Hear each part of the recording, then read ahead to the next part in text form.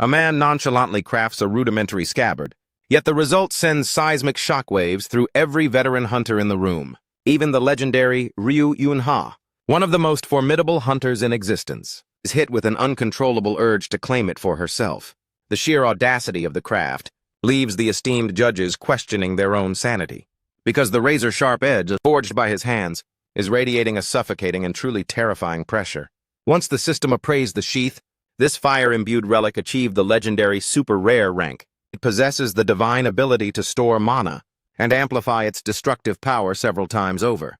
The crowd is baffled. How could a mere rookie examinee wield such godlike blacksmithing prowess? But they are oblivious to the truth in his previous life. This man was the world's most powerful master blacksmith. Harnessing his transcendent crafting genius, he forged countless god-tier artifacts for heroes, standing on the front lines to butcher the 6 demon gods of destruction. Yet despite their hard-won victory, the flame of humanity was still extinguished. For among those 6 calamities, there existed a horror known as the Sea of Destruction. Even in his death throes, the demon god ensured the world was swallowed whole by the abyssal sea of death he unleashed. Everything vanished into the void. Reflecting on the ruins, Sehun can only muster a hollow, self-deprecating laugh. I bled and struggled just to draw another breath, only to be consumed by this endless dark ocean in the end. One by one, the last surviving legends collapsed into the brine. Even the Tower of Heroes, the final pillar of the world, crumbled into dust. This cursed watery wasteland, even with the demon god slain, the tides of ruin refused to recede. Suddenly, a familiar voice cut through the silence behind him. "Are you really planning to pull a tragic solo act here?" Seo Youngha strolled up to the brooding Sehun. He knit his brows in obvious distaste, the moment he laid eyes on Sehun's battered and weary state.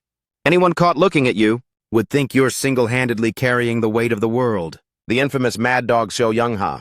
Hearing the jab, Lewis slowly turned around and delivered a biting, provocative retort to the taunt. The coward who was just playing dead and faking an illness is suddenly trying to act like a righteous hero, the rabid hound Louis Vallon. Meanwhile, Amia clutched her head, letting out a weary lament.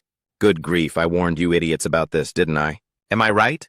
The big boss is just itching to hog all the glory after seizing command of the entire legion. The absolute zero hound, Amia." After a long month of stoic silence, ignoring the incessant bickering of his comrades, Sehun finally barked a cold command. "Cut the mindless chatter. You lot would have been rotting in the dirt long ago, if it weren't for the legendary gear I meticulously forged for you." The last master blacksmith, Lee Si-hun. The second he finished, Seo Youngha exploded in a fit of rage. "Excuse me," Lewis chimed in from the side. "This guy truly has a venomous tongue." Amia didn't miss the chance to turn and scold the boss. "Even for you, that's crossing a line, don't you think?" Immediately after, he let out a sharp curse, causing the atmosphere to turn heavy and suffocatingly tense. "Button it, you brats. If you're so miserable using them, strip off the gear and hand it back." In that grim moment, only one singular thought dominated Sehun's mind. The 3 standing before me are the notorious 3 dogs.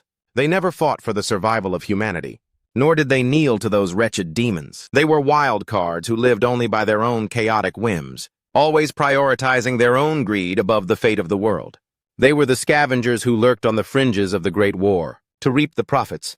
Despite being selfish to their very core, they are the elite few who endured until the final curtain call, and ironically, in the end, they became the most vital warriors on the battlefield. Contemplating this, Sehun allowed a haunting question to surface. If these monsters had stepped up sooner, would this tragedy have had a different ending? Once more, his eyes were drawn to the dying sun bleeding into the horizon. Sehun sank to the ground with an indifferent sigh, casting a final look over his shoulder. Is there a single soul left among us still clinging to life? At the question, Seo Youngha clutched his gut and slumped over. He let out a dry rasping sound. "I've finally hit my limit. Every one of my internal organs has been pulverized into mush." Lewis stared blankly into the infinite empty void. He squeezed the words out with a rattling breath. "The situation on my end isn't looking any brighter. This feels like a lingering malediction. The crimson tide just won't stop leaking from my side." Amia let out a final incessant string of complaints. "My heart's been skewered. I'm definitely punch-drunk and done for." Witnessing their pathetic end, Sehun exhaled a weary, helpless sigh. "Do you see now? You arrogant fools should have swallowed your pride and cooperated from the jump." Even as the Reaper's scythe loomed over them, he continued to lash them with cold rebukes. "Instead of being wretchedly selfish and only guarding your own miserable hides, you 3 thrice-damned curs!" Suddenly, a thunderous cacophony erupted nearby, snapping Sehun's attention back to the grim reality. Seo Youngha's unruly pack. Lewis and Amiya had finally succumbed. Faced with their corpses, he hauled himself up with stoic grace, venting a soft, tired sigh. Annoying and troublesome until your very last heartbeats. Simply pathetic. In the heavy silence that followed, Se-hun trudged forward step by heavy step. He wrapped his calloused fingers tightly around his trusted hammer. Se-hun hoisted the heavy tool into the air, his focus laser-locked on the jagged metal fragment below. After a long, suffocating pause, he meticulously drove broken daggers into the earth beside the fallen. At this moment, Se-hun's voice rasped with a simmering, jagged fury. You should have cherished your legendary gear a little more. How can you expect to survive when you treat your steel like trash? A grim thought flickered through his mind. At the very least, these shattered remains can serve as tombstones, to mark your worthless graves. When the task was complete, Se-hun turned his gaze toward the infinite gray sky. He stood motionless against the howling gale of the Dead Sea, laughing at his own fate. Is the bell finally tolling for me now? Se-hun's hands, shredded and caked in dried gore, were slowly raised to the heavens. His expression remained chillingly, unnervingly tranquil. This will be the ultimate act of my existence. He suddenly hammered a brutal blow directly against his own chest. The fabric of reality buckled and trembled under the impact. Ethereal glowing runes began to manifest and drift before Se-hun's eyes. An icy mechanical voice resonated within the depths of his skull, initiating connection extraction from subject Lee Se-hun. Synchronicity with the creator Lee Se-hun has ascended to rank Omega. A shimmering crystalline mass materialized within his palm. A ghostly cerulean luminescence pulsed around the formless, mystical ore. The system delivered its cold, clinical explanation. Unique skill linked blacksmith. Capability to forge special ore. From a soul-connected catalyst. The latent properties of the ore are dictated by the bond and the untapped potential of the source. Se-hun gazed into the depths of the crystal, a bitter revelation surfacing in his mind. And yet if I use my own soul as the catalyst, the yield is more pathetic than a scrap of common. Scrap iron, colorless ore, a link ore distilled from the essence of Lee Se-hun. It is an utterly hollow vessel. If only this dormant power had awakened. Just a fraction of a lifetime sooner. He glared at the pale, lifeless ore clutched in his hand, his nails drawing blood as he whispered a desperate prayer to the dark. If there is nothing but an abyss within, then gorge yourself on the burning regret that's devouring my soul. Without a moment's hesitation, Se-hun suddenly brought his hammer down in a violent arc. A low, ominous rumble vibrated from the far reaches of the horizon. He stared defiantly at the churning obsidian waves of the Black Sea. Is this the death knell of the Dead Sea, or the same rhythmic waves that have haunted me since the beginning? But there is one absolute certainty.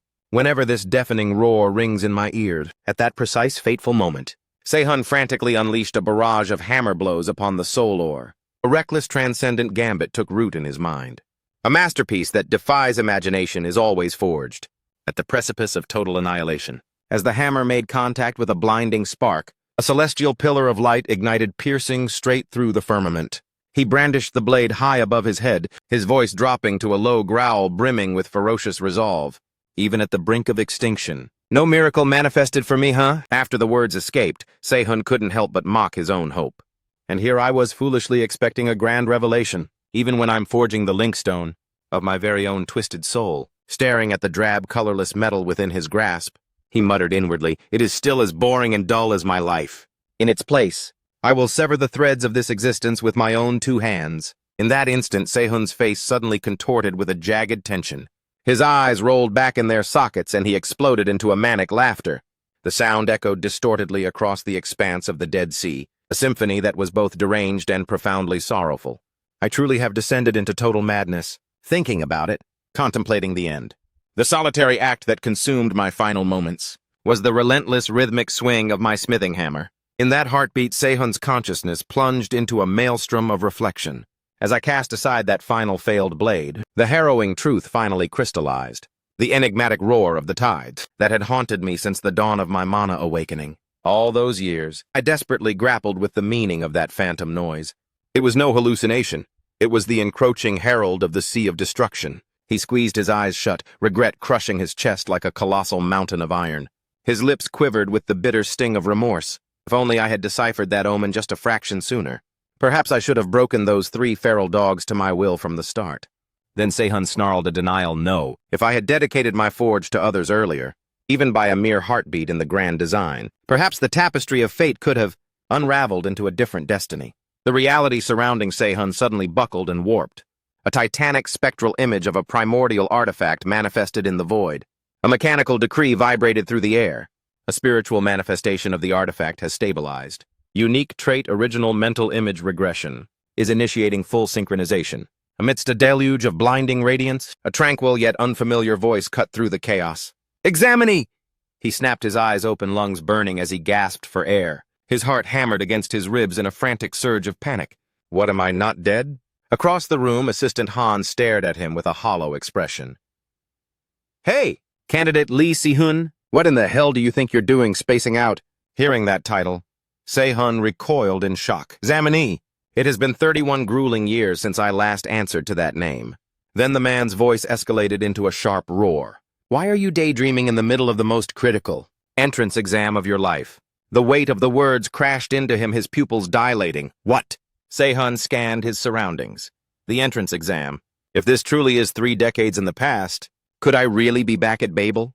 Is this merely a cruel final hallucination? Flickering before my soul is extinguished forever. His eyes shimmered with a profound electric shock as he replayed his final moments. Wait, that mental image phenomena that manifested right at the precipice of death. The atmosphere around Se-hun seemed to crystallize into ice. His breath hitched in shallow, jagged gasps, a regression back to the absolute starting point. Could the weapon forged from my very own link stone have actually rewritten the laws of time? Assistant Han's voice turned dangerously stern. "Consider this your final absolute warning. Candidate Lee Se-hun." He pressed on, his gaze narrowing.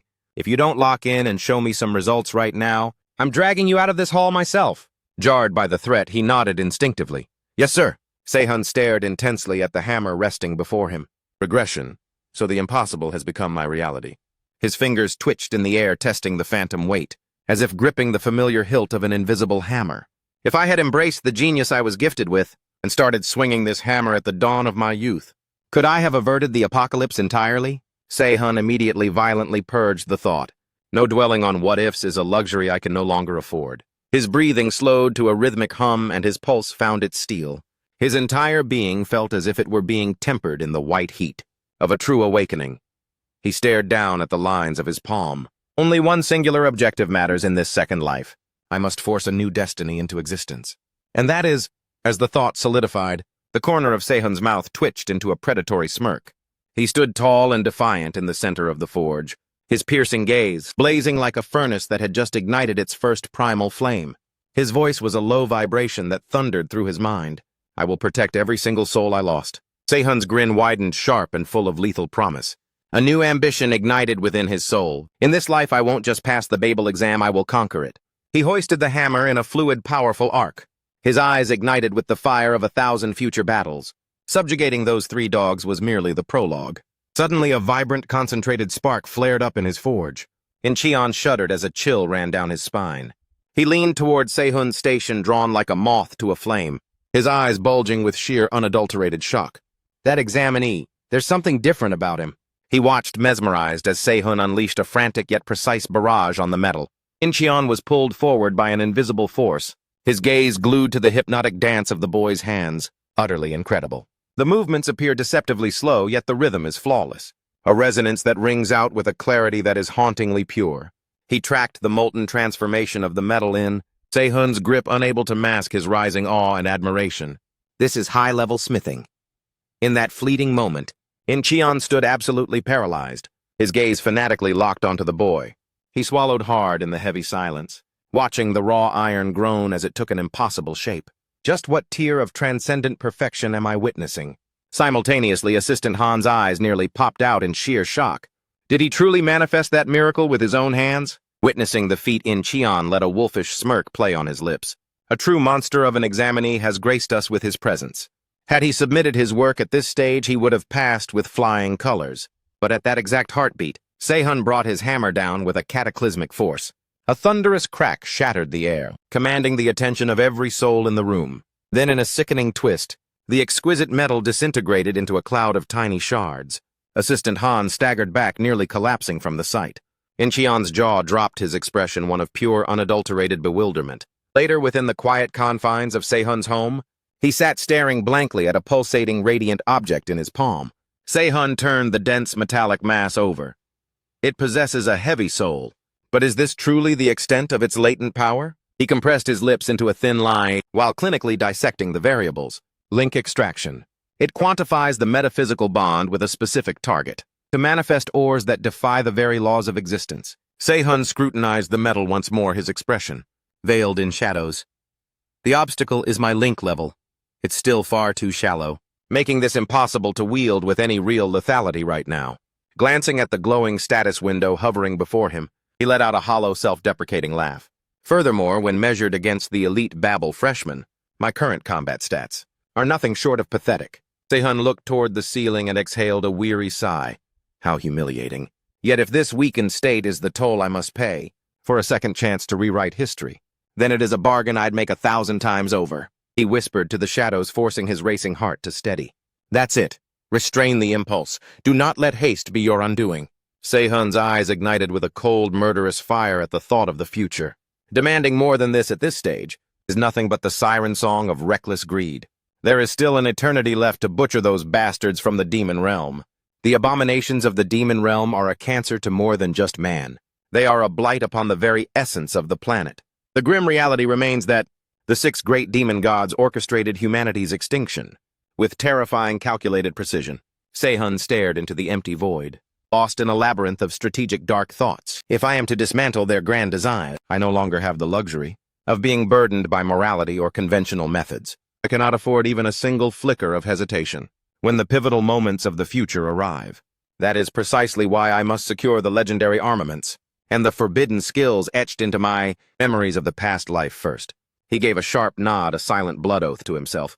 The opening move, securing enrollment at Babel, is officially checked off the board. Next on the agenda is, suddenly, a blinding surge of light detonated in the room, snapping Sehun back to his senses. His eyes widened in genuine startled realization. The system's voice resonated with an ancient solemnity. User Lee Sehun's link level has ascended to level 1. Legendary skill link imprint has been successfully engraved. 1 week later, the gates of Babel Academy.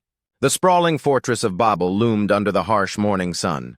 Meanwhile, deep within the Academy's labyrinthine corridors, Sehun let out a sharp, frustrated hiss. Damn it. I've wandered into a dead end again. This is the correct sector, isn't it? He scanned the cavernous hallway with a weary eye and froze upon spotting a familiar emblem. Finally, there it is. The moment he crossed the threshold, Sehun offered a cautious, neutral greeting. Good morning. A sharp voice instantly sliced through the air. Examinee Lee Sehun. After a momentary lapse in focus, he turned to encounter a face he knew all too well. Michael tapped the desk with a rhythmic, irritating thud, his voice dripping with venom. You certainly seem to be taking your sweet time, don't you? Michael arched a condescending brow, gesturing toward the suffocatingly crowded waiting area. Are you blind to the fact that everyone else is already prepared? Michael Bammett, the iron-fisted vice dean of the Berserker Department. Hearing the unprovoked hostility, Incheon couldn't remain silent. Vice Dean, if I may. There are still 10 full minutes before the supplementary exam commences. Michael cut him off like a blade. This isn't a trivial debate about the clock, but a fundamental failure of discipline. Michael's tone turned glacial. I believe a formal black mark on his record is in order. On the other side, Sehun's expression momentarily betrayed a flash of irritation. He exhaled a long, silent sigh of suppressed annoyance. He let out a silent sigh, preparing for the upcoming storm. Not only has the refining department fallen into a shambolic state, but he's already trading blows with the higher-ups. Sehun shifted his calculating gaze toward Incheon. The pieces are finally falling into place. I see exactly why he's desperate to scout fresh blood. As Sehun continued to survey the room, Han whipped around, radiating a jagged, hostile energy that he made absolutely no effort to mask. His predatory eyes locked onto Sehun, dissecting him with a condescending head-to-toe scan. Under that heavy scrutiny, Sehun remained deathly still, his arms hanging with deceptive relaxation at his sides. After a flicker of feigned hesitation, Sehun finally broke the stifling silence. A pleasure to meet met with Han's blatant contempt. He forced a thin, hollow smirk onto his face. This green, arrogant brat. Where does he get off looking at me like that? It has been an eternity since anyone dared to treat me like a common insect. How utterly tedious. The sheer audacity is almost impressive. At that precise millisecond, a commanding voice cut through the air, seizing everyone's focus. Is the entire assembly present? Immediately following the call, a silhouette emerged from the blinding glare of the afternoon sun. Sensing the shift in power, both Sehun and Han pivoted toward the entrance. Michael exhaled a sharp, respectful breath. We were beginning to wonder when you'd grace us, Madam Principal. Simultaneously, Sehun's pupils dilated the moment he identified the newcomer. That woman. Unha immediately took her seat, pinning Sehun with a direct, piercing stare. She appraised him with a gaze as frigid as a winter grave, her voice dropping into a dangerous velvet register. "Forgive my tardiness. I am Ryu Unha, principal of the Berserker department here at Babel." The moment he locked eyes with Unha, Sehun felt a rare jolt of genuine bewilderment. What in the name of the gods is this woman doing here? Staring at the legendary figure of Unha, Sehun found himself momentarily robbed of speech. His expression darkened as he dove into the depths of his past life. I recall catching a whisper once that she held a position within Babel Academy long ago. As the memory surfaced, his inner composure began to fracture. I never would have envisioned her occupying the principal's throne in this era. S-Rank legend. The weapon devourer, Ryu Unha, a transcendent superhuman gifted with a terrifying ability. She harvests raw power by literally consuming and absorbing the essence of weaponry. Before the sands of time were reversed, she was nothing more than a high-maintenance regular who haunted my forge day and night.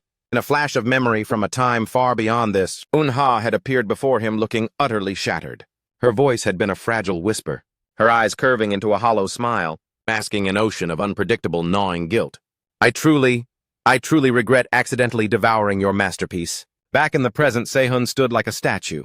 He offered no bridge of words to Yunha's introduction. The chamber plunged into a suffocating leaden silence. She kept her head inclined in a subtle show of power. Sehun's internal fury began to boil. He gritted his teeth so violently his entire frame vibrated. Ultimately, he could only lower his gaze in a bitter show of helplessness. Snapping back to the harsh reality of the room, a sharp, decisive call pierced his reverie, dragging his mind back from the brink of the future. "Hun, Sehun." Sehun blinked back into the present and barked, "Yes." Incheon spoke with a voice like iron, his eyes sweeping across the examinees like a commander. "I will now detail the parameters of this final trial. Every soul in this room pay close attention." He emphasized each syllable, making the gravity of the test clear. "You are granted a window of exactly 90 minutes to complete this final evaluation." Incheon let the weight of the deadline sink in before continuing. "Within those 90 minutes, your singular mission is to forge a piece of equipment, perfectly synchronized with the blade from your previous exam." Incheon paused, letting the silence grow heavy and thick with expectation. However, his voice dropped to a glacial authoritative tone, each word landing like a royal decree. "You are strictly forbidden from using anything but alchemical forging to breathe life into your creation." Incheon gestured toward the crystalline glow of the storage shelves. The rare ores shimmered enticingly. "As for your components," he lowered his voice to a conspiratorial hum, "you are granted the absolute freedom to select any specimen of ore available within these walls." Incheon's voice became a respectful murmur, his gaze deferring to the two titans seated as judges. "The final masterpiece will be personally scrutinized by Principal Ryu. Unha and Vice Dean Bamut themselves. Go and pour your very soul into the forge, to forge the masterwork that defines your legacy." Immediately following his words, he dropped his hand in a sharp, decisive arc. His voice boomed like a resonant temple bell. "Begin." Standing as the two focal points, Sehun and Han, Incheon thundered to the gallery. "The trial has officially commenced." After a long calculating silence, Sehun muttered under his breath, "Strictly alchemical forging, is it? How quaint." Sehun compressed his lips into a thin line for a heartbeat. His predatory gaze locked onto the mountain of raw materials. "I must orchestrate a perfect harmonic resonance, utilizing nothing but raw concentrated mana, to tether the volatile spiritual energy and prevent a catastrophic explosion." Watching his rival's stillness, Han let out a derisive low-level chuckle. "Do you truly believe that burning a hole through that ore with your eyes will cause your pathetic mana reserves to miraculously expand on their own?" Sehun slowly tilted his head upward, his irises hardening into chips of sub-zero ice. "I'm sorry, did I hear a fly buzzing?" Sehun inquired with a look of mock curiosity. "Was that a desperate attempt at a sarcastic jab, or are you just nervous?" Han's smirk widened into a confident sneer. "Is there anyone else in this room worth addressing besides us?" In that instant, Incheon's voice lashed out like a whip. "Han Bamut!" He projected his authority in a stern warning. "Cease all extracurricular commentary, unrelated to the parameters of the exam." Hearing the rebuke, Han offered a shallow, insincere bow. "My apologies, Proctor." Sehun was momentarily paralyzed by the name. Han Bamut. You've got to be kidding. So this arrogant brat is the pampered spawn of the judge, Michael Bamut, and Han Bamut. Connecting the dots. Sehun's mouth twisted into a sly grin. No wonder they both share that same punchable elitist face. Se-hun turned his shoulder to him, radiating a palpable cold hostility. The more I dissect this setup, the more shamelessly rigged it becomes. Observing the shift, Han felt a surge of smug satisfaction. Ah, the commoner has finally realized the hierarchy. He smirked, basking in the divine providence of being the prized successor to the Vice Dean's legacy. He viewed Se-hun as nothing more than a peasant, from a gutter-tier lineage burdened with the most mediocre mana capacity among the entire examinee pool. While I, scion of the illustrious Bamut House, masters of the alchemical forging arts, command a reservoir of magical power that dwarfs even the elite sophomores of this academy. The final verdict of this pathetic confrontation was etched in stone before we even stepped into the hall. On the observer's dais, Eunha's sharp eyes tracked every subtle vibration of the two rivals. A faint enigmatic smile played upon her lips. Lapis lazuli and aquamarine, both are volatile catalysts, saturated with a staggering density of mana. Furthermore, they are primal elemental ores, surging with high-purity water spiritual energy. Hearing her appraisal, Incheon added in a hushed, grave tone, water mana is inherently antithetical to the forge's fire, rendering the synthesis process a nightmare even for veterans. Michael let out a short, dismissive snort. That is archaic thinking, Incheon. The frontiers of modern alchemical forging have evolved light years beyond such primitive limitations, unfazed by the Vice Dean's arrogance. Incheon countered sharply. While it's true that the alchemical forging disciplines bypass the traditional constraints of space and forge, the temporal cost of the craft fluctuates wildly, based on the caster's finesse and the ore's volatility. Given the complexity of today's materials, a perfect synthesis should take a minimum of 30 grueling minutes. Michael's grin only intensified, a look so predatory it sent a chill through the air. He dropped his voice to a chilling whisper. My son can harmonize and synthesize any elemental ore. In a mere fraction of that time, 30 minutes flat. A few days prior, Han had successfully spun a spiritual crystal using raw energy alone. Incheon felt a wave of genuine disbelief wash over him. Achieving resonant synthesis in a mere 30 minutes. An involuntary shiver raced down his spine. What kind of monster? If his mastery has already peaked at a level where he can complete resonant synthesis within a 30-minute window, then he is already outclassing the senior students. Never mind the incoming freshmen. Incheon's gaze flickered over Michael as the stench of a conspiracy became undeniable. I see the game now.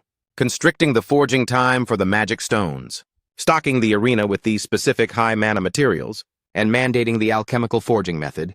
They didn't just design an exam, they staged a coronation, engineered to grant an absolute overwhelming advantage to Han, whose specialty is this very niche of alchemy. Incheon's eyes burned as he stared at the man's smug face. Michael Bamut is as manipulative and deadly as a viper in the grass. Amidst the mounting tension, Se-hun exhaled a slow, rhythmic breath. This should be more than sufficient. Eunha observed him, her curiosity piqued. She couldn't suppress a flicker of genuine astonishment. Is that... Every eye in the room was suddenly glued to him. Hydrate stone and crimson firestone. Michael's brow knit into a sharp, disapproving furrow, instantly detecting the volatile, violent fluctuations radiating from the two minerals. Those are the lethal fire attribute variants of lapis and aquamarine. Their mana concentrations are borderline suicidal, he remarked with a cold sneer. I can't speak for his talent, but his arrogance is certainly off the charts. Nearby, Han instinctively cut a sharp glance toward Se-hun. He narrowed his eyes, scrutinizing Se-hun's selection of materials. He deliberately sought out ores that are the polar opposites of my own. At the realization, Han let out a patronizing low chuckle. What a delusional clown, with that pathetic drop of mana. Don't even dream of taming a crimson firestone. He allowed a smug smile to spread, looking down on his rival with total disdain. This is proving to be even more effortless than I anticipated. Then in a heartbeat, Han's expression froze. Returning to Se-hun's station, the system's mechanical voice announced. Unique skill contract imprint has been initialized. The system's dry tone resonated through the air. A blinding magical radiance enveloped his entire frame. Contract imprint harmony is currently operational. Contract soul imprint enables the user to bind contract stones to activate dormant equipment slots. Status left hand active. Right hand active. Affixing iron fire silver to the right arm. Immediately a molten flame slowly spiraled downward. His lips curled into a faint, dangerous line. Even if I am currently a shadow of my former self, presenting a piece of trash like this, he arrested his hammer's descent mid-air, his gaze turning sharp and unforgiving, is an insult I absolutely refuse to tolerate. As a master blacksmith, witnessing the scene, Assistant Han shrieked in a panic. Did you just shatter your own weapon right in front of the faculty? Do you think the art of the forge is some kind of pathetic joke? Sehun ignored the outburst, calmly addressing the judge. Under Incheon's bewildered and intense scrutiny, he nonchalantly issued a bold demand. I'm requesting to restart the exam from scratch. At those words, the assistant exploded again. Hey, you brat, Assistant Han! He was cut off by a cold command. Incheon crossed his arms with authority, delivering a brief but final decree. Provide him with the remaining raw materials. Assistant Han stammered, his eyes wide with shock. What, but sir? Incheon arched an eyebrow, piercing him with a lethal glare. He hasn't technically breached a single regulation, has he? Or perhaps you'd prefer I fetch the ores myself? Not daring to breathe another word of protest, Assistant Han stammered a quick reply. I'll secure the materials immediately. Incheon stepped toward the forge, locking eyes with Sehun. His voice was tempered with warmth but carried a crushing pressure. Listen, young man, he reminded him with a stern edge. Are you fully aware that you have a mere 40 minutes remaining? Sehun simply offered a sharp nod. I am. Incheon glanced down at the shimmering broken shards. He asked with genuine intrigue, So you truly believe destruction was the only path forward? At this, Sehun's gaze flickered toward the ruins of the metallic blocks. Finally, he turned to meet Incheon's eyes with an unwavering ironclad determination. I could never allow my name to be attached to such filth. Incheon tilted his head, a thoughtful gleam in his eyes, as he spoke with slow, measured, deliberate. Very well, then show me your true worth. A moment later, Sehun's eyes ignited once more with the fierce fire of a grandmaster. He drew a deep, stabilizing breath, feeling the limitations of this frail, unawakened body, muttering to himself with gritted teeth. With this physical shell, achieving absolute perfection is a monumental task. Sehun's brow furrowed as he calculated. Mana, physical strength, and now even time are bleeding away. Then the only viable path in this crisis is... Suddenly, a violent, high-pitched sizzling erupted from the forge. Several examinees spun around, their faces masks of horror. What is that god-awful sound? One student screamed in sheer terror. The lunatic is pumping raw mana directly into the flintstone. Are you insane? Someone lunged forward half a step, bellowing, Hey, do you want to blow us all to kingdom come? If those volatile stones ignite, this entire floor is going to detonate. Abort. Someone get in there and... Amidst the brewing chaos, Sehun nonchalantly reached into the heat to trigger the ignition. The chamber fell into a tomb-like silence as a prismatic five-colored inferno erupted with violent intensity, harnessed perfectly without a single stray explosion. A spectator gasped, What, no way, this lunatic actually tamed it. But at that precise millisecond, a localized invisible vortex of mana surged directly into his core. Staring at the terrifying spectacle of the blaze, several examinees broke into a panic and bellowed, He's going to burn us alive. Get the extinguishers over here. Hurry! Assistant Han's voice cracked as he pleaded, Professor, for the love of God, make him stop. Incheon merely offered a dismissive wave, Leave him be. Never mind the trembling rookies. An assistant of your caliber shouldn't be losing his cool like this. Saying this, his expression shifted into one of profound gravity. Pay attention and observe the celestial flow of those flames. He couldn't suppress a rising sense of professional bewilderment. Dancing before Sehun was the legendary five-colored fire demon, a superheated transcendent flame, amplified to its theoretical limit by the harmonic resonance of 5 distinct flintstones.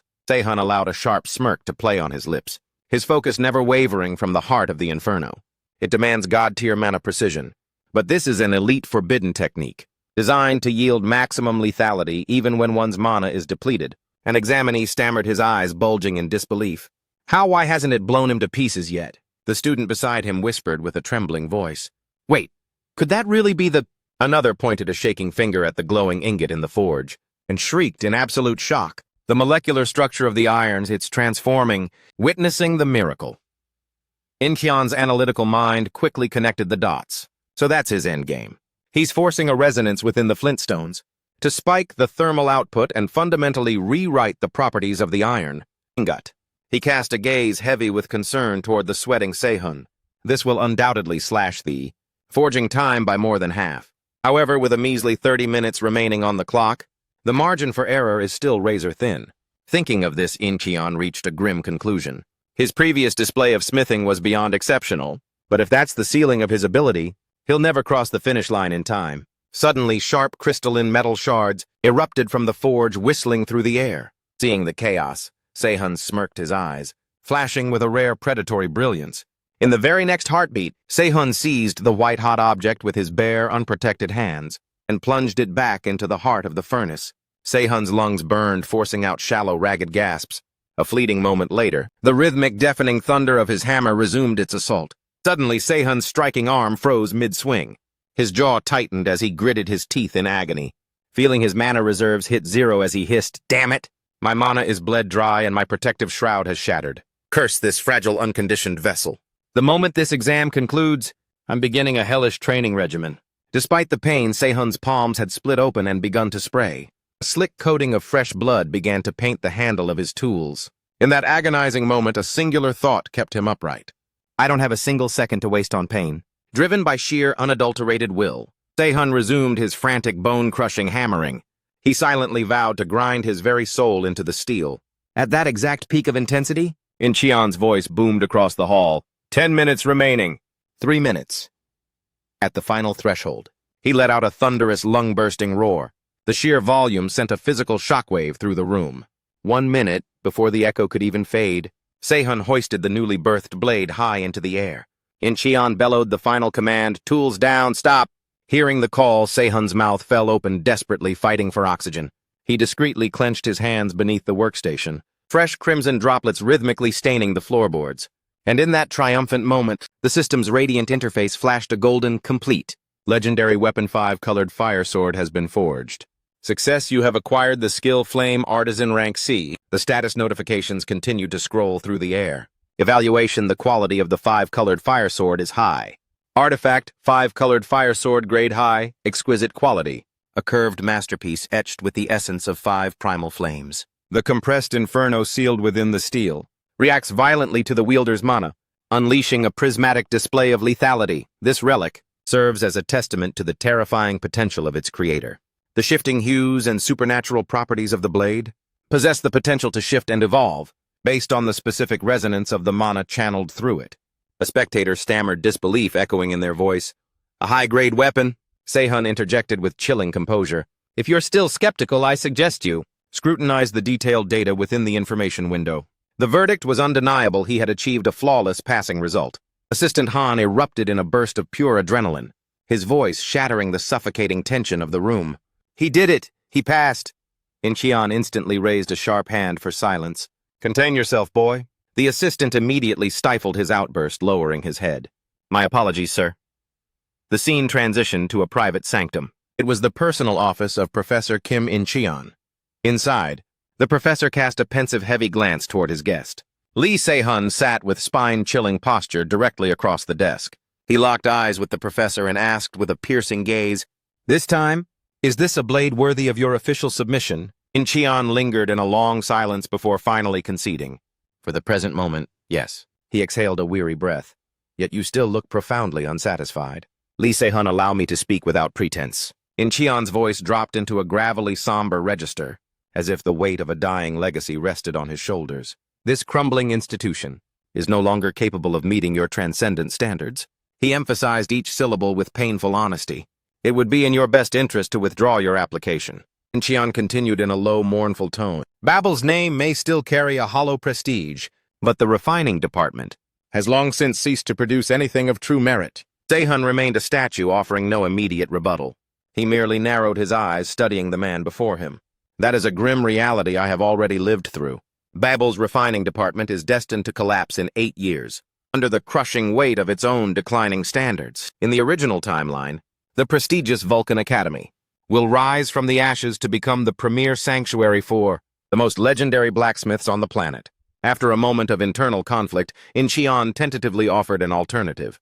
"Perhaps in the coming years, Vulcan will be the pinnacle you seek." The second the name left his lips, Se-Hun cut him off with surgical precision. "You are mistaken, Professor. The pinnacle of the world won't be Vulcan."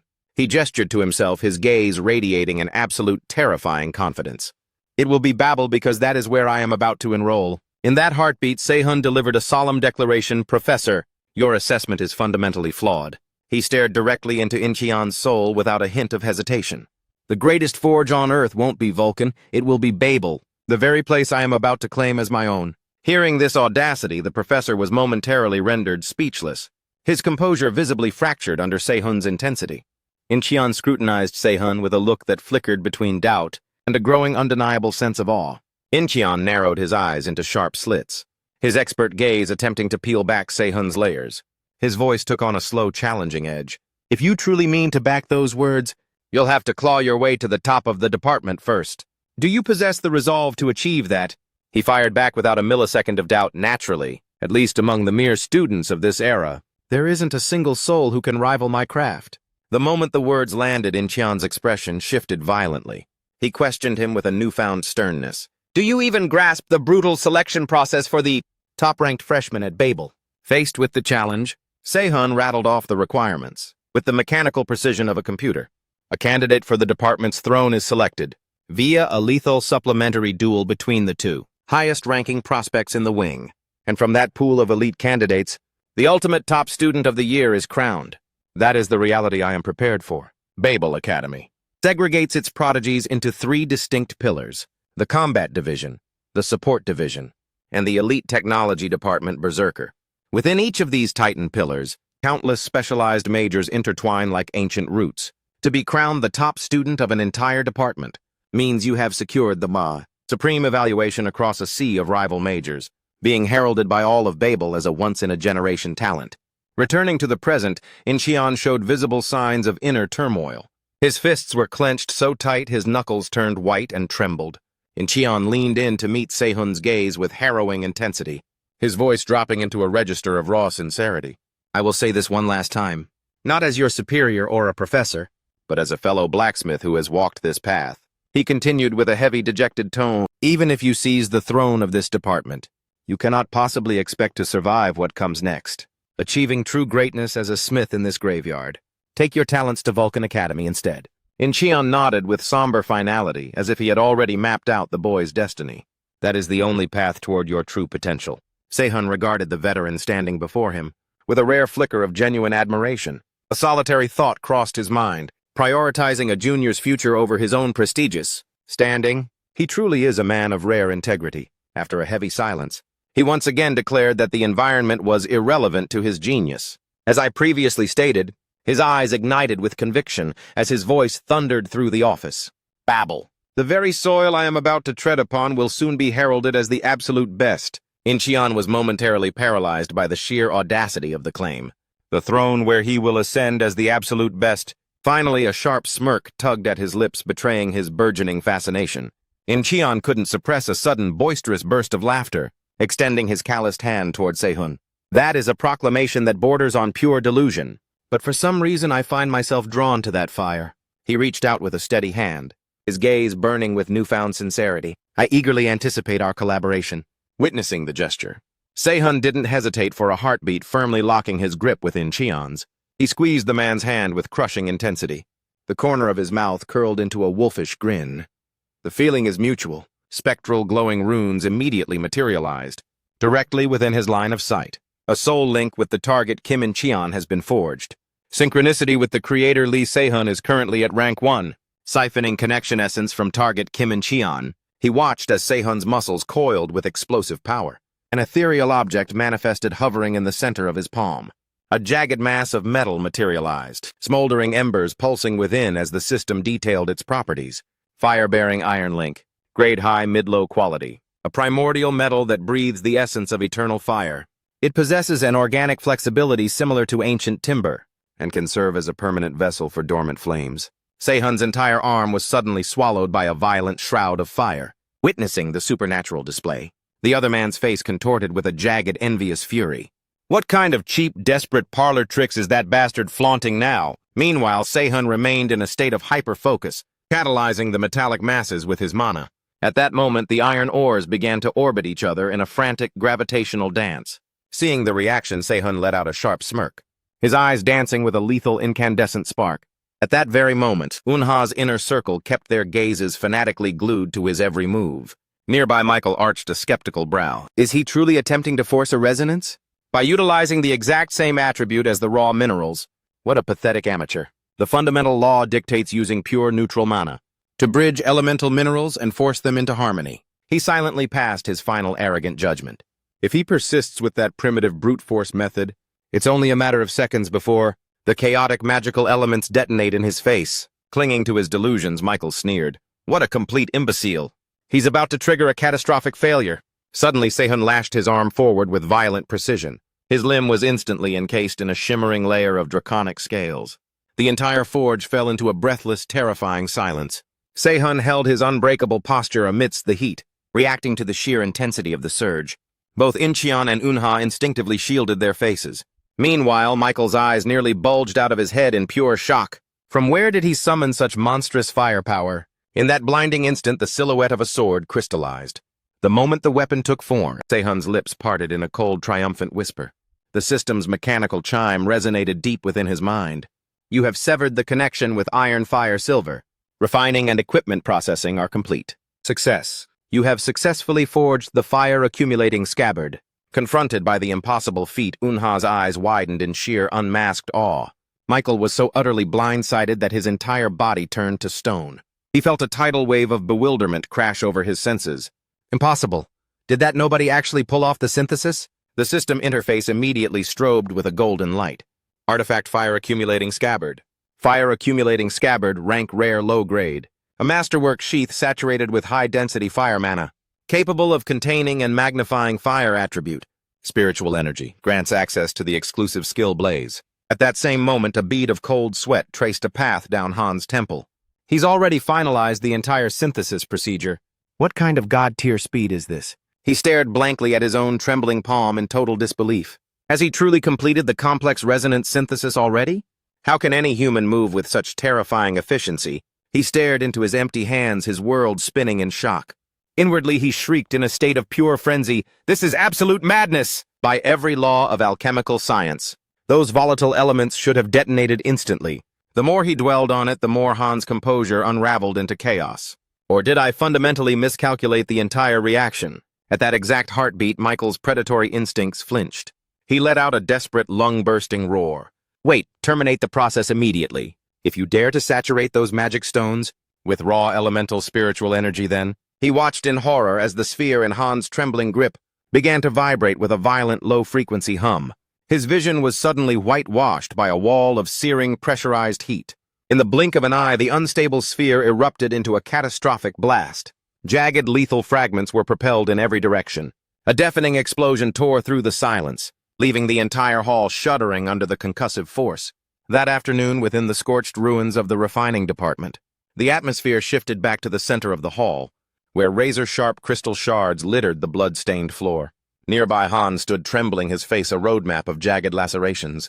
After a heavy, suffocating silence, Incheon tentatively broke the stillness. Under normal circumstances, following a rigorous and unbiased appraisal, he paused for a fraction of a second, gritting his teeth as if struggling to swallow, the blatant frustration boiling beneath his skin. One of the two candidates would be officially nominated as the undisputed top student of the department. Exhaling sharply, Incheon locked his gaze onto a shattered Han. However, the current turn of events is nothing short of tragic. In that moment of defeat, Han recoiled, his fingers clutching his mangled, crimson-soaked arm. Incheon's eyes lingered on the fallen prodigy before continuing. I never envisioned this trial concluding with a forced and ignoble forfeit. Across from him, Michael's jaw tightened with suppressed rage. Despite the simmering venom, he maintained a chillingly calm facade. Since a high-tier student has sustained critical injuries, during the course of this evaluation, the only logical resolution is to nullify these tainted results and schedule a new date for a complete retake. Hearing the demand, Incheon pivoted sharply. He issued a solemn, ironclad protest. We lack the authority to simply discard the legitimate outcome of an exam that has already reached its climax. Besides, was this accident not precipitated by Han's own reckless negligence? Michael tilted his head in a mocking gesture, his gaze narrowing into a blade that sliced through Incheon's resolve. His voice was a sub-zero whisper. Professor Kim, it appears you value arbitrary grades far more than the physical safety of your own pupils. The accusation hung in the air as he fell into a lethal silence, his pupils flashing with a momentary spark of murderous intent. At this breaking point, Michael rose from his seat with a dark elegance. He paced leisurely, adding, "But let's set aside the sentimentality for a moment." Michael drifted toward the center of the hall with predatory steps, his eyes boring into Sehun with a gaze designed to strip away his very soul and expose his secrets. The absolute fastest resonance speed ever documented in the history of the Academy stands at 5 minutes, and yet his voice escalated into a thunderous, disbelieving roar. A mere freshman who has barely crossed the threshold of this school claims to have channeled mana to achieve an instantaneous resonance. Do you truly believe we are gullible enough to find that possible? The primordial essence of the alchemical forging method is a refined discipline, engineered to manifest armaments using nothing but raw mana, when traditional hammers and anvils are unavailable. Thus, the pulsating core of alchemical forging isn't found in the antiquated tempering of ore, through the blacksmith's own life force, but in identifying the mineral's heartbeat and awakening the dormant life force, locked within the stone itself. That is the transcendent quintessence of the craft. In that moment, Sehun held a single unshakable thought. The feat I just performed is the living, breathing proof of that theory. This is the revelation that the blacksmithing world will only stumble upon after decades of grueling trials and catastrophic errors. This is the streamlined method. That will become the global standard in just a few years. So I have zero incentive to hide my brilliance, but I'm certainly not in the mood to play tutor to a stubborn, outdated old man who only knows how to bark orders. Finally, he spoke up with a voice of pure cutting ice. I truly haven't the faintest idea what kind of nonsense you're rambling about. Hearing the defiance, Michael's mouth twisted into a venomous smirk. Precisely as I suspected. You've resorted to some pathetic underhanded cheating trick. He unleashed a dry, contemptuous laugh that echoed with bitterness. A nameless rookie, with zero pedigree forging a rare-grade relic in seconds. If you intended to run a scam on this academy, you should have at least made it believable, at least attempt to make your lies believable. Sehun knit his brows in a sharp furrow, his gaze darkening at the blatant insult, though he kept his composure under ironclad control. What on earth are you raving about? In that heartbeat, Unha intervened, her presence slicing through the friction. He's right, this entire situation is utterly preposterous. Michael bowed his head in a show of feigned humility, a predatory calculating smirk dancing on his lips. I knew it. I was certain you would grasp the gravity of the flaw, Madam Principal. Precisely, this farce is beyond the pale. We must disqualify Lee Se-hun immediately, for his fraudulent conduct and mandate a full retake. Disregarding his sycophancy, she simply glided past him as if he were a ghost. Unha came to a halt before Se-hun's masterwork. In-cheon watched her with a stunned expression. Principal? Unha tentatively reached toward the blade, a faint, breathless whisper escaping her lips. Incredible. Actual saliva began to pool at the corner of Unha's mouth. Then, with a sudden jerk, she pointed straight at Se-hun. Examinee Lee Se-hun. Unha blurted out a bizarre, impulsive request, her eyes sparkling like a starving child discovering a feast. Can I take just one tiny little bite? No, wait, forget the bite, just one lick.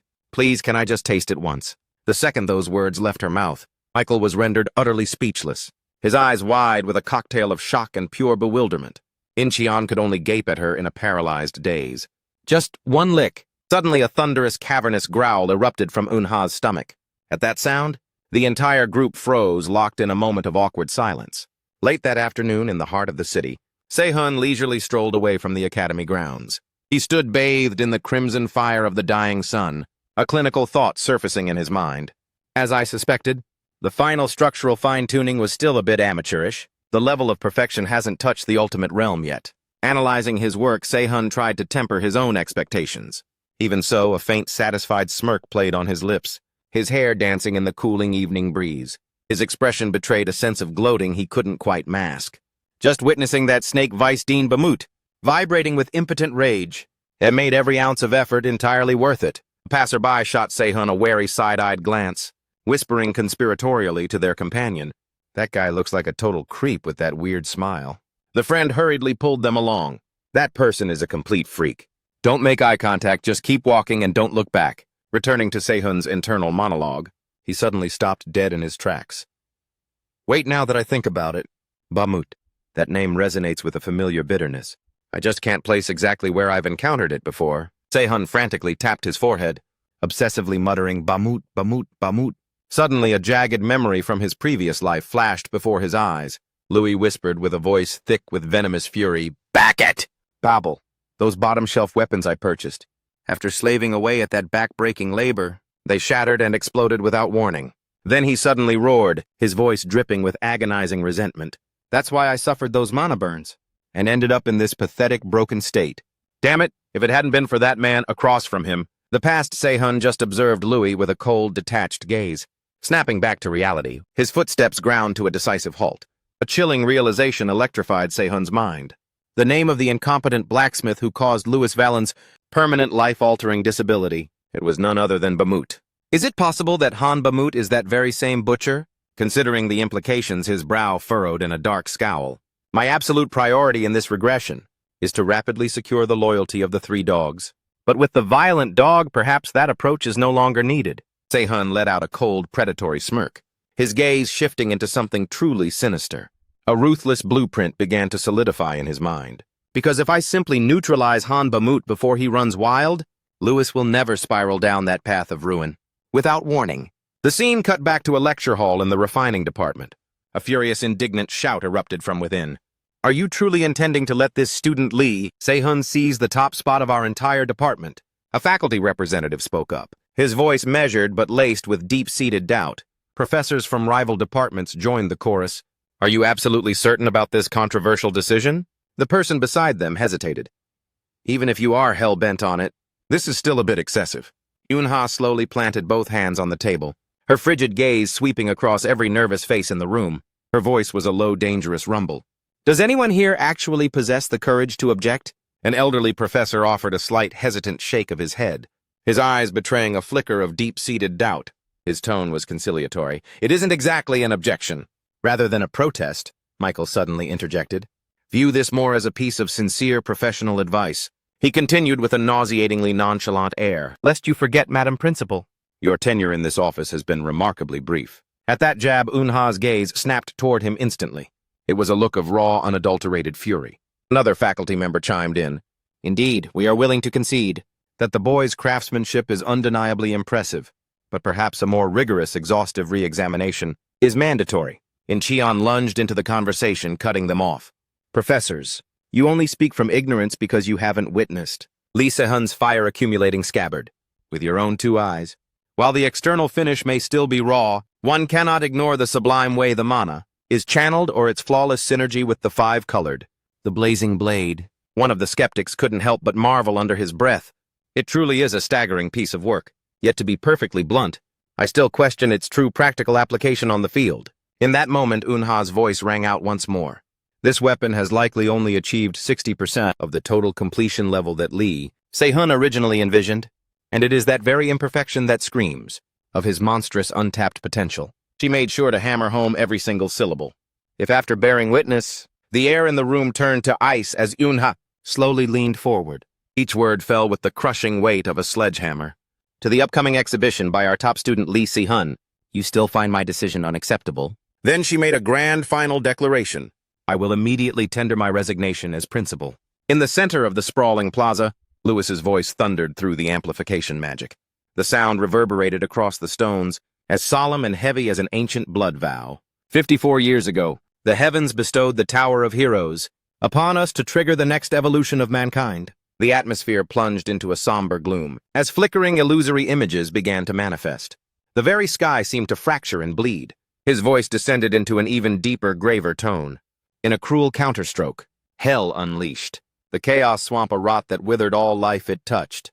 While we glimpsed new horizons to conquer, we were simultaneously met with a cataclysm of total extinction. Standing at the heart of the Great Hall, Louis lectured with absolute gravity, his eloquence captivating every soul present. Babel was forged within the very fires of that global upheaval. This is the most formidable academy in human history, anchored right in the center of the Pacific Ocean. Until this very second, Babel has refined and polished countless legendary heroes. Speaking with reverence, he solemnly invoked the names of the greats, most notably the ascended emperor himself, Lord Louis Subert. And soon you shall be counted among their ranks. Lewis's voice swelled with a raw, earnest passion. Take your first step forward, all of you who have dared to enter the gates of Babel.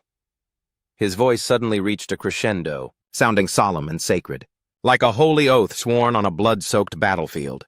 That is the noble, inescapable mission of a hero. The man addressing the masses was the ascended emperor, Louis Subert. Se-hun stood motionless within the crowd, quietly dissecting the legend on the stage, his mind whirling with cold, calculated thoughts. Seeing him face to face like this, he certainly projects the image of a virtuous man, even though behind that mask he is anything but a simple, kind-hearted old soul. The master of ceremonies stepped into the light, hoisting the microphone high toward the heavens. Moving forward, we shall proceed to the ceremonial exhibition by the top-ranked elite students of this year's entrance examination. We summon the top representatives from every department to the stage. The invitation resonates through the massive stadium.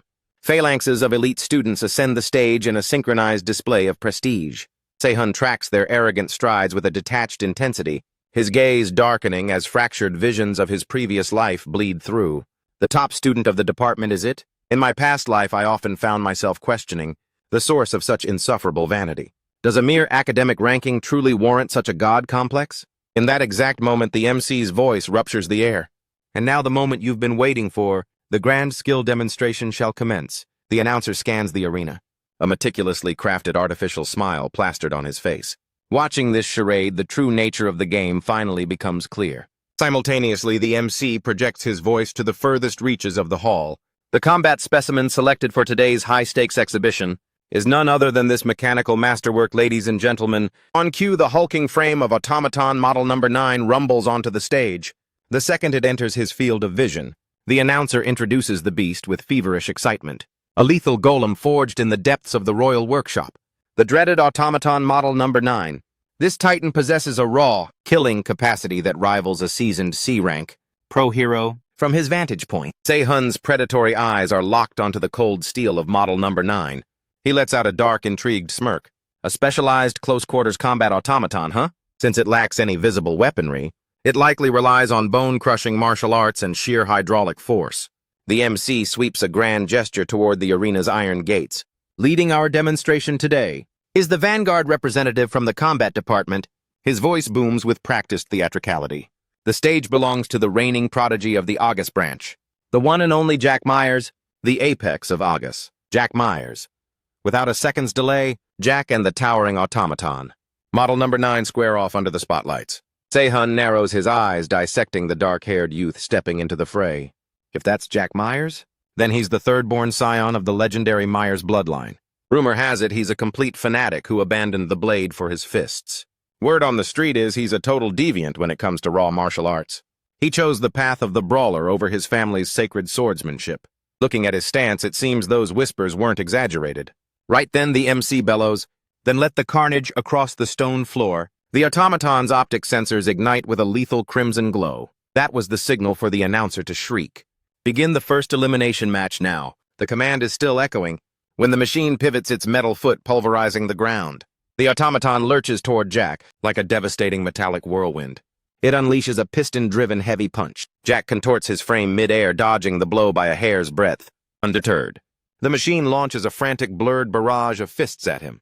A heartbeat later, Jack vaults backward, his boots carving scorched lines across the arena floor. He tilts his head up, a dangerous glint in his eye. My turn to put on a show. With that lethal declaration, Jack explodes toward the automaton with zero hesitation. He coils his muscles, clenching his fist into a ball of kinetic energy. In a flash, Jack buries a devastating punch deep into its armored chassis. Witnessing that raw display of power, the gallery of students is stunned into a collective silence. Jack continues his savage, relentless assault on the machine. Sehun widens his eyes, mesmerized by that terrifying explosive velocity. What is this anomaly? I remember clearly that his light flickered out far too soon, dying as a mere A-rank in his mid-20s. Processing the discrepancy, he couldn't help but feel a surge of genuine bewilderment. With this caliber of raw talent, he should have been hailed as a once-in-a-generation titan at the Babel. Sehun mutters to himself, his voice thick with suspicion. How did a monster like this only peak at A-rank? In my previous timeline, back in the ring, Jack lets out a chilling, arrogant smirk. Is this the best the Academy can muster? In the final decisive movement, Jack swings, his arm like a scythe terminating the automaton's existence. The machine's head is ripped clean from its neck, spiraling into the air, before slamming into the dirt with a hollow metallic thud. Jack retracts his fist, standing tall as the plumes of dust slowly settle around him. He exhales a long, steady breath. It's been an eternity since I've been able to cut loose. This much freedom. The MC's voice audibly trembles with awe. Unbelievable! Then he screams at the top of his lungs.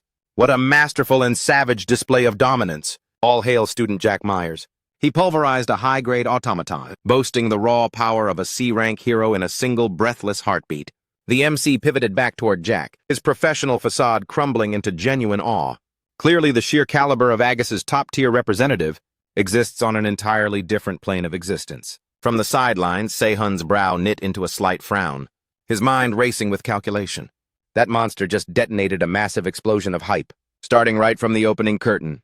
Whoever has to follow that is going to be under a crushing mountain of pressure. The speakers crackled as the next announcement rang out. this time adopting a starkly different tone, one of chilling, majestic grace. Moving forward with our elite program, please welcome the sovereign of the support department. Taking the stage for the next demonstration is none other than Inao, Erica. Sehun arched a curious eyebrow as a girl with cascading midnight black hair stepped into the light. So she's the crown jewel of the branch. Pressure. For a woman like her, that concept simply doesn't exist. Erica, the highborn daughter of the legendary Inao estate, one of the 3 most formidable and ancient clans in Japan. She wasn't just some top-tier conqueror. She carved her name into history as a lethal S-rank hero, wielding a weapon of mythic-grade destruction. However, the chronicles of the future are grim. Eventually, she was consumed and corrupted into a demon, before being executed by the hands of her own kin. In that fleeting second, Sehun reached a cold, pragmatic conclusion. Since her destiny is to erode into a hollow devil, forging a connection with her will yield absolutely no benefit for my future. Suddenly, Erica snapped her head in his direction. Sehun's heart skipped a beat as he froze, meeting her gaze with a look of utter bewilderment. He stared at Erica's retreating back, stunned, his thoughts swirling in a chaotic mess. What the hell? Did she really just lock eyes with me? Simultaneously, the MC's voice boomed with a newfound gravity. The combat specimen for this next exhibition is a modified Model Number 9, reinforced with heavy high-density armor, and boasting a defensive threshold 1.5 times more resilient than its predecessor. He unleashed an electrifying shout that sent tremors through the entire plaza. Let us witness what lethal surprises student Inao has prepared for us today. Without a word, Erica summoned a crow. Her pupils ignited with an eerie demonic radiance. She breathed a soft, haunting command, execute. The moment the word fell, the crow lunged into the sky. It tore through the air like a black shadow, circling the massive automaton with predatory intent. Faced with this unorthodox spectacle, Sehun felt a flicker of confusion. A crow, what's her angle? Below, the automaton tilted its head, tracking the avian threat. Its optical sensors flared with a menacing, visceral red light. Sehun scrutinized the machine's reaction, evaluating its tactical shift with a greedy, analytical eye. The machine has already pivoted into a total defensive configuration. Piercing that kind of reinforced shell will be a nightmare, especially since this specific model was engineered for absolute protection. Erica's focus remained unbroken, her lips curling into a faint, mysterious line. Suddenly, the crow unfurled its wings to their limit, extending its talons to reveal razor-sharp obsidian blades. One of its eyes glowed with a piercing, supernatural blue light. Bathed in the harsh afternoon sun, it expanded its wingspan like a harbinger of doom. And then, in a sudden blur of motion, the crow accelerated, diving like a kinetic missile at the machine. Waiting below, the arena erupted into chaos as a massive dust cloud billowed outward. Witnessing the aftermath, Sehun stood paralyzed with shock. Jagged fractures spiderwebbed across the automaton's torso, as arcs of violent electricity began to hiss from the wreckage. A clean, impossible hole had been punched straight through its core. The massive frame of the machine buckled and collapsed into the dirt. Erica simply crooked her finger with effortless grace, and the crow glided back to its perch on her shoulder. The MC exploded into another frantic cheer. Phenomenal. Absolutely breathtakingly extraordinary. With a single surgical strike, the heavy-armored titan has been completely neutralized. She has obliterated an opponent with high C-rank defenses. A roar of adoration rose from the fans. Erica is a goddess. Sehun could only manage a strained, awkward smile. With the crowd's bloodlust reaching this fever pitch, I'm pretty sure I'll get booed off the stage if I just stand there holding my weapon without putting on a real show. At that precise moment, the MC's voice thundered, and finally representing the Berserker Tech Division, let us welcome the Dark Horse student Lee Sehun in this high-tension second. The announcer's hype reached a fever pitch. Advancing with our elite showcase, we shall now witness the demonstration by the sovereign of the Berserker Department, Lee Sehun, elsewhere, Performance Supervisor Number 1. The legendary Louis Subert monitored the arena through a crystalline screen. He couldn't suppress a soft, intrigued chuckle. The caliber of this year's top-tier freshman is truly staggering. How many eons has it been since we've seen a prime student emerge from the refining specialization? After speaking, a shadow of concern crossed Louis's features. Will the crushing weight of expectation be too much for the lad? Seated beside him was Performance Supervisor Number 2, the enigmatic Principal Ryu Unha. She asserted with unshakable conviction, he won't struggle with the pressure at all. The stands erupted in a chaotic buzz as Sehun stepped into the spotlight. The MC flashed a knowing, sharp smile. Can he possibly deliver a masterpiece that eclipses the explosive god-tier displays of Jack and Erica that we just marveled at? A spectator gasped in awe. Good grief, he's devastatingly handsome. The MC's curiosity began to pique. A rare grade relic as an entrance piece, that is a monumental rarity for the refining department. A fangirl shrieked in pure, unadulterated excitement. Simultaneously, Sehun decisively ripped the blade from its sheath. He whipped the steel to the side with violent force, his predatory eyes locked onto his mechanical foe. In that instant, the holographic blueprints of the sword flared behind Sehun, detailing a terrifying array of hidden functions. A male student scoffed, his expression a mix of begrudging respect and blatant skepticism. Admittedly, for a mere freshman, to forge a rare-grade item is nothing short of a miracle. His companion hesitated, shaking his head. But compared to the raw power of the other departments, it still feels like it's missing that lethal breakthrough. A wave of doubt rippled through the gathered crowd, as several students voiced their growing disappointment. A rare-grade item that looks a bit underwhelming, doesn't it? After all, the previous departments already set the bar, with such flamboyant spectacles. The male student scratched his head in confusion. I'm honestly baffled as to what kind of miracle he intends to perform in this final demonstration. I suppose we're about to find out. In a shadowed corner of the stands, Michael smirked, his eyes burning with a dark, twisted ambition. Fate has finally bent to my will. He glared intensely at Sehun, with a sinister, predatory gaze. At this trajectory, the throne of the Berserker Dean will soon be mine. In stark contrast to Michael's malice, Eunha's expression remained as serene as a motionless sea. Back in the heart of the arena, the MC barked the next directive. To facilitate this final exhibition, Model number 10, possessing combat specs equal to a D-rank hero. Suddenly a cold voice cut him off. No. Sehun tilted his head upward, his eyes flashing like a jagged blade being unsheathed. His next words sent a deathly silence through the entire plaza. Switch the target to model number 8, and please encase it in additional reinforced armor. The MC nearly fumbled the digital pad in his hand, his voice cracking in absolute shock. What, did I hear that correctly? Experimental model number 8 is a beast capable of tanking strikes from a B-rank hero, and he wants it draped in extra plating. On top of its base defenses, he stammered for words. That is... The MC trailed off, his confidence wavering. It is highly irregular to fulfill such a reckless request on a live stage without notice, he thought to himself in a panic. Are you intentionally trying to sabotage this entire demonstration right at that crucial junction? Incheon's voice rang out. I've already finalized the preparations. A massive metallic entity suddenly materialized following his command. He gestured toward the hulking automaton. This machine is now optimized and fully armored. Seeing this, the MC was momentarily paralyzed. He actually prepared for this insanity in advance. He scanned the arena anxiously, his tone dripping with hesitation. If your resolve is that unshakable, then the stage is yours.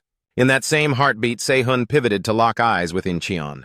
The veteran smith maintained a heavy silence, his expectant, burning gaze anchored on Sehun from the VIP balcony. The MC roared with a surge of adrenaline. In that case, let the world witness your absolute limit. He flashed a strained, nervous grin. As for this match, honestly, we are stepping into completely uncharted territory. Immediately after the MC's command thundered, begin. The moment the resonance of the battle bell faded, Incheon's entire frame coiled with anticipation. In the depths of that silence, he whispered a private challenge. Go forth and set this place ablaze. Sehun's lips curled into a predatory smirk.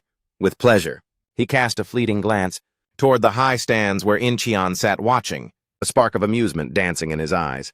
I suppose it's only fair that I exceed his expectations just a bit. The hilt in his palm began to pulse and radiate. A violent, torrential surge of spiritual essence. Sehun dropped into a low, lethal center of gravity, as the raw energy began to vortex in a localized hurricane. Witnessing this supernatural display, Jack erupted in a roar of pure excitement. This is absolute insanity. Simultaneously, Han let out a sneer dripping with arrogance. It's mere window dressing. The boy is hollow, devoid of true power. What could a wretch with such pathetic mana reserves possibly hope to achieve against a titan? The volatile fire elements woven into the five-colored fire sword inherently harbored viciously conflicting properties. A thermal explosion would typically incinerate the wielder, unless suppressed by a colossal ocean of mana. However, by masterfully exploiting the capacity to bottle solar energy within the fire-accumulating scabbard, and channeling the crimson fire essence internally, Sehun's lips moved in a ghost of a whisper. Kinetic charging, stabilized and complete. Across the arena, the automaton hummed as it deployed its reinforced barrier. In that split second, he swung the blade with earth-shattering force, igniting a localized sun. The instant the skill was detonated, The entire stadium began to groan and shudder under the pressure. A cold tactical thought crystallized in Se-hun's mind. If I trigger Blaze at this exact frequency, the compressed fire spirits within the core will... His gaze was like a laser locked onto the automaton's shimmering shield. Se-hun uttered the final word at the moment of impact.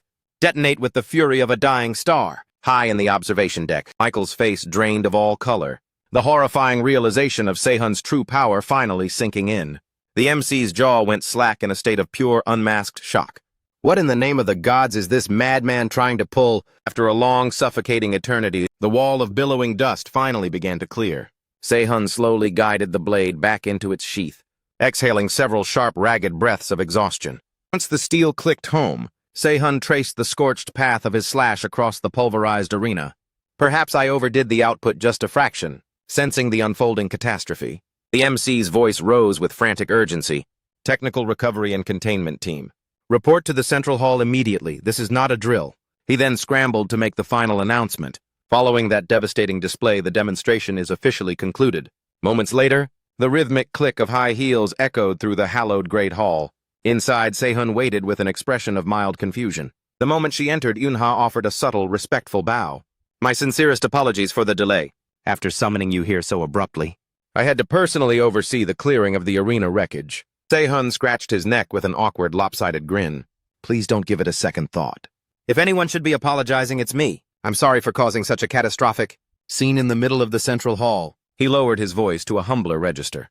I really should have throttled my output more effectively. She looked at him momentarily, caught in a trance of disbelief. What are you talking about, student Se-hun? He blinked, his confusion deepening. Did you not call me here to reprimand me for the damage? Unha dismissed the notion with a sharp shake of her head. Perish the thought. The true motive behind my invitation is... Just then her stomach let out another traitorous, audible growl. The bizarre sound caused Se-hun to freeze in bewilderment. Unha cleared her throat sharply to mask her burning embarrassment. What I mean to say is... Finally, she laid her cards on the table. I am prepared to offer 10 times the current market valuation. Unha locked eyes with him, her gaze burning with absolute resolve. Will you agree to transfer ownership of the 5-colored fire sword and its accompanying fire accumulating? Hand over that scabbard. At those words, Se-hun's eyes widened in genuine shock. Excuse me, at that precise second, a spiritual link with Yunha was forged and solidified. Unha suddenly breached his personal space, leaning in close. She spoke with a velvet coaxing playfulness. That truly is a magnificent masterwork you've forged. Suddenly, a crystalline system interface ignited before Se-hun's eyes. A soul contract with the target Ryu Yunha has been forged. Sync level with the creator Lee Se-hun is currently established at rank 1. His eyes widened to dinner plates, his pupils trembling in sheer disbelief. That much speed. In my previous life, I had to offer her a mountain of legendary armaments before this elusive bond would finally take root. Se-hun managed a stiff, awkward reply. You honor me, madam. He silently breathed a sigh of relief. Regardless of the cause, this is a massive stroke of luck. Cascades of arcane runes danced across his vision. The rhythmic chime of the system echoed in his mind. Commencing contract essence extraction. The notification grew heavy and solemn, like a herald announcing a long-lost relic. Extracting contract from target Ryu Yunha. Contract reward gluttonous iron. Rank high tier. Quality peerless masterpiece. A predatory species of iron. That generates hellfire by devouring other metals. It will mercilessly corrode any ferrous material. It touches absorbing the mineral core into its own mass. Absorb metal to synthesize mineral ichor. Se-hun stared blankly at the spectral object manifested before him. So the extraction is complete. At that precise moment, Unha closed the distance once again. You're still planning to sell that treasure to me, aren't you? He reflexively shook his head. Ah, no, ma'am, not yet. At his refusal, she arched a delicate, skeptical eyebrow. But you just muttered that it was done. Suddenly, a muffled voice drifted in from the hallway. Madam Principal, it is I, Kim In-cheon. The veteran smith looked up, his voice resonating with a clear and formal authority, delivering a summons that brooked no delay. The Academy Principal has officially decreed that the Grand Award ceremony shall commence immediately. In-cheon shifted his focus towards Se-hun. May I escort student Lee Se-hun to the proceedings? She offered a shallow nod, her gaze as profound and unreadable as a midnight lake. I understand. Se-hun beat a hasty retreat toward the exit. He shot a stealthy, lingering look over his shoulder. Well then, I shall look forward to our next encounter. In the quiet room, Unha's stomach continued its desperate, audible protest. At the pulsating heart of Babel Academy, the venerable main spire Maduk Mansion, As the scene shifted to the opulence within, Se-hun followed in Incheon's shadow. The professor walked with a whispered, sharp reminder, his expression more severe than Se-hun had ever seen. Keep your wits about you. Maintain impeccable decorum in the presence of the principal. He was gracious enough not only to overlook the fact that you demolished the hall during your exhibition. Incheon paused for a heartbeat before adding with gravity, but he is also a titan existing on a plane, entirely beyond our comprehension. Se-hun smiled faintly, his composure strangely unshakable. There's no need for such anxiety, Professor. Se-hun stepped firmly into the inner sanctum. Lewis locked his piercing gaze onto the youth standing before him.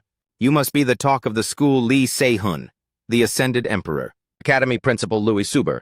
In the timeline before my regression, he was the ultimate hero, who chose a suicidal sacrifice to halt the heaven-destroying demon god, one of the 6 catastrophic great demon gods.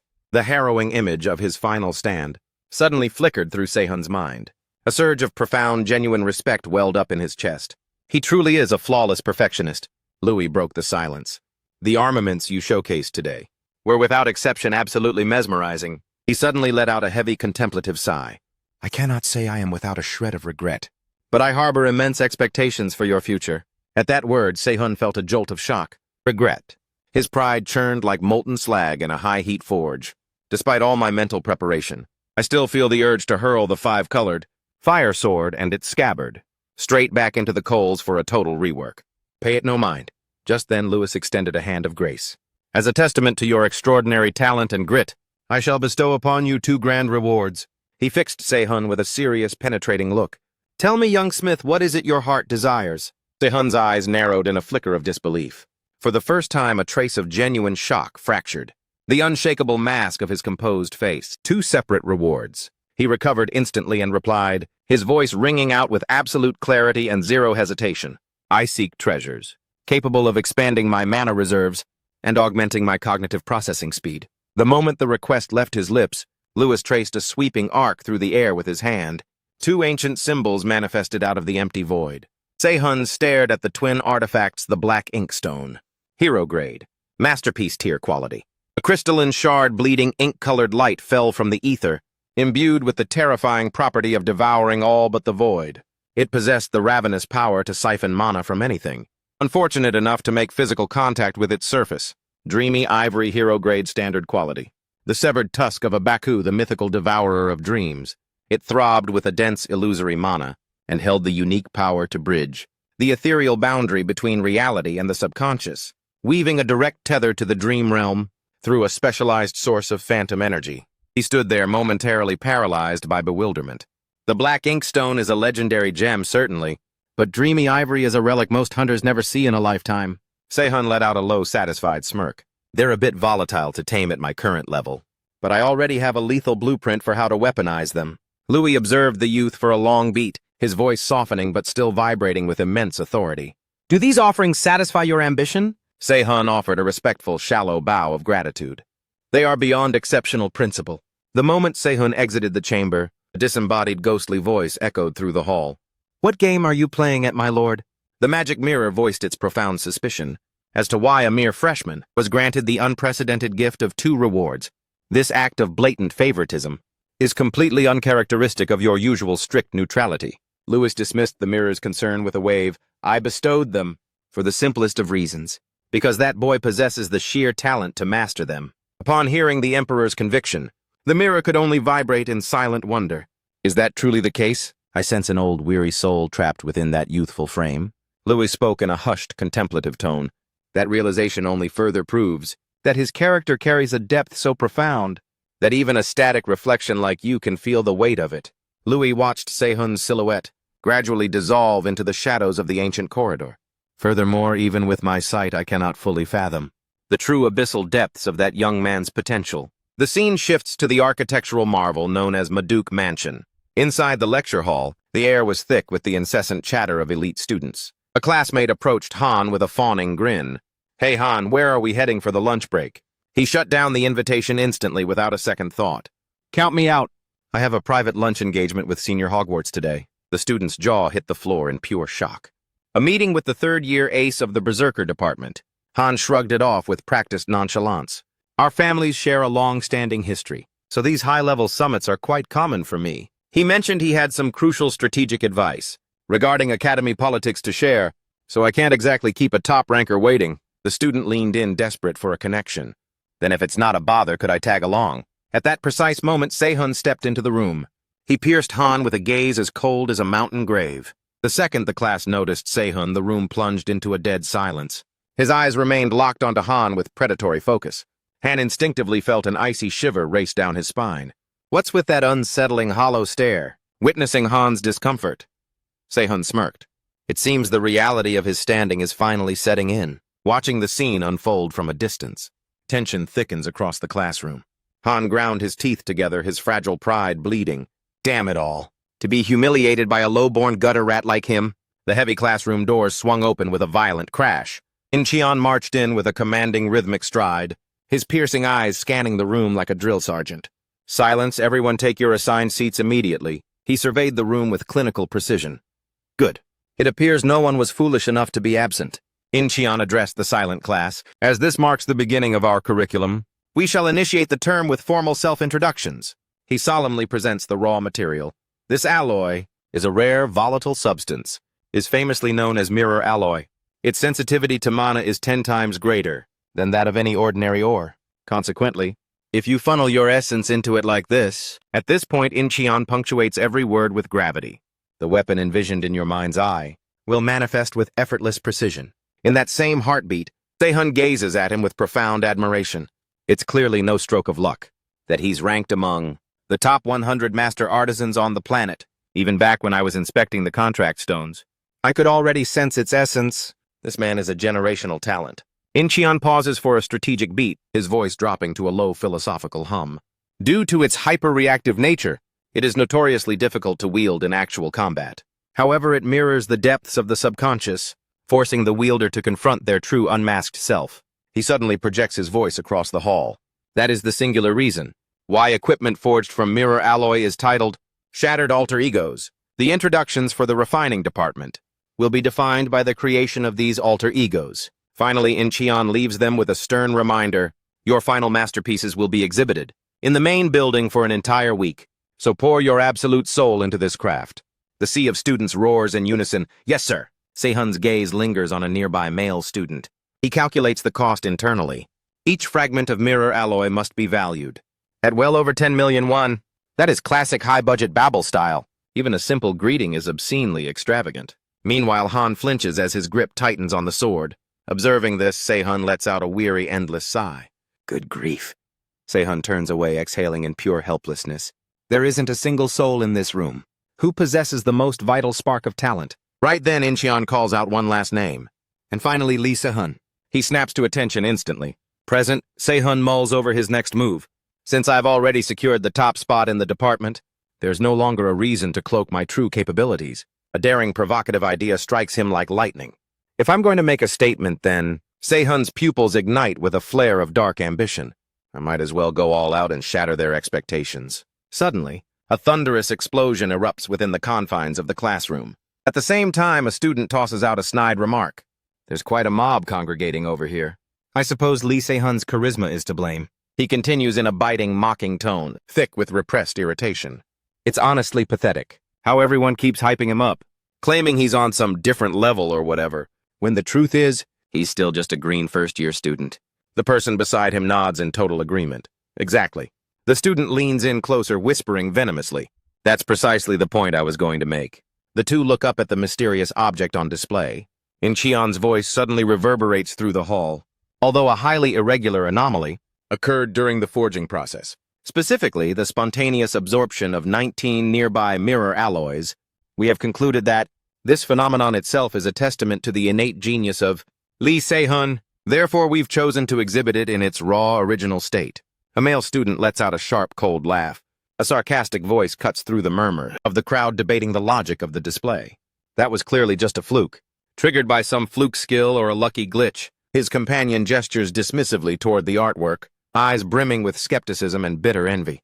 Didn't this only happen because he recklessly jammed too many mirror alloys together at once? The student interjects with a cynical shrug. It has been an eternity since we've had a star student from the refining major. Maybe the faculty is just desperate to market him as some kind of legendary prodigy. Right then, Erica suddenly interjects. I have a slightly more nuanced perspective. Jack strolls over, a knowing smirk playing on his lips. I'm inclined to agree with your assessment. At this point, Jack drops his voice to a conspiratorial whisper. It appears the measly supply of mirror alloy provided was nowhere near sufficient to push Lee Se-hun's true potential to its limit. The scene shifts as a heavy hammer strikes with bone-rattling force. At this moment, Se-hun's brow is drenched in a cold, determined sweat. The man lowers his voice to a hushed whisper, his eyes wide with a look of absolute staggering shock. Did you actually manage to perfect the timing back then? Up until this very second, there hasn't been a single microscopic error, not even by a negligible margin of 0.01 seconds. Assistant Han stares at the youth in a dazed stupor. In the end, what knowledge is even left for us to bestow upon a prodigy as transcendent as this? He lets out a faint, self-deprecating chuckle. Well, let's just bypass his evaluation for now. He pivots to address the rest of the aspiring smiths. Does anyone else have the courage to witness a model demonstration?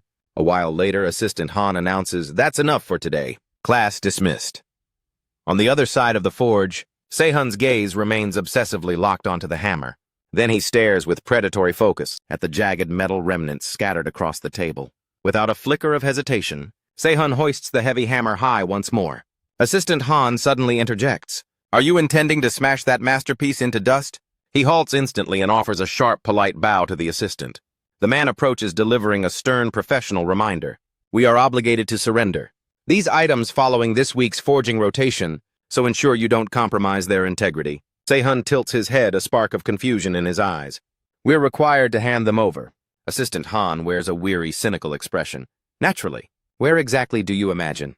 The student's operational budget originates from Babel provides extensive funding, purely based on cold performance, specifically the volume of armaments liquidated on the open market. He ponders the youth for a beat and then probes further.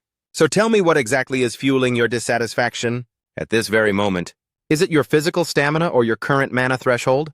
Confronted with the sudden interrogation, Se-hun lets out a soft, dry laugh. Right now, the most glaring bottleneck is my own physical vessel. In that fleeting moment, his mind is a chaotic vortex of complex calculations. To craft superior forging tools, I must first refine the black ink stone, but I lack the raw physical endurance required to survive such a grueling task. Assistant Han tilts his head inquisitively, his voice turning suggestive as if dangling a forbidden shortcut. If it's truly an essential component for your craft, after a brief moment of deliberation, he proposes a strategic alternative. Wouldn't utilizing high-tier enhancement buffs be a far more efficient route than grueling physical labor? Hearing this, Se-hun can't help but erupt into genuine laughter. I hadn't even entertained that as a viable option, mainly because that was a path I strictly avoided. In the life I led before I regressed, the corner of Se-hun's mouth curls into a sharp smirk, as if he's just unlocked a new cheat code. Reflecting on it since my return to the past, and am plagued by these stamina constraints, I can certainly optimize the process by forging the legendary black ink stone while saturated with powerful enhancement buffs. He offers a respectful, shallow nod. I appreciate the invaluable insight, Assistant Han. Assistant Han dismisses the thanks with a slight wave. It's a trivial matter. Then Se-hun looks up, his gaze dropping to the unfinished blade in the assistant's hand. While you're performing the casting sequence, he offers a pro tip without missing a beat. You're bleeding much more mana than the structure actually requires. Throttle your output to roughly 70% of your current intensity, and in its place, concentrate every ounce of striking force onto a singular microscopic point. Before making his exit, Se-hun asserts with absolute unearned confidence, refining the technique that way will yield far superior results for your current project. Hearing this, the man can only offer a forced, bewildered smile. Did a mere freshman seriously just lecture a teaching assistant? What an unbelievable brat, assistant. Han turns back to stare at the heavy hammer in silence. Outside, the sky is pulsating with a more oppressive heat than ever. Babel has always championed the cult of aggressive self-improvement. For every individual student in its ranks, the mechanical chime of the system rings out. The gateway of potential is beginning to unseal. The instructor's voice continues to echo through the corridors. You possess the sovereign right to enroll in specialized courses from any department, or even seek tutelage under juggling dozens of grueling subjects in a single high-stakes semester. However, be warned, completion of every mandatory subject within your chosen major is absolute. Accumulate 3 failing marks, and you will be purged from the academy immediately. Our system offers total flexibility, but you must bear the crushing weight of your own choices. A mechanical announcement chimes over the maglev intercom. Next station, arriving at the Magic Department Central Zone. With effortless poise, Sehun disembarks from the sleek transport. The moment he scans his surroundings, Erica materializes before him as if woven from the shadows. A belligerent male student obstructs his path, his voice dripping with unearned provocation. Hey, trash! Don't just stand there clogging the flow, move it. Sehun knits his brows in annoyance. Who are these clowns? Crawling out of the woodwork just to pick a fight with me. He projects a sharp, commanding reminder. You're the ones currently wasting my time. Clear the way. Hearing this cold dismissal, the student's entire frame trembles with suppressed fury. Erica glides closer, her curiosity piqued by Sehun's presence. Where are you venturing to? At Erica's sudden familiar intervention, the aggressive student is left paralyzed and gaping. Lady Erica. On the other side of the tension, Sehun answers with blunt honesty to the Magic Department. I'm scouting for high-level elective courses to integrate into my personal research. Seeing his ambition, she makes a decisive executive offer. In that case, allow me to serve as your personal guide. The student desperately interjects, Lady Erica, wait. The council meeting is about to convene. She silences him with a flat, icy command. The rest of you can proceed without me. The student's expression turns frantic. But the upperclassmen were adamant. They specifically requested your presence. Erica pierces him with a chilling sidelong glance, her voice serene yet utterly brooking no dissent. I find their petty politics uninteresting. Pivoting back to Sehun, her intense gaze remains fixed and unwavering. The two of them stride away with purpose, ignoring the student's pathetic fading shout of Lady Erica. Once they reach a quiet corridor, Erica turns to him, her demeanor shifting to one of grave focus. Tell me exactly, what specific arcane discipline are you hunting for? Sehun measures his words carefully. I'm looking to master the intricacies of physical enhancement buffs. She presses further, her eyes narrowing. Specifically, what magnitude of reinforcement? He answers with calculated calm. A buff capable of skyrocketing my physical output, without causing even a tremor in the delicate forging process. Hearing his criteria, Erica offers a sharp suggestion. Then you should look into high-tier barrier magic. Sehun pauses, his interest piqued. Barrier magic. Isn't that particular? Branch of the arcane. Strictly reserved for stationary defense, she explains with a hint of a mentor's patience. It is deceptively versatile, provided you have the intellect to manipulate its flow. Erica retrieves a delicate slip of paper from her pocket and makes a precise gesture. Allow me to demonstrate. She extends the fragile sheet toward him. Go ahead, try to tear this scrap. Sehun accepts it, instantly detecting a micro-thin film of mana lacquering the surface. A flicker of genuine surprise crosses his face. Did she just artificially harden its durability? Not exactly, it's a more sophisticated application. The material retains its original, molecular properties, yet it instantly becomes impenetrable the moment it encounters a violent external force. Sehun scrutinizes the paper, his analytical mind racing. This technique is perfect for the forge. It demands the most meticulous, godlike control. Erica lets out a soft, knowing chuckle. For a complex synthesis like that, you'll definitely require the guidance of a true professor. He stares blankly at the enchanted paper, a nagging sense of déjà vu rising within him. Hold on a moment. This arcane formula, it looks hauntingly familiar. Meanwhile, she continues her relentless pitch. The professor specializing in barrier construction is actually related to my house. By marriage. I can personally vouch for you and secure an introduction. If you're serious about this. Erica raises her voice slightly, awaiting his inevitable confirmation. Then, like a lightning bolt, Sehun's voice cut through. Got it! The enchanted paper was instantly reduced to tattered shreds. Witnessing this, Erica was momentarily paralyzed by sheer bewilderment. You managed to decipher my family's secret barrier logic in such a pathetic window of time, and you've already found the frequency to dispel it. Morning light bathed the magic department of Ur Academy. The sight of the notorious Sehun, strolling alongside her in the dead center of campus, sent a shockwave through the student body. They became the focal point of predatory stares and a relentless, suffocating tide of whispers and rumors. Why is the goddess Erica associating with a bottom-tier guy from another department? I'm certain I spotted them together yesterday as well. If memory serves, they were practically inseparable during the recent exhibition, too. Amidst the barrage of intense glares and the venomous murmurs saturating the academy grounds, he could only vent his irritation with a heavy, helpless sigh. Baseless rumors really do ignite. At a terrifying speed, don't they? Why are these people so obsessed with shoving their noses into other people's private lives? It's beyond belief, utterly preposterous. If Erica actually harbored any romantic feelings for me, a soul link would have manifested between us by now. Regardless, I'm curious about the elite criteria they used to filter the applicants for this course. I've registered for the credits, but they're demanding A preliminary trial before we're even admitted. Erica cut through his thoughts to introduce their destination. This is the designated site for the barrier construction. Entrance exam. Sehun began surveying the perimeter, his eyes scanning for traps. Then he threw her a look of pure skepticism. This overgrown forest is the testing ground. Nearby examinees were already grumbling in audible frustration. To hell with it. What kind of backwater remote dump is this place anyway? He silently scrutinized the dense woods ahead, his mind racing. Are we expected to play treasure hunt just to qualify for a seat? This is quickly becoming a tedious chore. Could they be using a sophisticated cloaking barrier to hide the objective? Just then, Sehun's boot landed on a subtle, anomalous patch of ground, causing the massive barrier shrouding the forest to shatter like glass. As the arcane shell buckled beneath Sehun's feet, the teaching assistant materialized and announced with formal gravity, "Test cleared, you have passed." Sehun was floored, barely able to gasp out in shock. Wait, what was it that easy?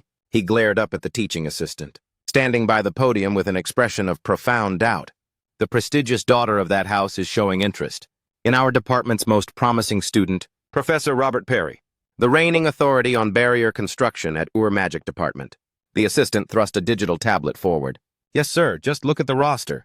Robert peered at the list on the screen, held out by his assistant, letting out a skeptical, intrigued hum. I also found it highly suspicious that she suddenly applied for such a fundamental introductory course. Thanks to that magnetism, our applicant pool has tripled. But I'm not exactly thrilled about the chaos it brings. Since we even have a request from the Anao clan's young master, we'll be implementing a brutal filter this year. It's the maze of lost souls, the labyrinth of forsaken souls, a specialized barrier designed to fracture the victim's senses, leaving them hopelessly disoriented. Though it's technically a basic construct, someone devoid of magical sensitivity wouldn't even perceive the trap before they were lost. Witnessing the scene unfolding before him, Robert was stunned into a stony silence. Inwardly, he was marveling, as the true extent of Sehun's talent became undeniable. Without even a hint of guidance from the young lady, he navigated that entire labyrinth using nothing but pure, raw instinct. He addressed the gathered crowd with a booming announcement. Everyone present has officially survived the first round. However, from this moment on, we shall determine the final rankings through a second, more grueling trial. A student thrust his hand into the air with arrogant confidence. I'll go first and set the standard, sir. The student ran a cold calculation through his mind. This is my golden ticket to impress Erica and claim the spotlight. Robert gave a curt nod of approval. Proceed then. The objective for the second trial is deceptively simple. Circulate your mana to systematically dismantle the active barrier currently blocking your path. I will evaluate your performance based on completion time, so prioritize both velocity and surgical precision. The examination begins now. A spiderweb-type barrier, anchored by a central arachnid core acting as the heart. This phantom spider will instinctively vanish the moment it detects mana coursing through its silk threads, and as long as that core remains intact, this spectral network will endlessly regenerate itself. Staring down the complex lattice before him, the overconfident volunteer suddenly paralyzed his mind, drowning in frantic calculations. To envelop the entire arcane architecture, using conventional methods, my mana pool is nowhere near sufficient. Fine then, I'll use raw speed to shatter it. Robert glanced down at his stopwatch and critiqued sternly. 2 minutes and 23 seconds. You must prioritize deciphering the fundamental geometry of the barrier. Regardless, this outcome is acceptable for a novice. The student cast a desperate glance toward the young lady, fishing for a single word of validation. But Erica's expression remained a mask of ice, as indifferent as a frozen lake without a single ripple, left with no other alternative. The student could only lower his head and mutter, I understand, Professor. Robert then barked a decisive command. Next. Move it next, candidate. Step up immediately. After the rest of the pack had struggled through, he announced with a weary sigh. The lot of you are relegated to the fundamental class. Next up, Erica Inao. The stage is yours. She glided forward with an eerie, unnerving composure. Without wasting effort, Erica merely extended a single finger and tapped the surface of the barrier. The entire structure suddenly erupted in a blinding radiance, then detonated into 1,000 crystalline shards. In the deathly silence that followed, the onlookers stood frozen, their faces pale, with pure shock. A heartbeat later, frenzied whispers surged like a crashing tide. How can her casting speed be that god tier? She didn't just break it, she unraveled the entire formula and forced a total structural collapse. As expected of a top-tier genius's caliber, amidst the chorus of sycophantic praise, Robert slowly approached the girl. His eyes narrowed at the digital stopwatch, his voice cutting through the noise coldly. 22 seconds, impressive work. However, had you utilized the orthodox dismantling protocol, you likely would have shaved off another 2 seconds. Despite Robert's soul-crushing strictness, Erica didn't even blink. She simply offered a shallow, graceful bow, answering tonelessly, "I shall take that into account, sir." He offered no further praise, his predatory eyes shifting to the final examinee, serving as a chilling, silent warning of his impossibly high expectations. Then he summoned the last name, finally Lee Se-hun. Watching Se-hun's nonchalant approach, Robert made a quick, dismissive mental assessment. He looks utterly unremarkable. Let's see if there's any truth to the rumors of his strength. Instead of a frantic monosurge or performing tedious incantation ritual, he leisurely sat down cross-legged before the barrier. The mocking whispers from the gallery of students began to swell. What on earth is this clown doing? Does he not realize the clock is running? Se-hun remained rooted there undisturbed.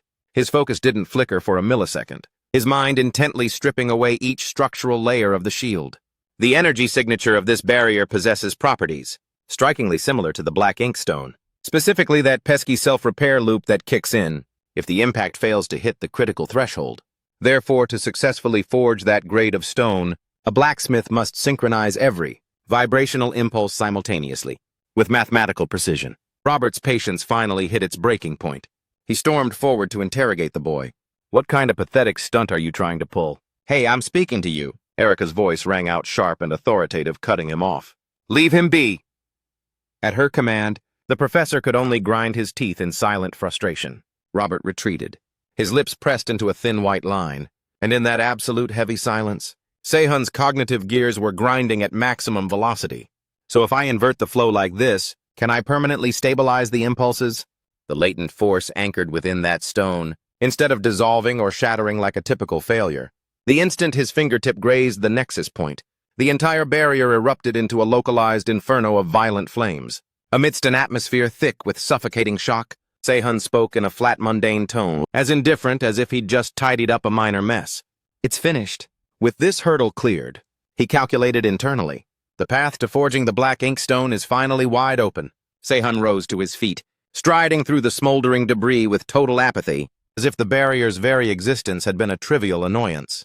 With the arcane shield completely eradicated, he turned and departed with cold decisiveness, utterly ignoring the stunned stares of the crowd. The teaching assistant glanced at his stopwatch and announced, "Official time 7 minutes and 45 seconds. Robert watched Se-hun's retreating figure in a heavy silence, realizing that the numerical time on the clock held absolutely no significance in the face of such genius. He may have spent 7 minutes dismantling it this time, but the next time he encounters a similar construct, he will reduce it to nothingness in a heartbeat. He didn't merely break the barrier. He reverse-engineered a universal formula to neutralize that specific magic forever. Erica watched that solitary figure fade into the distance, her eyes clouded with a flicker of genuine apprehension. A chilling thought took root in her mind. If those god-tier blacksmithing capabilities of his are ever fully synthesized with high magic, I truly dread to imagine what kind of terrifying world-altering artifact he might eventually bring into existence. An official notification was dispatched throughout the faculty.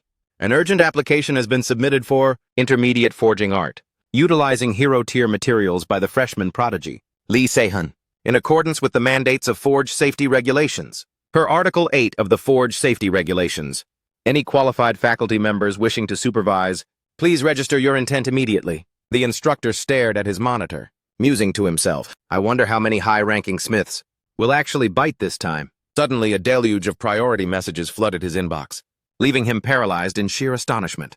Unbelievable. The response time is instantaneous. However, it seems every single member of Vice Dean Michael's faction has pointedly boycotted the session. The rumors must be true. The air over there is lethal. Ever since his son was dethroned and pushed to second place, it appears the political tension is reaching a breaking point. The instructor began to filter the list of candidates. Well, then I should begin the selection process for a supervisor. His eyes nearly bulged out of his head when a high-clearance message flashed across the screen.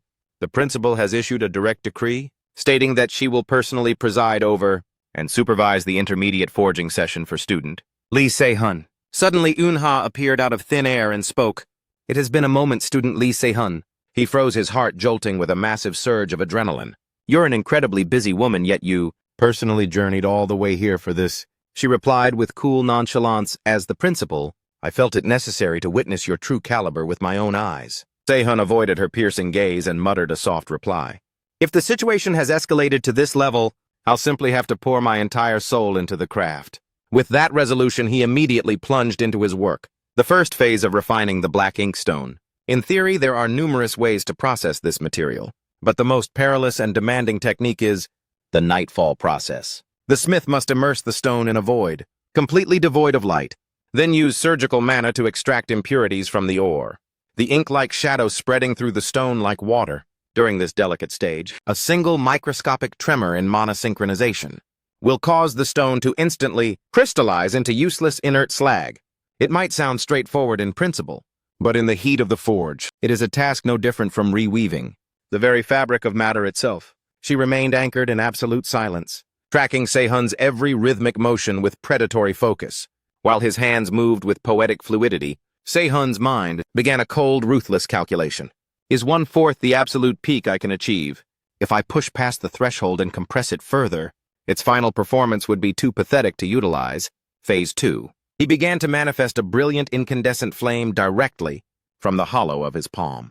The localized supernova of heat wreathed the metallic mass, warping the very fabric of the surrounding space. With every rhythmic breath Se-hun drew, he precision-channeled his mana, piercing through the deep crimson, pyre to distill the specific thermal essence he required. This harmonized flame is whispered of as circulating pseudo-fire, a spectral heat that possesses the uncanny trait of freezing its temperature, precisely at the moment of its ignition.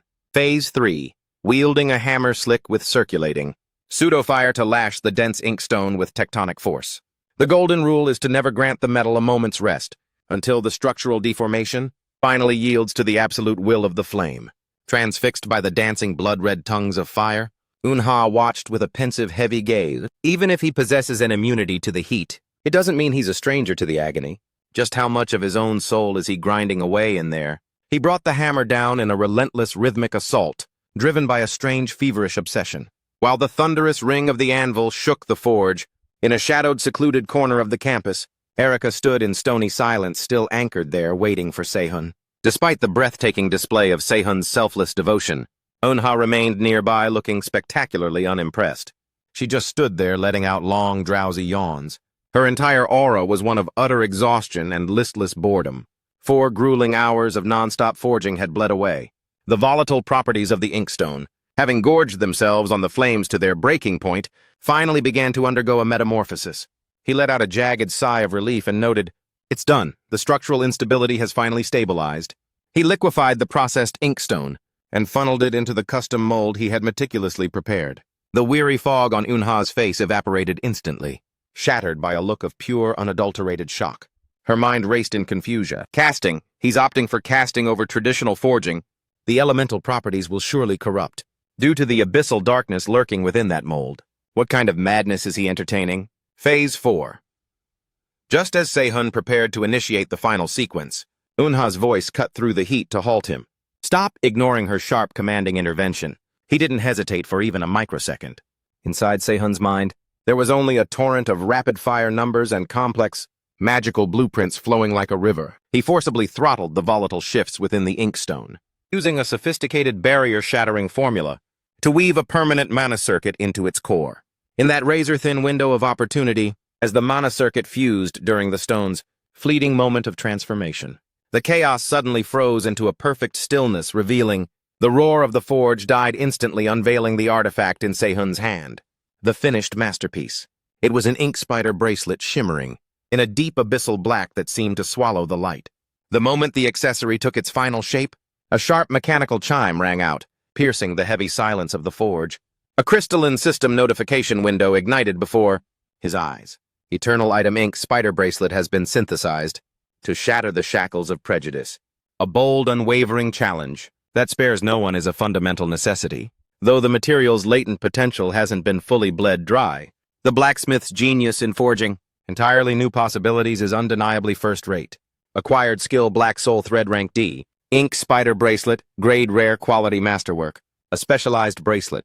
Forged from high-density heavy inkstone, it is imbued with the ravenous trait of siphoning the wearer's mana, increasing its mass in direct proportion to the volume of energy absorbed. Efficiently stores the wearer's mana. Special skill Bursting Ring is now available for use. In the echoing dead silence, Se-hun exhaled a long breath of pure triumph and spoke, Success at last. Amidst the suddenly still air, the sound of Yunha's ravenous stomach unleashed a thunderous booming growl, as if declaring its desperate hunger to the entire world.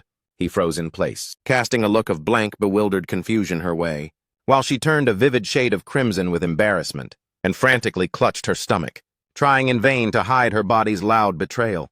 Sehun could only look up at the rafters, and let out a long, helpless sigh of amusement, as if witnessing a legendary myth crumble into reality right before her eyes. Yunha scrutinized the artifact and offered her expert appraisal. Could this be a genuine resonance phenomenon? Simply masterful. It appears deceptively basic, yet its latent potential is far from overwhelming. If we refine this further, we could theoretically trigger a powerful set effect. He maintained his trademark stoicism, acting as if he hadn't just performed a miracle. He calmly extended the item toward her and spoke. My apologies for not presenting a proper weapon, after you went through such immense trouble for my sake. I'm unsure if this trifle will suffice, perhaps as a mere palate cleanser, to whet your appetite. But I insist you accept this token. Sehun fell silent once more, maintaining his steady posture while locking eyes with Yunha. She gingerly took the artifact from Sehun's palm, then instantly ignited her unique authority soul forge. Yunha sampled the essence and immediately marveled. This is unexpectedly exquisite. He blinked, blunting out a startled, truly. She replied with a casual shrug, metaphorically, of course. The texture reminds me of perfectly crisp golden crumbs. Sehun felt a surge of relief wash over him as he thought, did I instinctively tailor the craftsmanship to suit Yunha's specific tastes at this rate maximizing? My affinity level with her will be child's play. He offered Yunha a rare faint smile and murmured softly, I'm genuinely glad it pleases you. She nodded in regal appreciation before speaking up. Indeed, though it feels like a waste to savor this, while those other masterpieces remain untouched. By the way, when do you intend to finalize the deal for the 5-colored blade and the fire-accumulating scabbard? Sehun gave a subtle shake of his head, his gaze remaining impossibly calm as he countered. I have no intention of parting with them just yet. Yunha froze, her expression a mix of confusion and mounting impatience, as she pressed him for an explanation. I'm sorry, what exactly are you implying? Is the current market valuation still insufficient? He replied with unwavering composure. I'm reserving them as essential gear for the upcoming conquest class. Sehun smirked internally and mused. Besides, they say hunger is the ultimate seasoning. He gave a small solemn nod of promise and said, once I have forged equipment truly worthy of being graced by your hands, you will be the first to know. A faint blush crept across her cheek, brushing aside the awkwardness to regain her cool. Then she added, I shall hold you to that promise. Is the forge work concluded for the day then? He nodded curtly. Yes. Yunha then gave the signal. In that case, let's make our exit. The custodial staff will handle the cleanup. Sehun replied with a raspy breath, that's a mercy, because I don't have a shred of energy left to lift a broom. As they began to walk, a sudden wave of vertigo hit him and he stumbled backward. She lunged forward, catching Sehun in a frantic blur.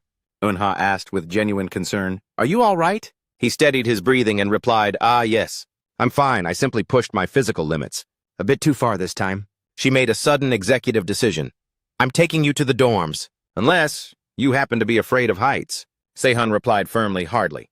Without warning, Yunha swept him off his feet in a seamless princess carry, leaving him absolutely no time to protest. She braced her leg, gathering explosive momentum. Then Yunha launched into the sky like a streak of violet lightning, soaring through the air while cradling him securely. Yunha felt an intoxicating surge of energy circulating through her veins and wondered, could that scrap of material I just consumed truly unlock this much hidden power? While trapped in her arms and hurtling through the atmosphere at a terrifying velocity, Sehun could only yield to the chaos and think, in so many ways, the trajectory of this timeline has shifted drastically from the life I knew before I regressed. At this very moment, Erica was still standing vigil in the campus courtyard waiting for him. Has Lee Sehun still not made an appearance? I must deliver this invitation to him personally. Meanwhile, on the trending forum of Babel Academy's refining department, an anonymous user leaked a candid snap of Erica. The thread exploded, demanding to know why she was lurking there. Isn't she the undisputed ace of the combat department? A deluge of comments flooded in, drowning the post in question marks. One witness chimed in with a shocking update. She's been standing there like a frozen statue at the entrance of the refining department's main hall for 3 agonizing hours now. Tremble. Suddenly a swarm of users dogpiled on the reply chain. Is it possible? She's waiting for that monster from the Berserker department. I spotted her loitering near his dormitory gates. Yesterday, too. Is there some secret drama going on? If she's that desperate, why not just call him down? You absolute moron, as if she'd have his number. Hey, I'm just theorizing. Am I not allowed to speculate? To hell with this, the suspense is killing me. Se-hun scrolled through the chaos, having seen every word. He exhaled a weary breath, wondering what madness she was plotting. Se-hun shook it off, hardening his resolve. Whatever. If her business is truly life or death, she'll track me down soon enough. At that precise moment, the classroom doors were kicked open. A rugged, middle-aged man marched in to announce his presence. Listen up, whelps. It's a pleasure to meet you. From this second forward, I am the authority in charge of understanding tools. The name is Ricardo Miles, don't forget it. He slammed his fist against the door with a deafening crack, snapping every head toward him as he barked in immediate order. Every single one of you to the training center now. The last pathetic soul to cross the threshold will be gifted 20 laps around the stadium as a penalty. The instant Ricardo's ultimatum left his lips, the students scrambled over desks and bolted for the exit. What the hell? Why are we suddenly being hazed? Se-hun was swept up in the frantic tide, his muscles tensing. Wasn't this supposed to be a standard theoretical lecture? Complaints hissed through the air. Don't ask me, man. Just shut up and keep your legs moving. Finally, the panting crowd reached the training grounds. Se-hun, singled out by Ricardo's sharp eye, was forced to grind out all 20 laps. He replied with monotone grit even as his lungs burned. Yes, sir, moving as instructed. The spectators on the sidelines couldn't stop their toxic gossiping. Look at him. His stamina is genuinely pathetic. It's like watching a bottom-tier NPC struggle to breathe. I seriously doubt a weakling like that managed to produce anything decent for his intermediate project. Moments later, Ricardo stepped into the center and roared, "Enough! Eyes on me, maggots!" His voice dropped into a deadly serious register as he lectured. Traditionally, the Understanding Tools curriculum was designed to focus on the boring, architectural theories of equipment construction. However, the recent wave of fire sword assassinations has forced us to overhaul our training philosophy. A predatory group has begun targeting blacksmiths capable of forging fire swords of my esteemed master. The world calls these scavengers the fire sword hunters. Processing this while pushing through the exhaustion, Se-hun mused. Even in my past life, that was a cold case that remained unsolved. Ricardo continued his gaze, piercing the students. No matter how impregnable your fortress or defense system, when the blade reaches your throat, the only shield you can truly rely on is your own, flesh and blood. Ricardo raised his voice, punctuating the air with ironclad advice. Therefore, in addition to mastering the tools in this hall, you will be forged into warriors with the skills to defend your own lives. The students thundered back in unison. Understood, Professor. Ricardo smirked with grim satisfaction. Excellent. Today's lesson, the lethal elegance of the sword. Se-hun maintained his steady internal monologue. This time around, I cannot afford a single lapse in judgment. His footsteps hammered against the track one after the other. To survive the coming storm, my absolute non-negotiable priority is to transcend my current physical limitations. Se-hun's fingers brushed the artifact on his wrist as he appraised it. Even if I am the one who birthed this item, its latent functionality is proving to be devastatingly effective. The holographic system display flickered to life. Item Inkstone Vambrace forged from high-density inkstone. Trait siphons the wearer's mana to amplify its gravitational weight in real time, drains the owner's essence to charge the core, unlocking the active skill Bursting Circle. Skill Bursting Circle. Effect grants absolute gravity manipulation within a 1-meter radius, centered on the user. Scanning the glowing status window presented by the system, he set a new ambitious target for his evolution. My fundamental attributes have all surged by an impressive average of 5 points across the board. Before my freshman year concludes, I must forge this physical vessel into an iron fortress, by any means necessary. After an eternity, Ricardo finally pivoted and barked at Se-hun. Cease your running and get your heels over here now. He silently glanced down at his wrist, the bursting ring. He began a clandestine evaluation of Se-hun's potential. Your physical conditioning is surprisingly resilient. Then, Ricardo thrust a training sword toward him and challenged.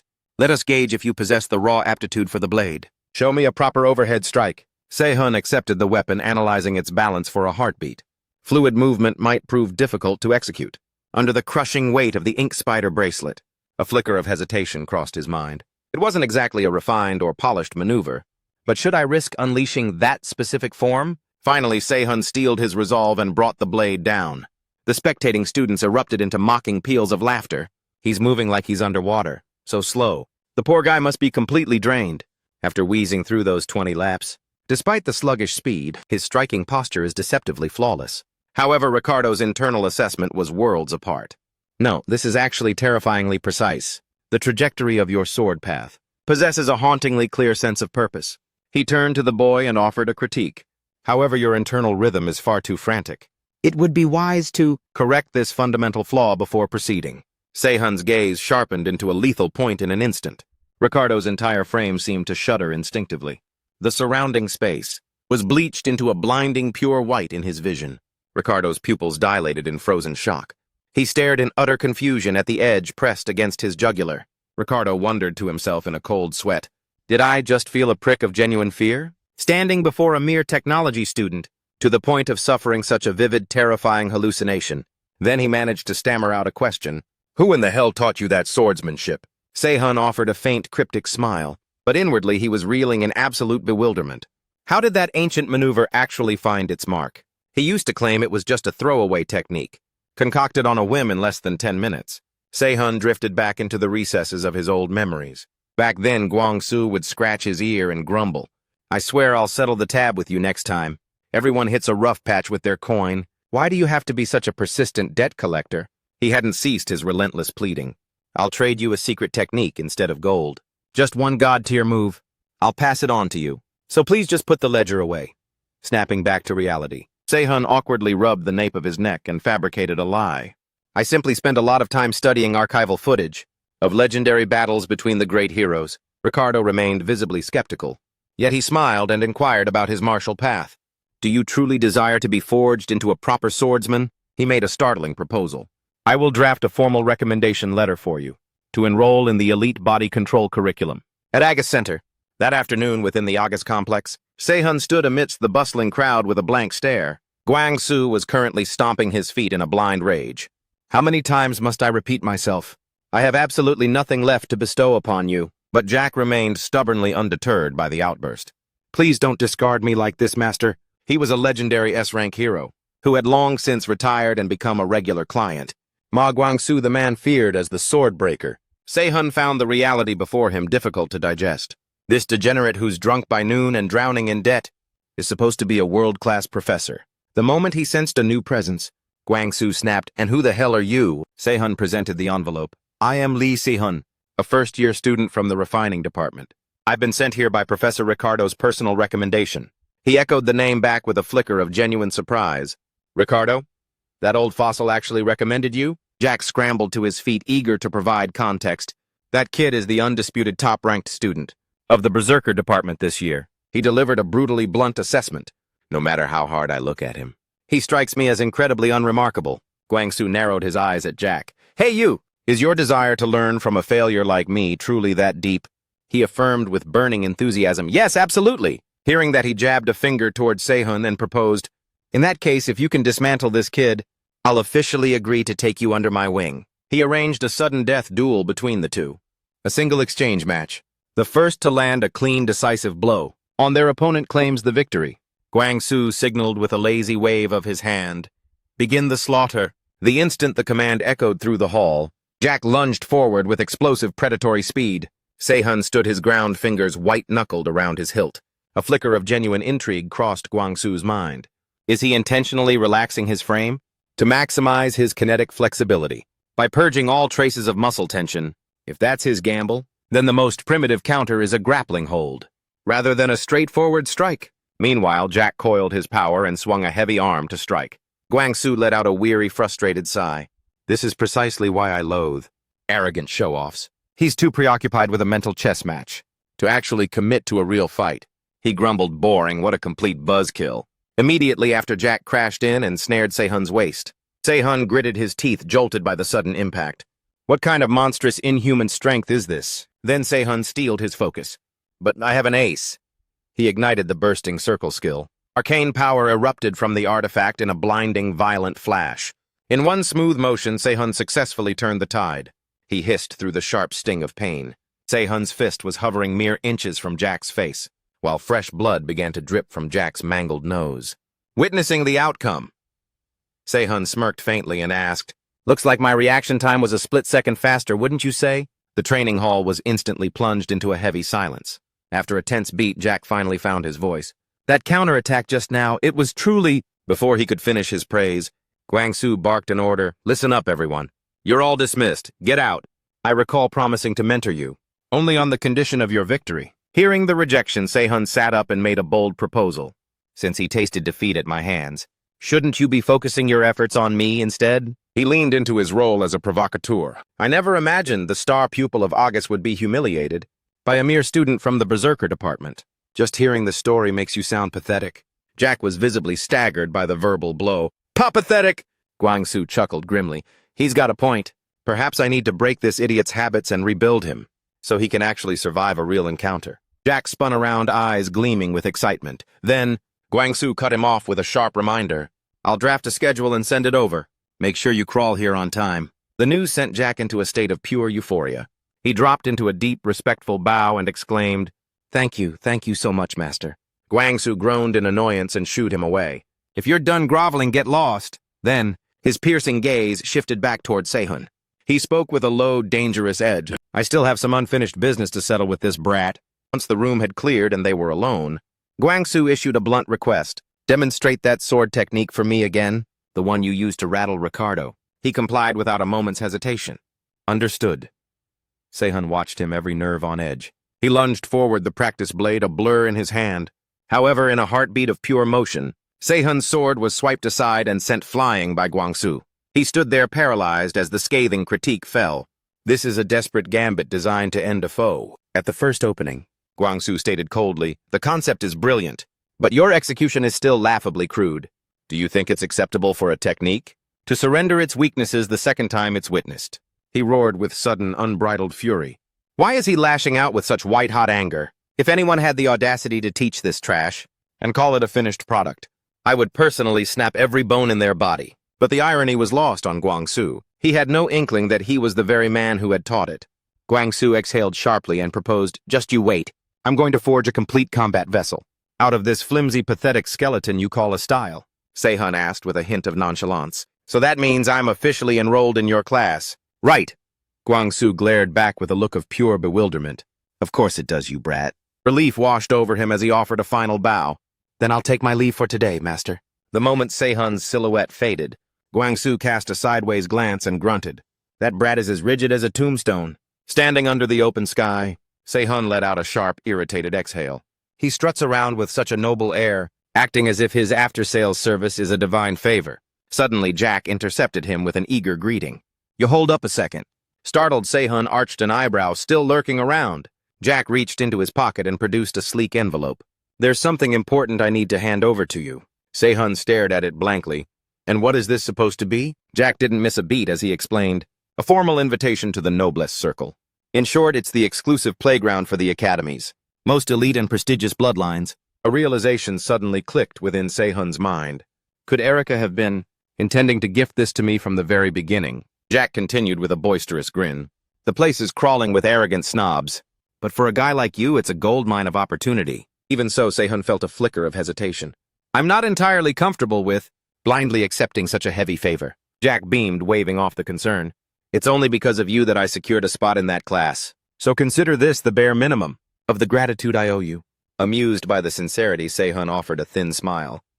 Fair enough, thanks. Moments later, as he navigated the campus paths, he began a cold calculation of his current trajectory. My elective roster currently consists of barrier, construction, and advanced body control. But I need a specialized edge from the Berserker department. Right now, I'm torn between the forbidden arts of curses, volatile alchemy, or pure reinforcement. Lost in thought, he collided abruptly with a passerby. Se-hun halted, beginning a polite apology. My mistake, His voice died in his throat as his gaze locked onto her. A girl had seized his wrist, scrutinizing it with predatory focus. Is this masterpiece your own creation? Se-hun regained his composure and replied flatly, and if it is? Her eyes ignited with a strange fervor as she proposed, what if I were to reinforce this for you? The system instantly flared to life with a notification. Arcane link established with the target, Leah. Claudel has been successfully synchronized. Leah Claudel, she was none other than the legendary prodigy capable of skyrocketing equipment stats by 2 entire tiers through her God-tier reinforcement techniques. A freakish genius among masters. The woman destined to forge equipment of mythic world-shaking proportions. The very person who would soon turn the entire reinforcement industry upside down. Leah suddenly shrieked in utter disbelief. Rare grade inkstone. How is this possible? She dove back into her frantic examination. If I weave a few experimental formulas here, no, its potential is too vast to settle for such a basic level. Leah gripped her hair, groaning in sheer mental exhaustion. I can't. How am I supposed to resolve this impossible dilemma? Watching the chaotic display, Se-hun mused silently. I certainly didn't expect her to be this much of a functional eccentric. He then asked, is the craftsmanship lacking? Leah snapped her head up, her words tumbling out. The problem isn't the quality, it's that there are too many glorious paths I could take. It's cast from pure inkstone. Yet the resonance compatibility is staggeringly impossibly high. There are so many viable formulas I could etch that my mind is literally short-circuiting, hearing that Se-hun placed a secondary component on the table.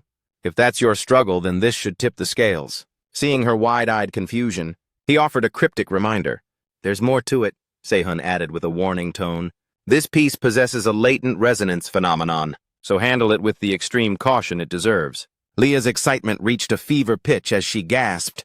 Just who in the world are you? He introduced himself with chilling nonchalance. I'm Lee Se-hun, a freshman within the refining department, and the top-ranked student of this year's berserker department. She recoiled in total shock. A freshman? That's absolutely insane. I'm a third-year elite in the reinforcement department. Just then a looming figure approached, severing their conversation like a blade. I have a message for you. Follow me immediately. Se-hun recognized the face instantly. Is this Erica's lapdog? Leah stood up in a fit of pique and snapped at him. Are you blind? We were in the middle of a conversation. Only then did he lower his register, speaking with forced calm. I'd prefer to settle this grievance without violence, so I suggest you grant me a few minutes of your time. Se-hun fired back with a glacial glare. If you have something to say, spit it out right here. He exhaled a weary sigh and leveled a sharp demand. Offer a formal apology for your blatant disrespect toward Lady Erica. You had the audacity to incinerate the invitation. She personally graced you with right in front of the world. Se-hun barked back in genuine bewilderment. But the lady herself was the one who commanded me to shred it. His eyes instantly ignited with predatory rage as he roared. Of course a bottom feeder like you would have excuses. If only you hadn't crawled to that invitation from the Myers family. Se-hun questioned him with mounting irritation. Did Erica actually deploy you here? He shot back in immediate denial. No, this intervention is entirely of my own volition. At that moment, Leah erupted into a sharp, mocking laugh. Oh, I'm sure it is. She exposed his charade bluntly.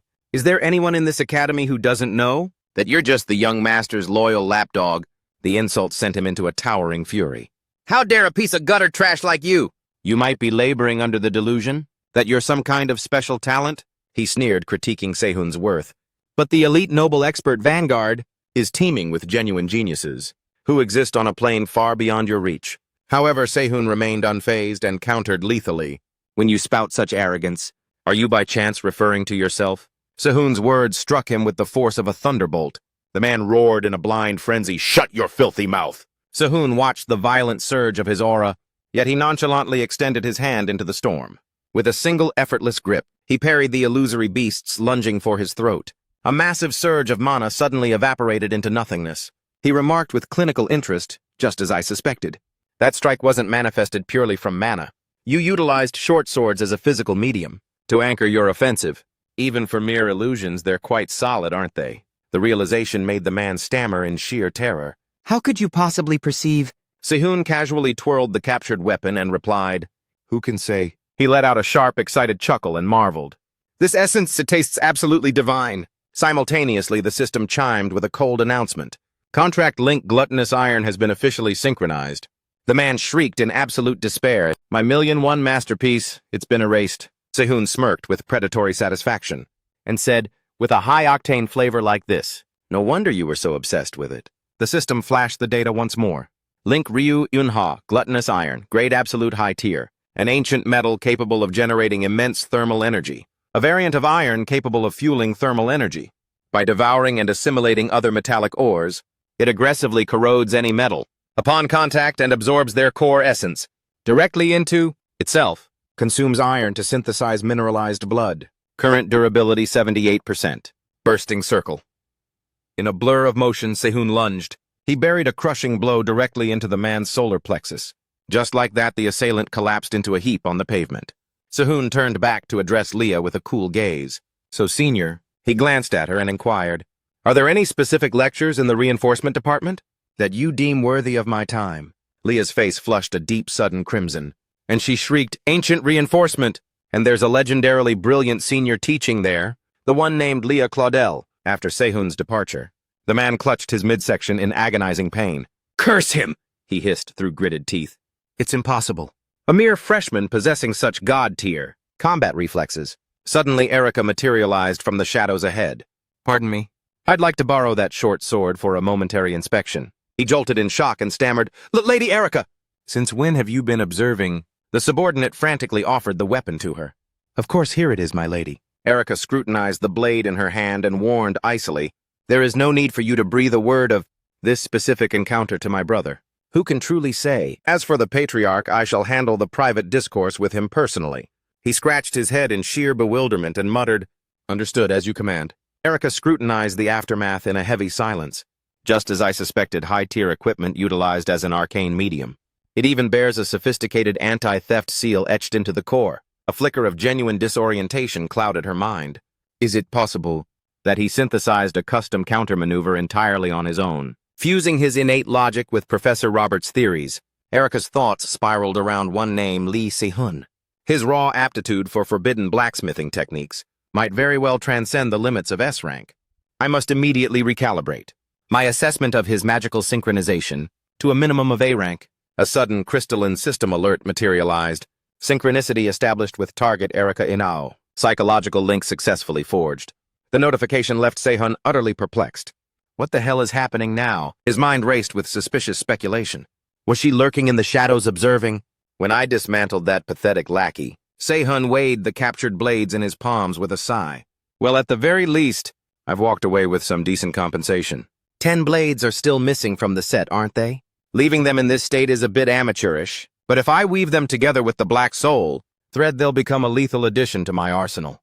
He exhaled a jagged yawn and shook it off. No matter. Let's table that headache for another time. I had high expectations for Professor Kim In-cheon's curriculum, yet I never imagined that I'd spend the entire day enduring tedious entry-level theories that I've already mastered by heart. Right then, In-cheon's voice cut through the air with iron gravity. That foundational briefing should suffice. Now let us descend into the heart of the craft. He hoisted a specimen from the desk and lectured. Even if you forge with the exact same molecular grade of metal, its ultimate morphology will transform entirely, depending on the precision of your mana lattice arrangement. A raw stone manifested alongside In-cheon's explanation. The mastery of this metallic deformation technique is the ultimate arbiter for the tactical versatility of any high-tier weapon. He laid out a series of diverse stones across the table.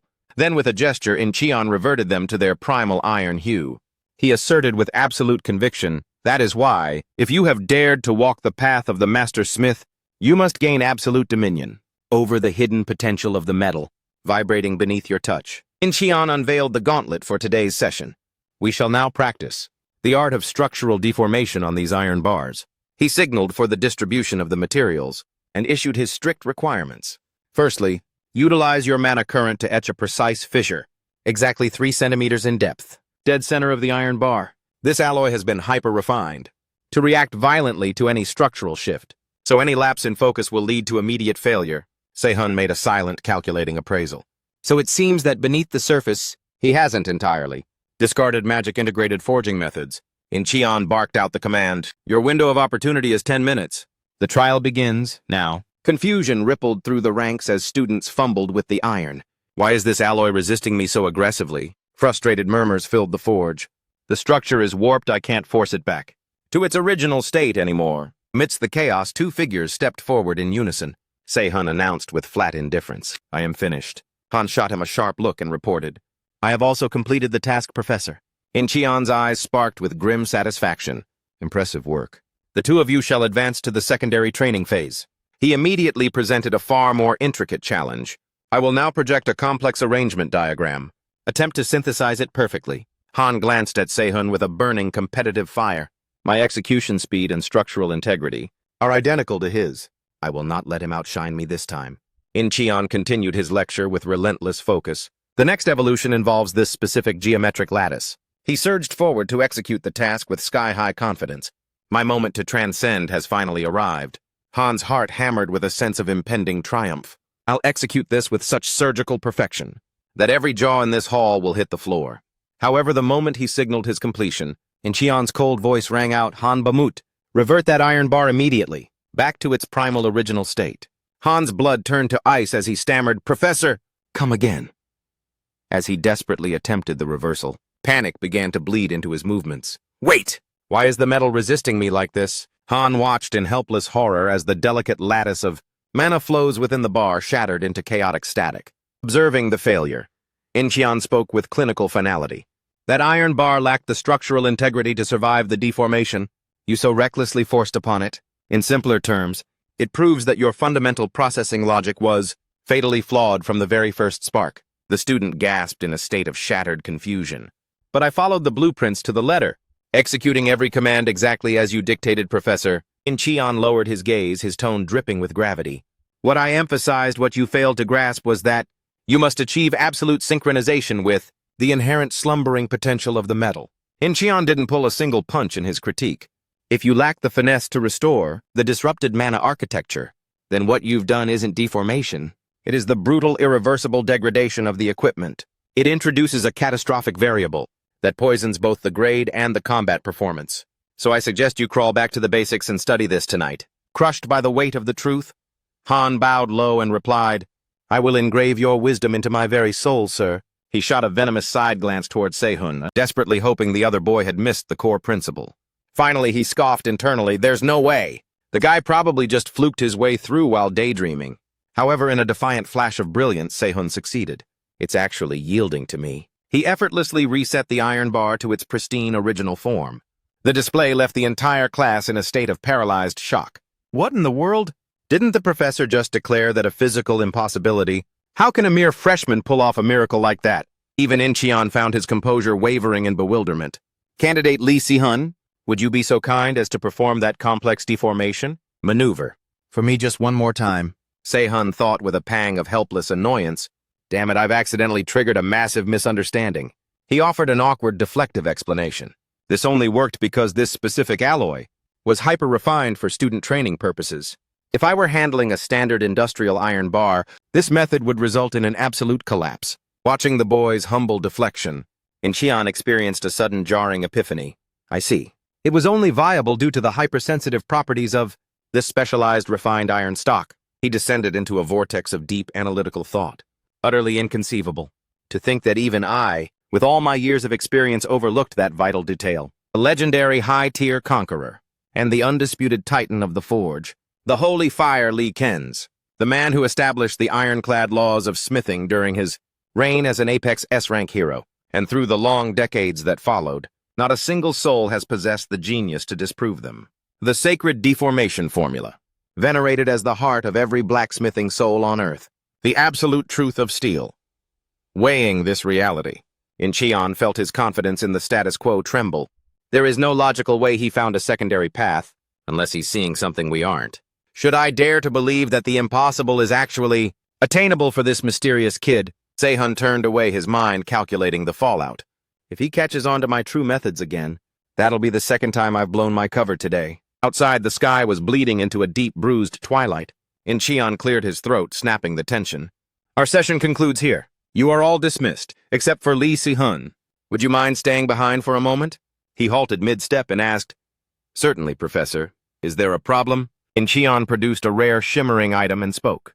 Consider this a formal welcome gift for your enrollment. A token for the invaluable assistance you provided during my move to Babel. The system flared to life, displaying the data. Blood Fire Flame Rank Rare Quality Masterwork. A primordial ore saturated with the essence of deep red pyres. It pulses with an extraordinary latent power, specially formulated to liquefy even the most stubborn composite ores. Sehun paused, his eyes widening. This is... Incheon immediately interjected to elaborate. If you can successfully assimilate the essence trapped within this fire gem, 3408, your crimson flames will undergo a permanent evolution, a permanent enhancement to his crimson flames. I went to extraordinary lengths to procure this, after learning of your rare affinity for blood fire. Hearing that, he nodded with a grateful smile and said, My deepest thanks, Professor. This particular gift will undoubtedly provide a monumental boost to my growth. Incheon suddenly spoke up to pose one final question. I've been meaning to ask, do you have any interest in enrolling in the elective that I personally instruct? He replied with unshakable calm. Are you referring to the highly coveted Basic armament analysis curriculum, sir. This caught Incheon completely off guard. You're already familiar with my private curriculum, Sehun stated with practiced nonchalance. Yes, it's quite famous, he mused internally. It's one of the few elite programs that Babel funds with their most astronomical budget. Sehun felt a flicker of internal conflict. What's the right play here? Before my regression into the past, the name Kim In-cheon was never whispered among the legends of the Forge. Therefore, it's highly probable that the fate awaiting this professor was anything but a happy one. Yet in this current timeline, he is a rising star, commanding an incredible amount of prestige. Then Sehun spoke up with a resolute tone. I've decided to enroll in your course, sir. Incheon asked with genuine concern. Are you certain? Your schedule is already packed with grueling electives. But he simply explained with a steady gaze, even with this addition, it only brings me to my 4th elective. Incheon didn't press further and grasped Sehun's hand, marveling. In that case, I am truly looking forward to seeing what you can achieve in the Forge. He replied with a polite bow, as am I, sir. Simultaneously, the system flashed a new alert, extracting soul link data from target Kim In-cheon. Connection with the creator Lee Sehun established at rank 1. 3,453 vertical bar, link Kim In-cheon fire-bearing iron, rank high grade. Link In-cheon iron superior grade fire-bearing iron, grade mid-low tier. A rare metal that acts as a vessel for living heat. It shares the organic properties of ancient wood, possessing the unique capacity to store flames internally. Sehun pondered the implications to himself.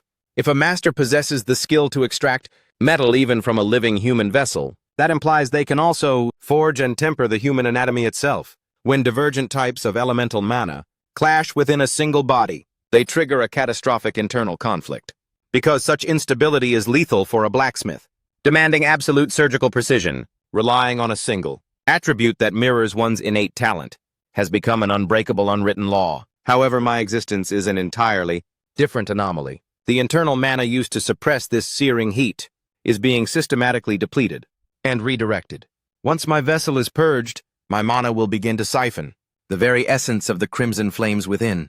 What I must achieve now, as a true master smith, is to construct a specialized mana circuit, tailored exclusively for the crimson flames, within the confines of my own flesh. A moment later, Sehun exhaled a long sigh of relief. He understood with absolute clarity that only through this process can I initiate the true act of forging within the crucible of my own soul. The system announced with a resonant ping. Your elemental mana has undergone a breakthrough. Bloodfire affinity upgraded rank F to rank E. A cascade of notifications followed. New S-rank skill acquired. Arcane soul vessel forging. The human body is the most primordial material a blacksmith can ever hope to refine. As the internal mana circuits are tempered, physical limits will shatter, and latent power will be vastly magnified. My fundamental attributes have surged across the board, under the potent influence of this new skill. Lee Sehun strength to 105 stamina, to 100 mana to 119. Agility E87.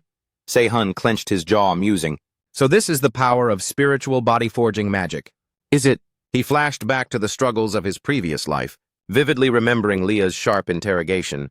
You're holding the god-tier materials in your very hands, and yet you're pathetic enough to quit, before even attempting to process them. She had smirked her eyes, challenging him. You're no idiot. Are you really going to just rot in the background and accept a loser's fate? Snapping back to the present, he smiled grimly with newfound resolve.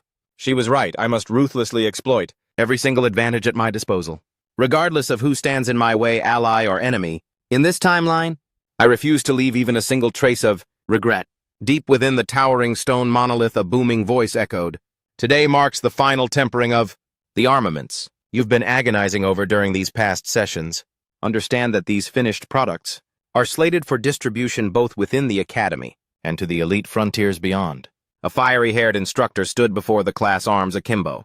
Consequently, the quality of today's output will dictate your entire standing for the first semester. Pour your very soul into the steel, so you aren't haunted by your failures later.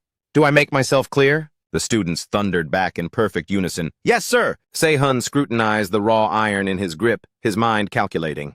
The synchronization is still dangerously off. My current physical shell can't keep pace with my refined reflexes, causing the finer details to drift out of alignment. White-knuckling his hammer, he steeled his focus. I've run out of time. To play it safe or take things slow. He unleashed the forge, violent waves of crimson fire slicing through the air. The quenching vat hissed, erupting in a cloud of scalding steam. Se-hun held the elongated blade aloft, observing it in the dim light. This level of craftsmanship should suffice for the moment. Yet a prickle of professional anxiety surfaced.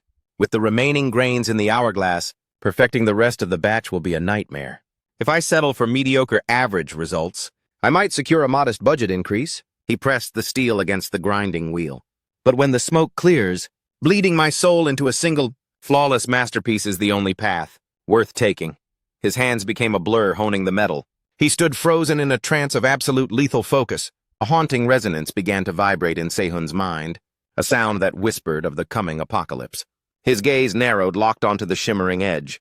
Whenever this unique frequency rings in my ears, I know I'm on the verge of creating something transcendent.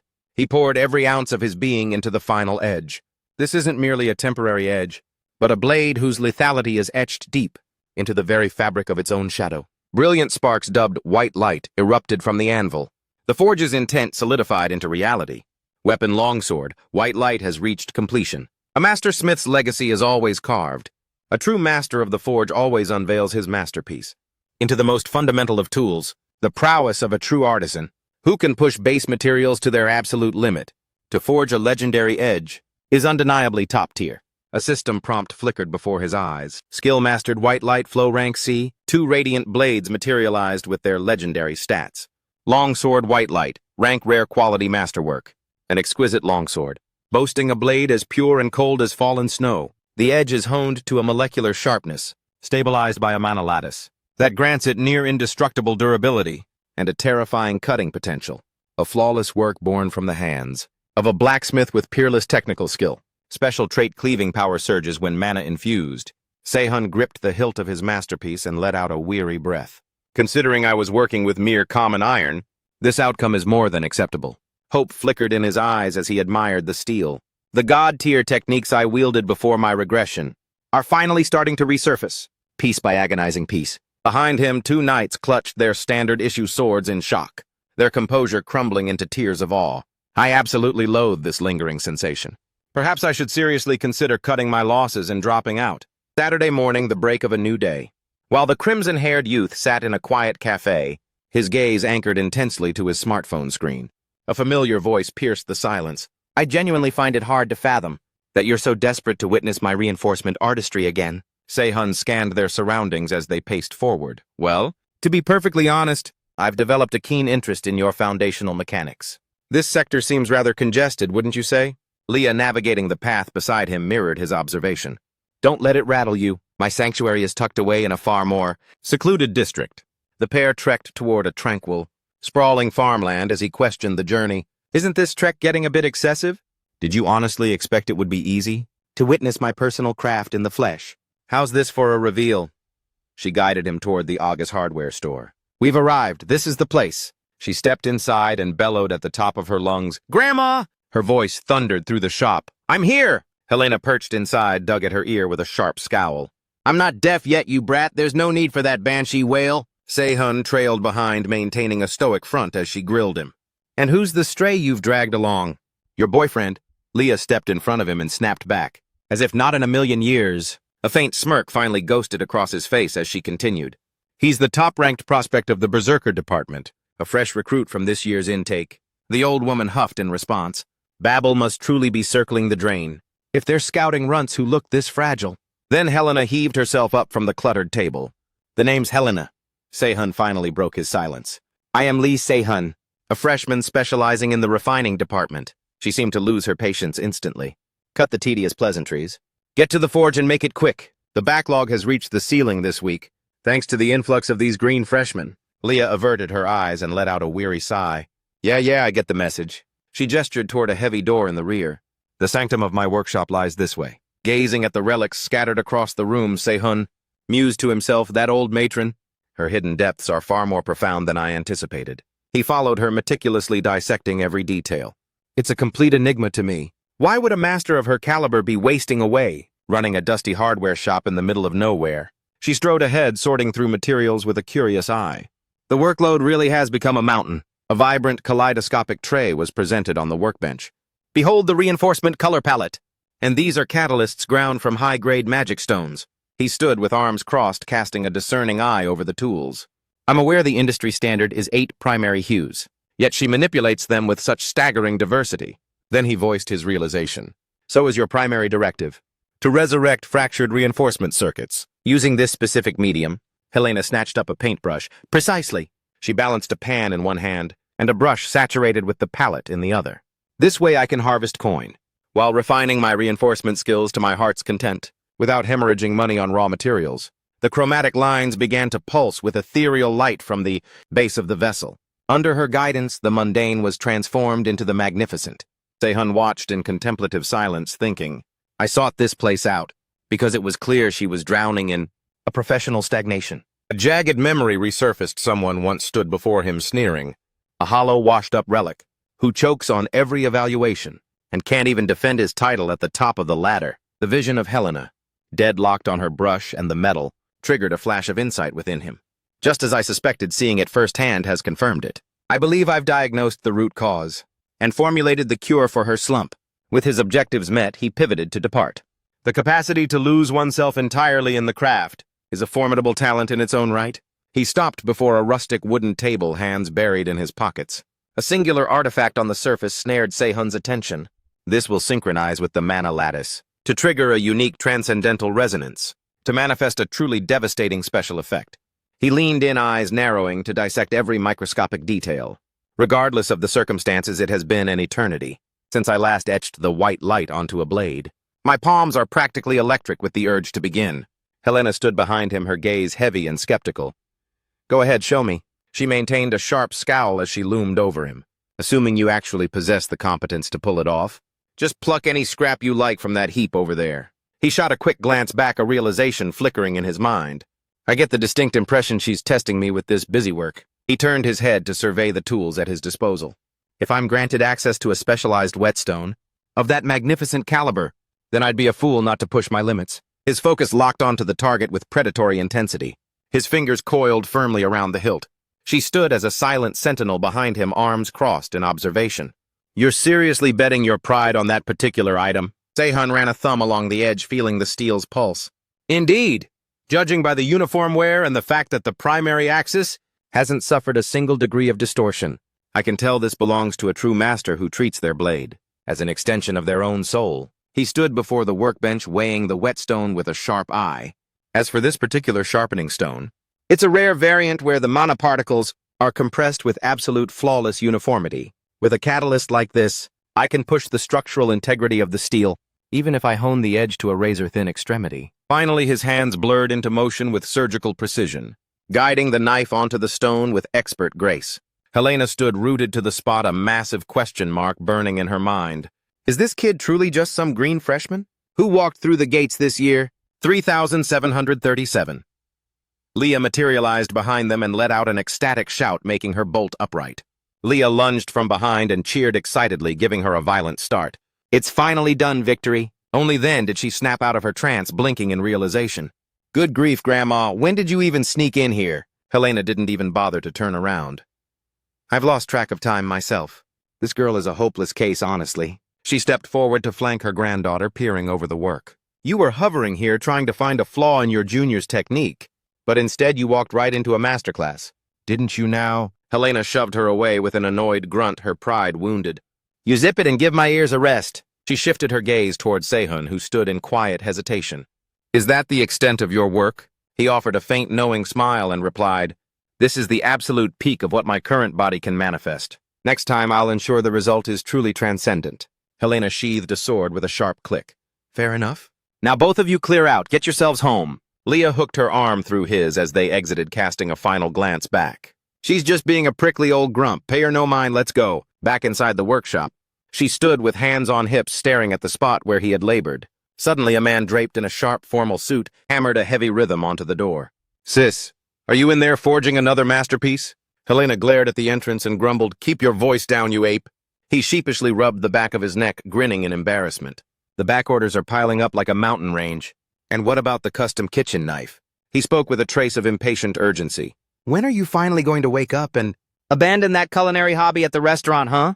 A titan like you should be a premier professor, assigned to the combat division, and yet you're wasting time here. She snapped back with a lethal edge to her voice. Stop meddling in another person's private passions. He strolled in and snatched up the knife resting on the table. Ah, here's the beauty. Suddenly a jarring sensation radiated from the blade. His brow furrowed deeply as he spun to face her. Big sister, did you sharpen this while you were hammered again? She stood there with arms crossed, her head slightly bowed. I didn't touch that blade. He continued, his confusion mounting. Then could this be the handiwork of those assistants you've been dragging along lately? Their skill levels must have undergone a total metamorphosis. Helena lowered her gaze and shut her eyes. It was a freshman. He spun around, unable to process the words. What? Her eyes snapped open as she replied, a newcomer who just started this season is the one who gave that blade its soul. Visualizing Sehun's image as she addressed the crowd.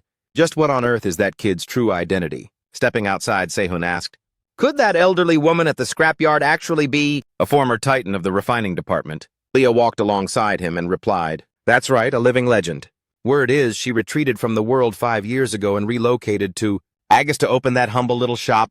He shifted his gaze downward, pinning her with a heavy stare. Is there some buried history behind that exodus? She looked away, her voice trailing off. I'm not entirely certain. It's likely just another mundane administrative shift. As she spoke, the silhouette of the academy loomed in the background. Over the course of the last 5 years, an alarming number of professors have abandoned the refining department. He absorbed the information with a grim nod. Is that so? Inwardly, Sehun's tactical mind began to race. Supposing this faculty is doomed to become the laughingstock of Babel in the years to come, then this is a systemic collapse that I simply cannot afford to ignore. Leah, pacing beside him, crossed her arms defensively. But enough about the politics. What was your honest verdict on my reinforcement technique? He glanced down at her, caught slightly off guard by her bluntness. Your fundamentals are beyond reproach, flawless even. It's genuinely impressive. Her face flushed with a mixture of pride and bashfulness. Oh, stop! You're making it sound like more than it is. Suddenly his tone shifted, cutting through the light-hearted mood. However, your vision is still dangerously narrow. The sky seemed to bruise into a darker hue as Leah lunged forward to intercept his path. Excuse me, what did you just say? Sehun leveled a finger directly at her chest. You've already conceptualized superior, more devastating solutions, yet you lack the raw courage to actually apply them. She stammered, her composure crumbling in an instant. How could you possibly have seen through me? Leah's energy visibly withered, her spirit sinking into a hollow depression as she absorbed his critique. Ignorance can be cured through study, but possessing the knowledge and refusing to act, that is a fatal flaw in an artisan. A creator's imagination is their ultimate weapon and their most divine gift, and yet you are ruthlessly suppressing yours. Her heart felt like it was being systematically dismantled. Do you honestly believe I choose this path simply because I don't grasp the complexities? Sehun gave a weary wink and let out a sharp sigh, rifling through the inner pockets of his coat. He produced a blade, the sudden steel catching her by surprise. I have other engagements, so this demonstration will be brief. Do not blink, watch closely. He plucked a stone from the water to serve as a metaphor. Imagine someone commands you to submerge a stone, lurking beneath the abyss of the dark waters, forging the stone and casting it into the depths. That is the labor of the blacksmith. The image slowly dissolved. But 3856. Painting the ripple and the memory of that stone upon the waves, visualizing the phantom trail of a stone sinking into the abyss. That is the true art of reinforcement. That is exactly why reinforcement always carries the ephemeral essence of a dreamer's vision. A sword materialized, wreathed in swirling ethereal red embers. Blood fire. The blade hovered before her, stealing the very air from her lungs. The same violent energy coiled around the steel. White light flow. A blindingly powerful image manifested before her eyes. Do not merely polish the surface. Drive that reinforcement deep into the marrow, straight into the absolute core of the weapon. He scrutinized the knife held in his palm, enveloped in a vortex of surging mana. If a single layer lacks the necessary impact, then fracture it into multiple compounding tiers. Sehun's hand swept downward with lethal precision. When you execute the technique like this, he stood firm and hurled the blade with explosive force. It struck true, standing upright in the dirt. It buried itself deep into the bedrock of the earth. Time itself seemed to freeze in the wake of that power. He looked down, his expression hardening with serious intent.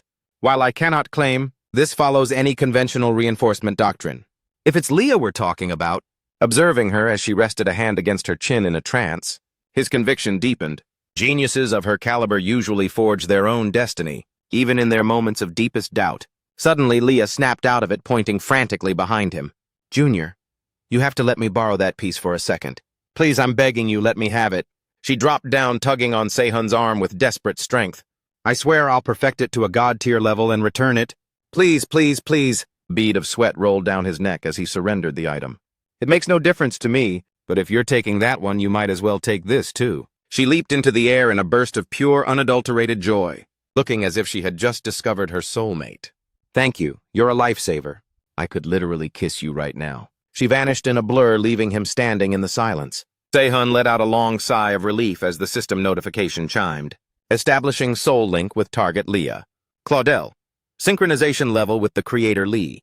Sehun has ascended to rank 1. He muttered under his breath with a faint smirk. That girl, she's still such a volatile child. Standing amidst the swarming crowds of the campus, Sehun scanned the horizon with a calculating gaze. Finally, the day has arrived, where I come face to face with one of the legendary, the 3 rabid hounds. The mythic collision between the mad dog and the light-destroying demon god in their prime, it starts here. He sensed Erica's presence lingering shadows behind him, but of greater consequence. He finally pivoted, demanding, "What is your objective?" She whispered in a chilling, predatory tone, "I'm simply observing my investment." He replied with glacial indifference, "If I command you to vanish, would you actually obey?" She glided forward to match his stride. "I would, because I can just as easily stalk you from the safety of the periphery." Sehun shot a glance back and let out a weary sigh. "I expected nothing less from a shadow like you." He surged forward toward the grand entrance. "Well then, let's step into the lion's den." An ore resembling crystallized frost manifested with its data. Erica Inao's social contract essence. Rank rare artifact. Quality mid-tier. An artificial catalyst saturated with hyper-refined mana, highly effective in stabilizing volatile mana fluctuations. When forged into composite alloys, another prismatic gem appeared alongside a system alert. Leah Claudel's volatile bursting catalyst. Rank rare artifact. Quality masterwork. A kaleidoscopic ore pulsating with chaotic elemental hues. Functions as a supreme resonance amplifier. Engineered to unleash the absolute latent potential of complex hybrid materials. Inside the colossus of the stadium, Jang materialized with a playful grin on the massive monitors, a thunderous and golden. "Welcome to the elite freshmen of Babel Academy. Behold our world-renowned arena of glory. The martial arts sanctuary. I extend my fiercest greetings to every soul attending this legendary ranking exhibition." She struck a pose, killing the crowd with a wink. "I am the youngest prodigy professor in the martial arts faculty, and I'll be your master of ceremonies for this spectacle. The name is Zhang Fang, don't forget it." Bathed in the blinding glare of the spotlights, her amplified voice shook the very foundations. "Now, without further delay, let us unveil the titans who will bleed for your entertainment today." The statuesque, lethal silhouette of a woman stepped into the burning light. First, cast your eyes upon her. The 4th-year sovereign of the August district, and the destined matriarch of the illustrious Myers family, the bloodline of S-rank legends. She swept her radiant, sun-kissed blonde, tresses back with regal disdain, a flawless specimen of superhuman evolution, who has ruthlessly shattered every existing record and dominated the #1 seed in this arena for 3 consecutive years, an active high-tier A-rank powerhouse, and our undisputed reigning champion.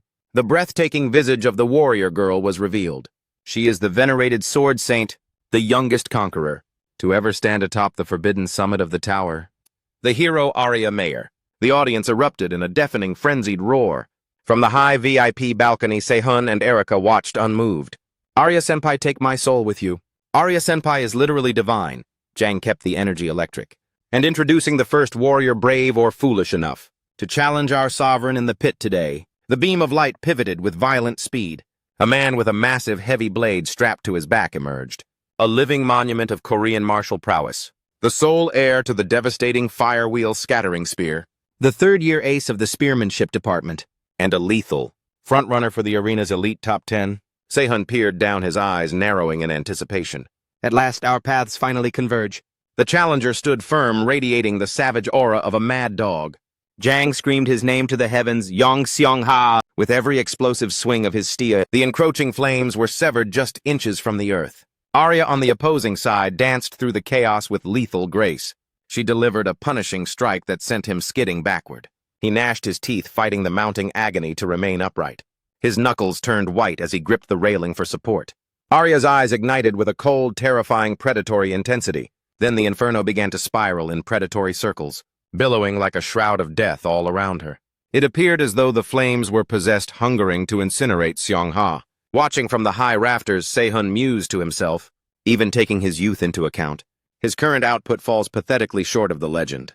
Is it possible the clan is withholding the support? Befitting the true successor of the Firewheel.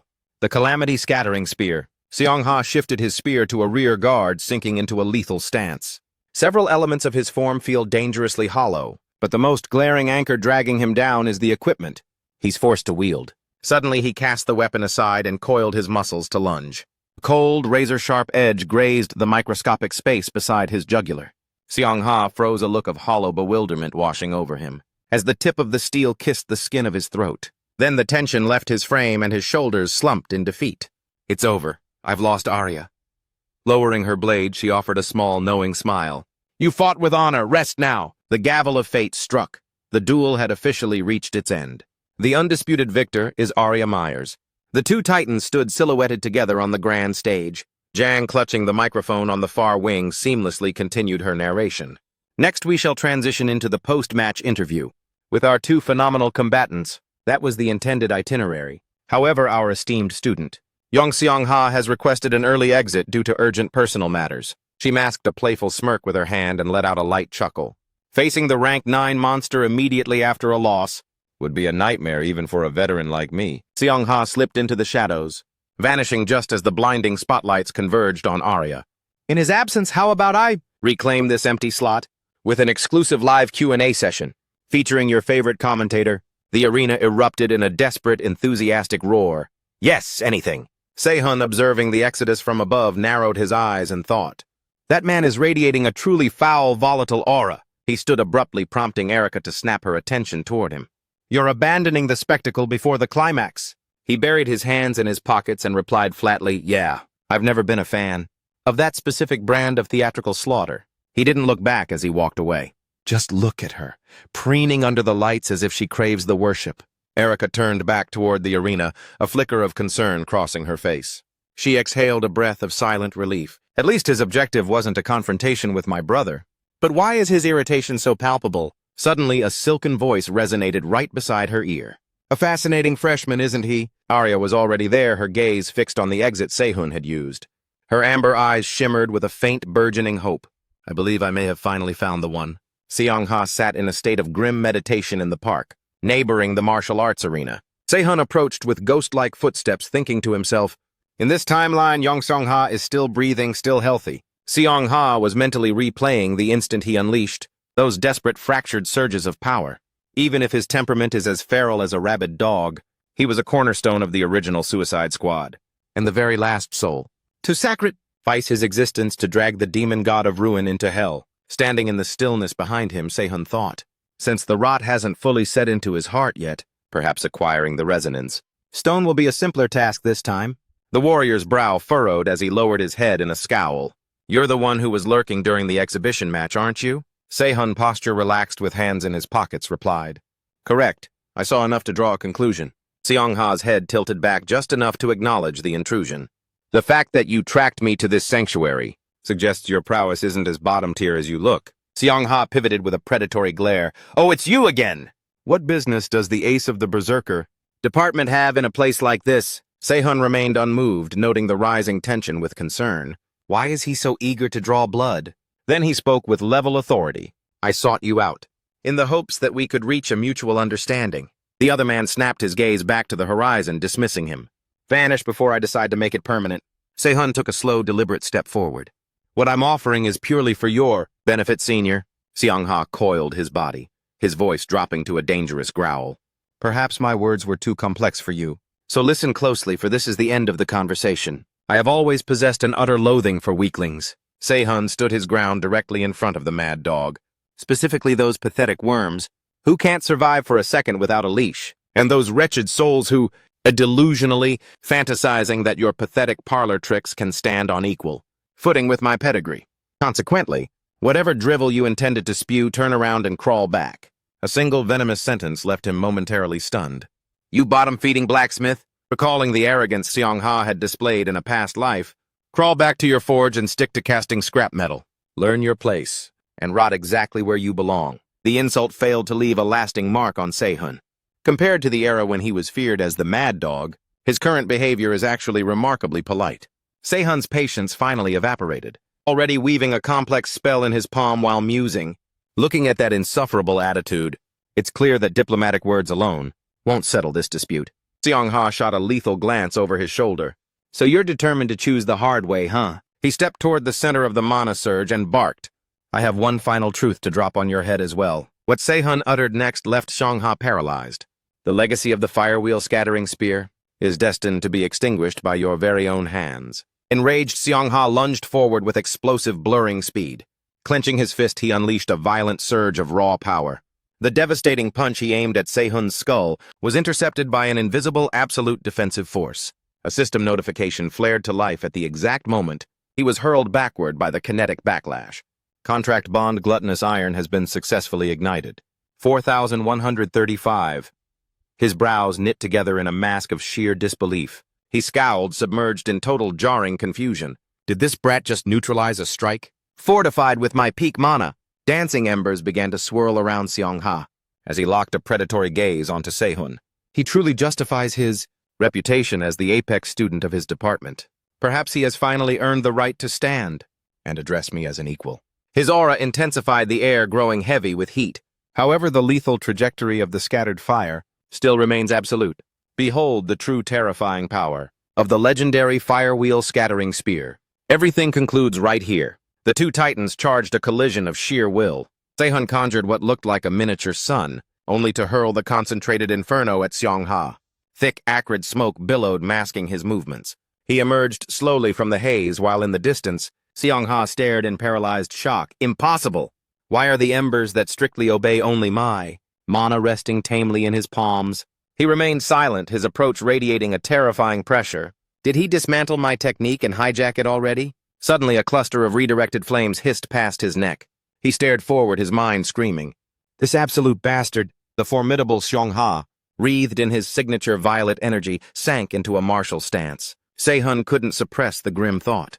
He's on the verge of a berserker lapse, losing all control. The silhouette of a pink-haired warrior, leaning a massive weapon on his shoulder at the gate, appeared. The catastrophe at the flower gate likely ignited, precisely because of this volatile, hot-headed nature. A thunderous punch from the warrior was about to be unleashed. It tore through the air with surgical pinpoint accuracy. Se-hun, the primary target, calculated. The protection of gluttonous iron is flickering out, and my physical endurance has hit the red line. As the fist accelerated toward Se-hun's face, the synchronization with gluttonous iron has reached its limit. My physical vessel can't withstand much more of this. The atmosphere felt heavy, as if gravity itself were failing. Just as he braced for the full impact of the strike, Seong-ha was abruptly jarred from his focus. But it wasn't Se-hun. It was Jack desperately throwing himself into the fray to block. The warrior was visibly startled. "Jack Myers," the man demanded. "Are you truly associated with the top student of this?" "The Berserker Technology Division." Se-hun managed a rough-labored reply. "Yes, we're acquainted." With a grunt of frustration, the man retracted his fist. He turned and walked toward a more secluded area. "Disappear from my sight immediately," Jack shouted back with an awkward salute. "Yes, sir!" Then he pivoted to Se-hun, his voice frantic. "Se-hun, we need to vanish before he changes his mind."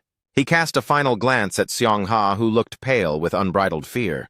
"Remember the warning I gave you. Don't ever speak those cursed things again.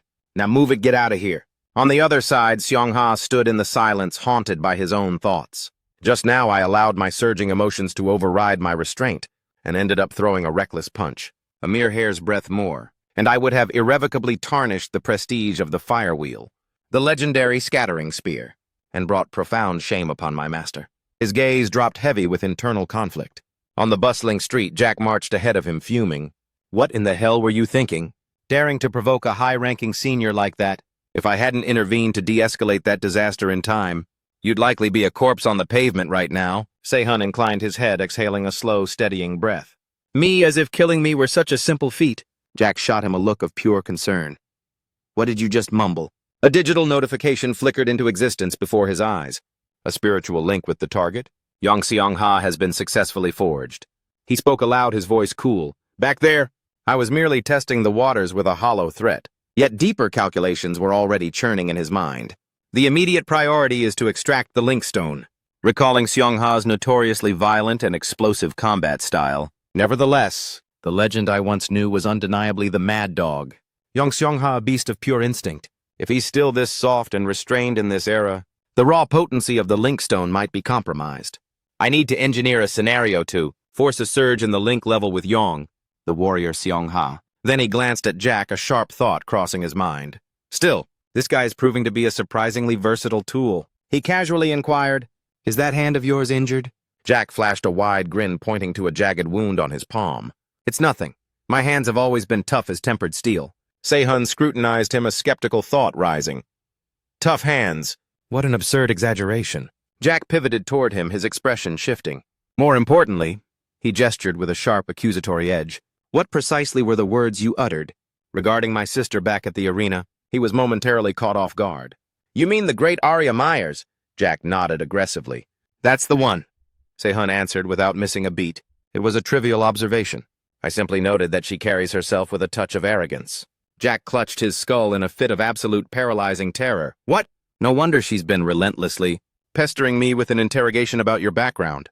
Se-Hun stood firm, his mind analyzing Arya's potential moves. She has clearly marked you as a person of interest. Se-Hun's expression turned frost-cold, visualizing the phantom of the woman they were discussing. My sister seems to have developed a fixation on you. The sister in question, Arya, was shown wearing a knowing smile. He marveled at her sensory capabilities with a helpless sigh. In the midst of such a chaotic, cacophonous crowd, and she still managed to intercept that remark. Her perception is unnervingly sharp. Jack tried to offer some desperate advice. Next time, just say something flattering. My sister is a celebrated A-rank hero, for heaven's sake. Se-Hun buried his hands in his pockets, a mocking smirk playing on his lips. Actually, if it's just a simple spark of curiosity, I'm more than happy to indulge her. As he surveyed the situation, Jack looked frustrated enough to tear his hair out. Se-Hun calculated. Yong Seong-ha's singular driving obsession is undoubtedly the total defeat of Arya. If I can manipulate the attention of his greatest rival, my leverage over him will naturally skyrocket. Jack wore a mask of pure exhaustion, letting out a heavy sigh. Don't treat this so lightly. You don't get it. My sister is truly... Before he could conclude his warning, Se-Hun suddenly cut him off with brutal bluntness. A petty manipulative schemer, right? Jack recoiled instinctively, jumping nearly a foot in the air, scanning their surroundings with frantic, nervous eyes. Well now, perhaps harsh is an understatement for that choice of words. Suddenly his tone turned uncharacteristically solemn. Se-Hun fell silent as the weight of the question hit him.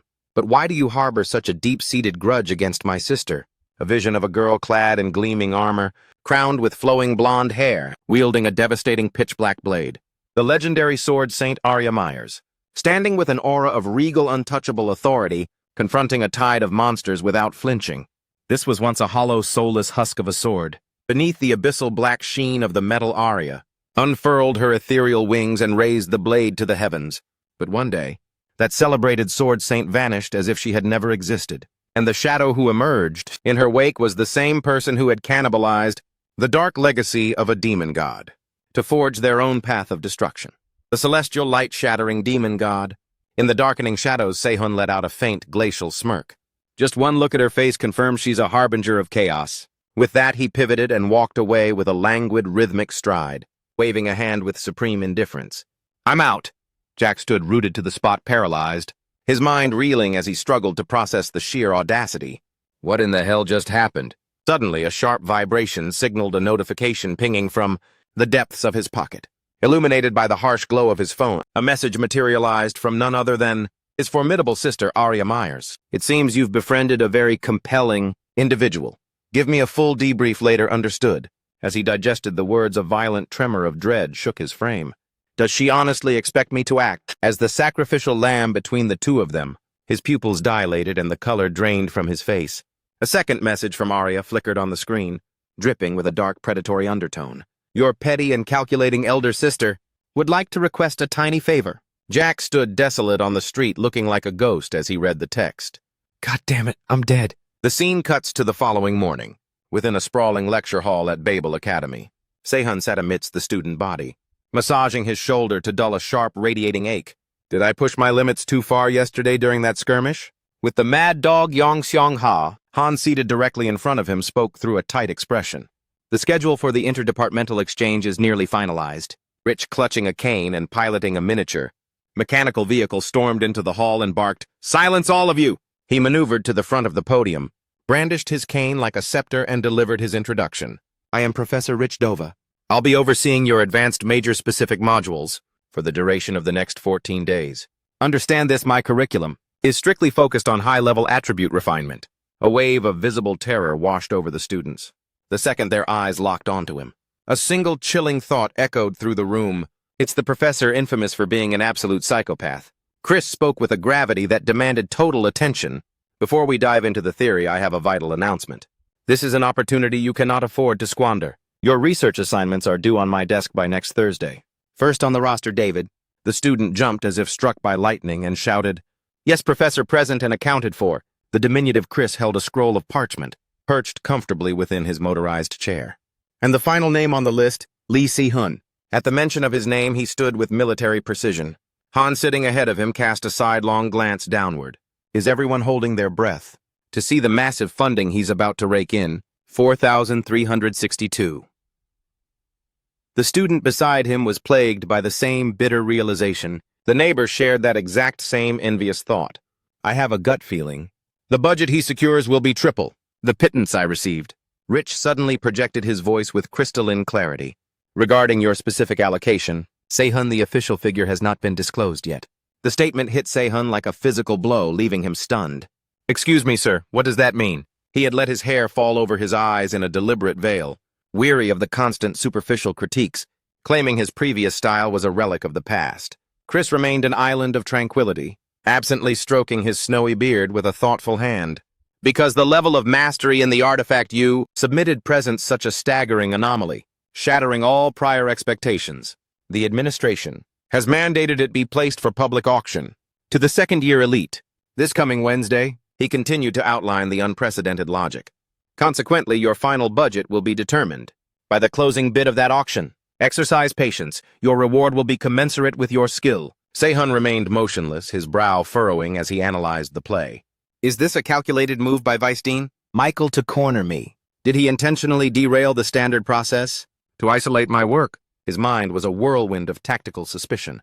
But on second thought, if there were truly any foul play in this directive, the esteemed Professor Kim In-cheon would have undoubtedly stepped in to shut it down.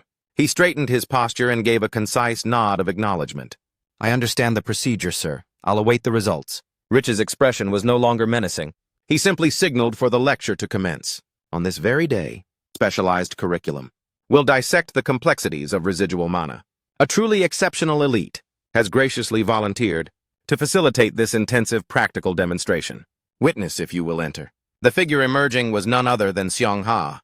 He materialized from the shadows and strode into the hall, as Rich announced his arrival with a flourish. I present to you all my temporary tactical assistant, Yong-Seong-ha, the third-year titan of Agus's spearmanship department. Incredible. The student flanking Se-hun gasped in sheer disbelief. Why is a living legend of his caliber suddenly gracing a freshman lecture? Even in a formal academic setting, the room surged with electricity, as if a world-class idol had just stepped onto the stage. Seong-ha stood as a stoic sentinel beside the professor, who seamlessly transitioned back into his lecture. That concludes the pleasantries.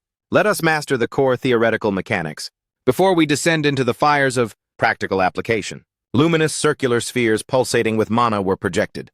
In the realm of high-tier armament forging, the manifestations of residual mana are fundamentally categorized into two distinct lineages. The first is the standard basic charge type, and the second is the prestigious independent type, which possesses the autonomy to generate its own reservoir, or siphon energy directly from the ambient atmosphere. Both offer unique strategic advantages and flaws, but the independent type is exponentially more volatile to craft. Rich hammered home the theory with a gravelly authoritative tone. The difficulty stems from the fact that the architecture of a mana core follows no universal blueprint. It is a living variable that shifts with the materials, the artisan's finesse and the raw essence of the creator. He gestured toward the silent Seong-ha and continued. Therefore, you novices will begin with the more stable charge. Lineage. Assistant, if you would be so kind. Seong-ha's hand began to coil with tension, veins bulging as they radiated a violent crimson mana. A swirling vortex of scarlet energy began to manifest within the classroom's confines. Fire attribute mana is inherently entropic and unstable, rendering it a nightmare to harness as residual mana. He wove two jagged lines of crimson light that collided to form a shimmering, perfect arc. However, if that feral nature can be subjugated, it unlocks unparalleled energy storage capabilities. Rich provided the commentary as Seong-ha sculpted a masterclass example of the craft.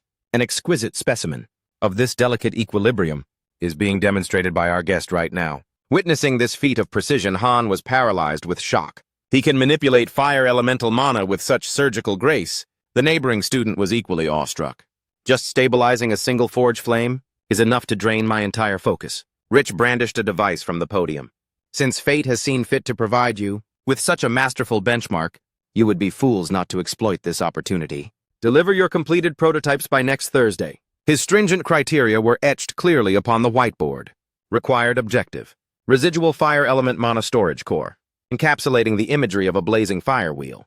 He continued to issue stern, thorough directives. The form of the vessel is your choice, provided you strictly adhere to this fundamental theme. Rich reclined in his compact vehicle, looking manically gleeful as he twirled his cane like a baton.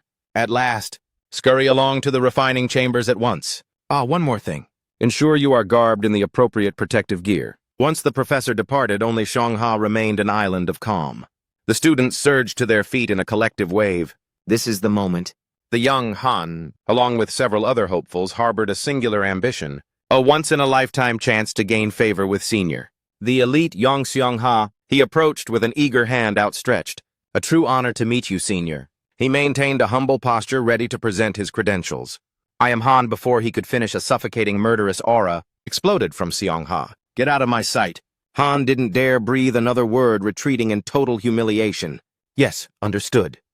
The room's vibrant energy instantly turned to ice. Xiongha stood frozen in the center of the hall, his face a mask of frost and his eyes tightly shut. But those eyes, those razor-sharp eyes, suddenly snapped open, pinning a target in the distance, while Sehun remained utterly indifferent. Languidly gathering his belongings to vacate the hall, the warrior finally broke his silence. Lee Sehun. He halted as the question pierced the air. Just how much do you truly know about me? A vision of a colossal, iron-willed master appeared, shrouded in a violent vortex of crimson mana. I am well aware that mastery of the fire wheel scattering spear is dictated by the number of celestial wheels one can manifest. The prodigy Li Wonyung, the reigning sovereign of the Hwawa sect, and a legendary A-rank hero, has ascended to the 8th wheel. Sehun drifted toward the exit with practiced ease, before delivering his clinical assessment. Since those 3 wheels you just conjured were so effortless, provided your execution was flawless, you could theoretically sustain 6 wheels in perfect synchrony. Xiongha lunged forward to close the gap, his voice a desperate growl. Wait, even if I could, so what? Sehun dropped a single devastating remark that turned the warrior into a statue of pure shock. You've grazed the threshold of the 7th wheel before. Haven't you, Lee Sehun? He buried his hands in his pockets, unmasking the hidden truth. But then in a heartbeat, it simply slipped through your fingers forever. Xiongha stood paralyzed in his wake, trembling with a mixture of fury and awe as he glared at Sehun's back. How can he possibly know that? I haven't even confessed that failure to my own master. Sehun's expression hardened into ice, his tone becoming equally predatory. You see, the truth is, I possess a certain innate affinity for pyrokinesis. And watching the flames you currently vomit out, I detect a jarring dissonance. You are incapable of detonating the residual power that lingers after the strike. Or perhaps I should say you're merely letting it hemorrhage into the atmosphere in total chaos. Xiongha cornered him, demanding an answer point blank. Do you know the catalyst behind my stagnation? His jaw dropped and his eyes widened in disbelief at the response. I have several working theories. But the subsequent words from Sehun's lip shattered his expectations like brittle glass. However, I see no logical benefit in enlightening you for free. Xiongha gasped, his pride wounded. What? Looming behind him, the warrior's knuckles turned white as he clenched his fists. Name your price. Sehun didn't miss a beat, raising a single commanding finger. First, you shall pay a tribute, worthy of my divine counsel and intervention. He unfurled a second finger. Second, when you are besieged by difficult choices, my word must be the first you seek. Sehun resumed his exit the moment the terms were laid bare. Deliver your verdict. Before we step foot into the refining sanctum, Xiongha trailed him like a shadow. Without another second of hesitation or doubt, he barked his answer, I accept. His voice was thick with gravity as he issued a final caveat. On the condition that you can actually prove your worth. The scene shifts to a new battlefield. High noon at the district forge. A crew of artisans in matching gear are locked in a feverish rhythm of labor. The master Sehun is a statue of focus, feeding raw materials into the roaring maw of the furnace. He's forging, without even sketching a single blueprint. Is he implying that a preliminary scan is beneath him? Chosen minerals were cast into the searing roasting pit. Fire affinity ore and dark essence ore were blended in a 7-to-3 ratio. 2 observers hovered behind his tireless form, exchanging frantic whispers. If he infuses the mana with that much raw force, won't the elemental attributes just bleed out and vanish? Why is the department's top prodigy attempting something so suicidal? His focus remained unshakable. His mind was a fortress of cold, lethal calculation. The heat surged to a breaking point, until the attribute mana began to leak like liquid light. Sehun violently tore off his protective glove. He plunged his bare hand directly into the white-hot inferno, simultaneously seizing the fire mana and crushing the attribute into submission. That's the legendary heat displacement technique. Rich broke into a cold sweat watching the madness unfold from the sidelines. He's manifesting heat displacement already. Now I see why Professor Kim In-cheon greenlit that public auction request without a second thought. A razor-sharp smirk ghosted across Sehun's lips. To the untrained eye of a commoner, this maneuver might pass for a standard heat displacement spell, but to a predator like Yong Seong-ha, an entirely different, more profound spectacle was unfolding. A fragment of memory from a forgotten timeline surfaced. Seong-ha stood in stunned silence, his pupils dilated with shock. Do not blink. Watch with every fiber of your being. A heavy black boot slammed down with finality on the forge pedal. A violent surge of crimson fire tainted with abyssal black exploded outward before the fire attribute mana was forcefully tethered and funneled back into the core. Simultaneously, the dark attribute mana burrowing into the depths was ruthlessly wrenched to the surface. Through this inversion, the equilibrium between these two clashing primordial forces is harmonized, forging an unbreakable perfect circuit. Seong-ha watched with crossed arms, his focus absolute. Yet a flicker of disappointment clouded his features. Is this the extent of your miracle? The pupils in Sehun's eyes ignited, spinning like frantic ethereal fire wheels. My secondary mana attribute, the cursed power said to cripple the fire wheel. Scattering spear, Seong-ha stammered, visibly shaken, his eyes wide as he grappled with the impossible reality. If I attempt to wield it in this fashion, my mastery regresses to the level of the fifth wheel. Hearing this admission, Sehun recoiled in genuine surprise. What? Seong-ha manifested 5 roaring wheels right before his face and delivered a grim explanation. I've mastered the formation of these black fire wheels, but my current vessel lacks the raw capacity to sustain 6. Sehun countered with unwavering conviction. Nevertheless, 5 devastating black fire wheels possess more destructive potential than 7 ordinary ones. The warrior looked deeply troubled, squeezing his eyes shut before pivoting away in shame. The Hwawa Sect dispatches elite inquisitors to ruthlessly audit the prowess of every successor, currently deployed in the field, a massive dark attribute. Vortex was conjured as a conduit for the searing fire mana. And should any disciple fall below the 6th wheel threshold, they are stripped of their title and cast out as failures. Sehun nonchalantly proposed a pragmatic old-school fix. Then simply revert to your traditional form for this one inspection. Seong-ha looked utterly defeated, summoning a pathetic flickering circle in his palm. That path is closed to me now. The abyssal. Mana erupted with uncontrollable violence behind the fire wheel. My dark attribute essence has become a wild, unmanageable beast. Sehun massaged his temples, a pulsating headache taking hold. When exactly does this inquisitor arrive? Seong-ha's reply was a death sentence: tomorrow. Sehun raised a hand, staring into the distance with narrowed, calculating eyes. He mentioned that forfeiting his successor status results in immediate expulsion from the academy. A miracle that can be forged in less than 24 hours. Suddenly, he clamped a firm hand onto Seong-ha's trembling shoulder. Sehun's expression ignited with a dangerous excitement as he issued a direct challenge right then and there. If I preserve your status as a successor, would you be prepared to pledge your loyalty to my cause? The warrior gave a curt, gravelly response.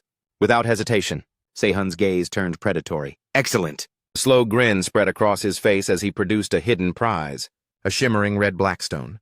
Bond Yong Seong-ha, Superior Crimson Resonance Blackstone.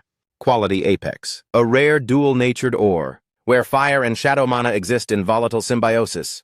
The unique frequency emitted by these clashing attributes will resonate perfectly with your latent potential. Step 1, we are going to replace your primitive weapon. Seong-ha immediately escorted him to an ultra-exclusive facility. This is an elite private training sanctum within Agas. Access is strictly reserved for the arena's top 100.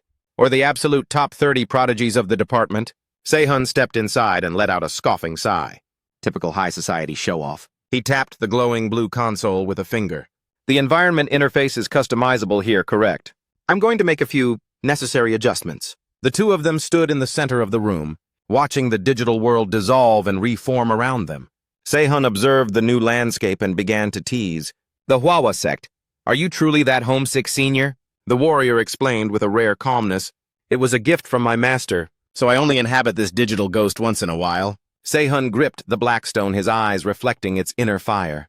Primed and ready to ignite the forge. Fine, let's commence the fabrication of your specialized training catalysts. With a single rhythmic flick of his wrist, the blackstone fractured with surgical precision. Bond Yong Xiong Ha, Superior Crimson Resonance Blackstone. Quality Apex. A rare dual essence ore where Inferno and Abyss attributes coexist. The unique harmonic frequency generated by these clashing elements will resonate deeply with the wielder's latent mana circuits. A pair of elongated razor-sharp armaments have been finalized. It is done.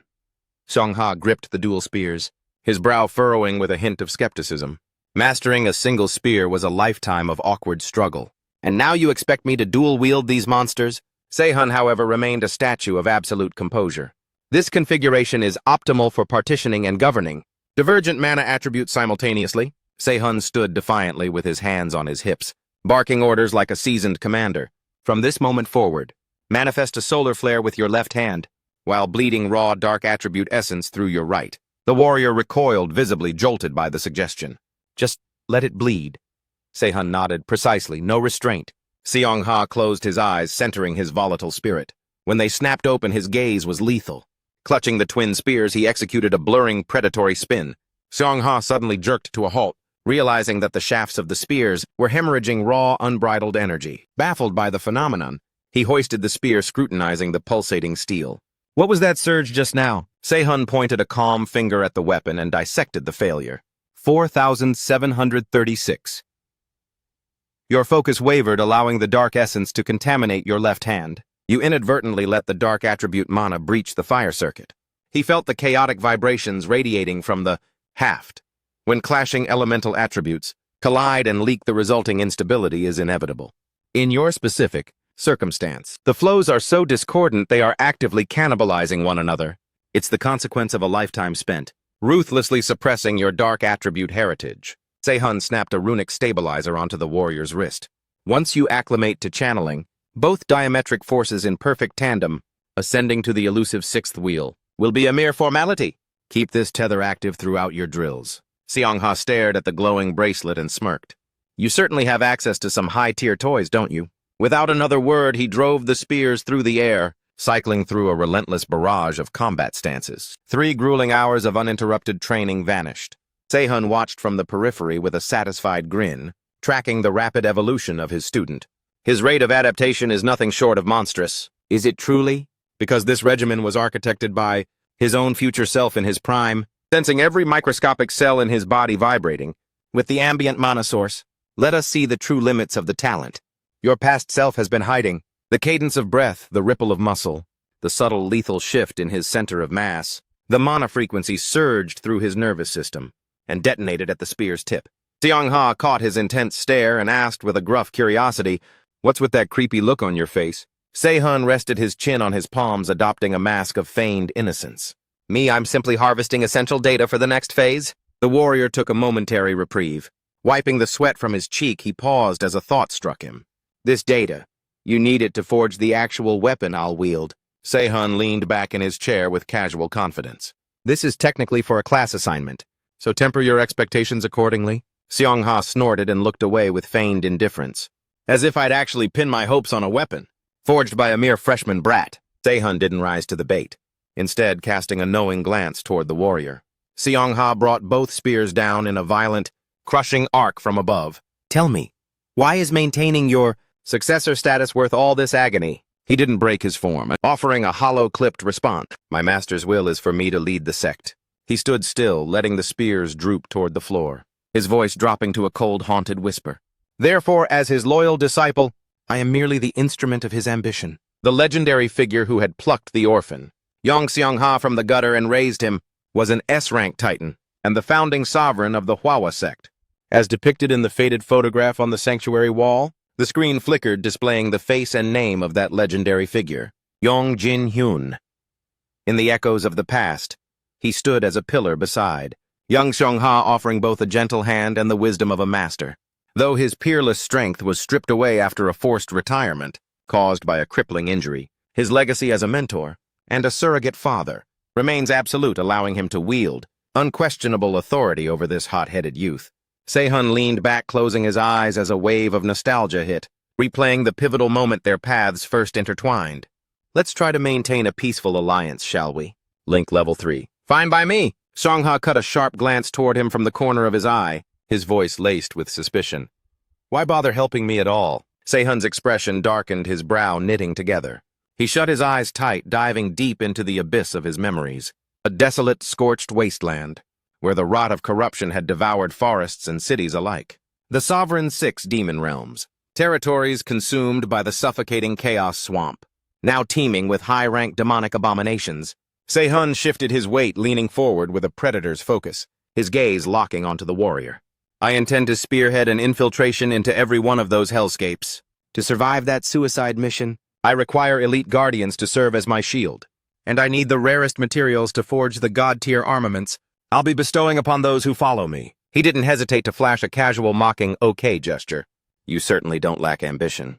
As the presumptive heir to the prestigious, the ancient Hwawa sect, your combat prowess and coffers should be more than sufficient, right? Witnessing that blatant greed, Seong-ha was momentarily struck dumb. You truly are a cold-blooded pragmatist, aren't you? Se-hun's face turned grim, his features hardening into stone. Naturally, our acquaintance is measured in mere hours. Why on earth would I offer you charity in this world? Excuse me, Seong-ha hoisted his heavy spear, resting it against his shoulder. So you're saying that if I accept your intervention, I must be prepared to pay a blood price? He snarled, leveling the tip of his spear directly at Se-hun's unflinching razor-sharp gaze. Secure my seat as the sect leader of the Hwawa sect. If you succeed, I will follow you into the jaws of those 6 demon realms. The sudden rush of memory felt hauntingly familiar, echoing the very words Seong-ha had uttered. In a forgotten life, forge a weapon worthy of my hands, and I shall slaughter the demon gods in your name. A slow, calculated smile curled the corners of Se-hun's mouth. From the shadows between his fingers, he manifested a pristine, glowing blackstone. You're certain you won't regret this pact. Within the cage of his palms, the blackstone throbbed, emitting waves of violent, chaotic mana. Now whether you crave it or fear it, I am going to drag you onto that sect leader's throne. Seal-engraved crimson resonance blackstone bond activated. At the grand training sanctuary on the first floor of Flavium, Hyun-un made a formal entrance, flanked by a cadre of stone-faced subordinates. It has been far too long, young master. I am the warrior Kang Hyun-un, the 7th Circle instructor representing the Hwawa sect. Seong-ha's eyes narrowed at the 3 figures looming behind him. And who exactly are those shadows in the back? Hyun-un extended a hand with practiced, oily elegance. These are the rising stars, handpicked by the sect leader himself. He requested I broaden their horizons. With a formal sparring session between you and me, young master. He raised a hand to mask a condescending smirk, his voice dripping with faux admiration. After all, behind the chosen successor, you are supposedly our most promising talent. Seong-ha, unamused by the hidden barb, issued a chilling reminder. Mind your tongue, Instructor Kang Hyun-un. His gaze was a physical weight, cold and lethal, pinning the man in place. The final heir to the sect leader's throne has yet to be officially crowned. Choose your next words very carefully. Hyun-un maintained his composed facade, though a blatant, insulting smirk danced across his lips. Please accept my sincerest apologies. It seems I suffered a momentary lapse in memory. Hyun-un swept his arm wide, shifting the focus back to the business at hand. In that case, shall we commence with your aptitude evaluation? Seong-ha didn't hesitate, his refusal slicing through the air. No, amidst a sudden vortex of swirling mana, his true intent flared. I am formally requesting the 7th Circle promotion examination. Hyun-un's gaze shifted to one of pure, unadulterated contempt. A mindless grunt, who knows only how to swing a stick. Daring to fantasize about the sect leader's chair, he recalled the cold, calculating words of the shadow, who was pulling his strings from behind the curtain. Insolent brat.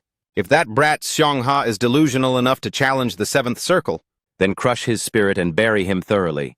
No matter the fallout, I will intervene and settle the accounts. Hyun-un stood opposite him, spewing a relentless stream of arrogance. From the 7th Circle and beyond, the advancement trial demands a lethal duel against the presiding instructor. Young master, you ought to consider the reputation of great elder Yong Jin-hyun back at the main sect before you embarrass yourself. This stage is still an eternity too early for you, my dear young master. Seong-ha stood like a monolith, tuning out the noise with cold indifference. You bark far too much for a watchdog. Seong-ha didn't hesitate to drive a spike directly into his superior's pride. Or are you simply terrified of being stripped of your title and exposed as a fraud? Losing his composure, Hyun-un exploded in a fit of rage and barked at his subordinates. Deliver my spear to me immediately. This seventh circle ascension shall be adjudicated through a domain duel. He gripped the shaft of his spear, his knuckles turning white. The protocols of a domain duel are brutally simple. It is a raw, unfiltered contest of spiritual dominance. The architect of the superior fire wheel claims the victory. To ascend, you must conquer me, or be incinerated. Ignite. Seong-ha's gaze sharpened into lethal focal points. He unslung his dual spears, and the moment the signal echoed, let the slaughter begin. Catching sight of the unorthodox weaponry for the first time, Hyun-un let out a mocking, condescending sneer. Dual-wielding spears, how pathetically unrefined. Seong-ha remained unfazed by the amateur taunt. With a predatory glare, he whipped, the twin spears forward, lunging with a torrent of violent fire mana. Hyun-un held his position, his voice dripping with false concern. Have you already discarded the Master's mandate to suppress your tainted dark attribute mana? Such chaotic, fractured flames will never be honored as a legitimate fire wheel. Seong-ha's lips curled into a dangerous smirk, as concentric rings of blinding white heat ignited into a spinning vortex around him. Let's check the validity of my flames once we've collided. Hyun-un radiated absolute confidence, spinning his spear into a defensive arc behind his back. You'll beg for mercy for this insolence. He dropped into a low, lethal stance, unleashing a series of roaring fire rings. The brilliance of the fire attribute merged with the abyss attribute and detonated. The resulting shockwave blinded every spectator in the hall. Hyun-un's eyes suddenly bulged in sheer visceral terror. The spectral silhouette of a black dragon tore through the solar rings, devouring the instructor's mana whole. What kind of sorcery is this? My fire wheel is being consumed, no. It's being utterly annihilated and torn to shreds. His hollowed, dark-ringed eyes were frozen in a mask of shock. A mere heartbeat later, the masterwork spear in his grip snapped into 3 useless shards. Hyun-un collapsed to his knees, broken, before the remains of his shattered pride. Seong-ha loomed over him with his dual spears, radiating an aura of cold, arrogant triumph. Tell me again, was it unrefined? Sehun stood in the background, watching the wreckage with a faint sigh of regret. What a mess. Such a tragic waste of high-grade materials. Seong-ha sheathed his twin spears and addressed his benefactor directly.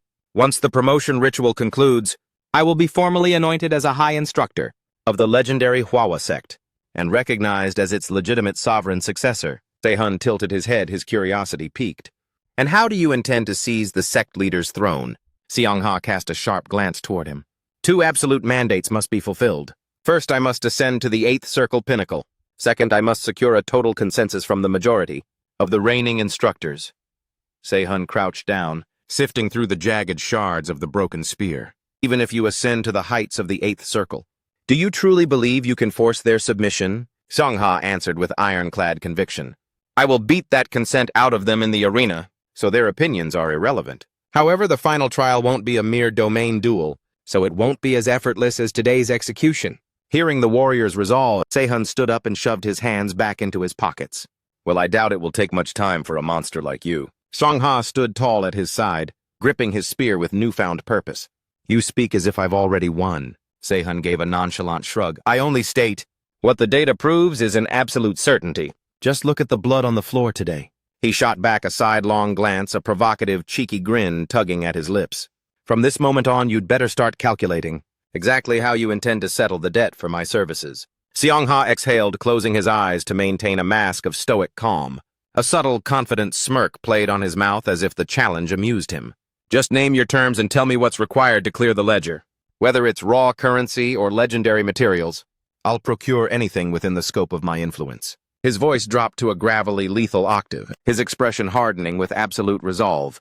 Furthermore, I have a new commission I wish to entrust only to you. Sehun shifted his gaze toward him, a flicker of genuine surprise in his eyes. A fresh contract already, you certainly don't waste any time. Without warning, Seong-ha tightened his iron grip on the weapon, feeling its dormant power. The craftsmanship of these prototypes is far from mediocre, but I'm merely borrowing this specific specimen to satisfy the requirements for my lecture. A predatory smile spread across the warrior's face, as if he were already visualizing the carnage of his next move.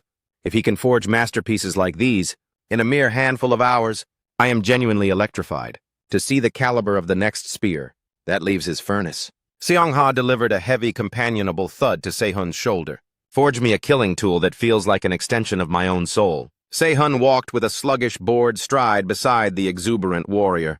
Lower that spear before you hurt someone. You nearly skewered us both just a second ago. Excuse me, what did you just mutter? The resonance stat with the primary target. Yongxiangha has ascended to level 2. As the bonding threshold surmounts, the metaphysical tether between both souls will intensify. Current synchronization type with target. Yongxiangha, commercial transaction. Upon the successful conclusion of each pact with the target, a link stone will manifest as a physical catalyst. The crystallization velocity of the link stone will be amplified during the duration of an active contract. Current inventory of stones null. The perspective shifts to a sea of expectant faces. Blinding spotlights converge on a single relic center stage. Deep within the hallowed halls of the auction house, the auctioneer radiated a manic energy, gesturing with theatrical flair as he inaugurated the proceedings. I thank you all for your extraordinary patience. The second-year refining department's seasonal gala auction is now officially underway. Sehun materialized amidst the high society crowd in the gallery. I hadn't anticipated such a massive turnout for a routine academic event. Erica, perched gracefully beside him, scrutinized his refined appearance. A sudden change in wardrobe looking sharp. He simply crossed his arms, his eyes fixed on the stage. The respected Professor Incheon was kind enough to remind me that a professional aesthetic is a vital component of one's reputation. Beneath his calm exterior, his mind churned with tactical caution. It appears the mantle of department representative carries a weight that demands a certain level of prestige. Incheon stood bathed in the luminous glow of the stage, his expression a mask of unshakable composure. It will be a logistical nightmare to manipulate. Someone who has become the focal point of the entire academy. Sehun sat with arms folded, an enigmatic knowing smirk etching itself onto his face as he observed the theater. 5070. I'm quite eager to witness Michael's desperate gambit to seize control. I am intensely curious about the details of the takeover strategy, of the refining department's hierarchy. Today's ceremonial theme, the Iron Blade. We have 36 masterful submissions presented for your bidding, followed by an elite phase dedicated to rigorous quality authentication. On the command of the charismatic host, a pristine sheet of shimmering white fabric was unveiled.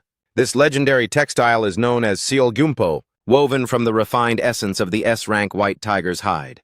While it feels like silk to the touch, it is as unyielding as enchanted steel, boasting absolute immunity against standard slashing maneuvers. An assistant stepped into the light, delivering a punishing blow to the cloth with a heavy blade. Because of these unique resilient properties, a sharp metallic crack resonated through the silent chamber. The host gestured toward the results of the demonstration on the floor. As you can witness, to ensure maximum lethality for our patrons, we can effortlessly expose any armament with compromised structural integrity. Throughout this auction, we shall employ the Solgumpo to ruthlessly weed out any defective craftsmanship. A gleaming blade was the first specimen presented for inspection. And now, the maiden sword to grace our stage is the blue horn forged by the talented Joseph. The audience erupted into a flurry of hushed whispers. Would you like me to continue editing the next set of lines for this recap? Oh, this is shaping up to be quite a spectacle. It appears they've orchestrated every detail with lethal precision. Erica cast a sharp, inquisitive side glance at Sehun. Do you grasp the true motive behind this demonstration? He began his cold analysis. A legendary beast. The white tiger with the piercing azure pupils. The masses believe a white tiger's hide is merely a shield of brute toughness, but the reality of its essence is far more insidious. The fur, the muscle, and the skeletal structure each manifest entirely different metaphysical properties. Specifically, its pelt possesses a unique mimetic ability to mirror the keenness of any metallic edge that dares to graze it. Therefore, regardless of a blade's quality, it will inevitably erode the weapon's structural integrity. Erica rested her chin on her hand, her expression clouding with concern. If that's the trap, wouldn't the white light longsword be at a catastrophic disadvantage? After all, blades forged for extreme sharpness are notoriously brittle and lack durability. Sehun leaned his chin on his palm, his eyes gleaming with a predator's anticipation. Precisely. This is a transparent, calculated ambush aimed directly at me and my mentor.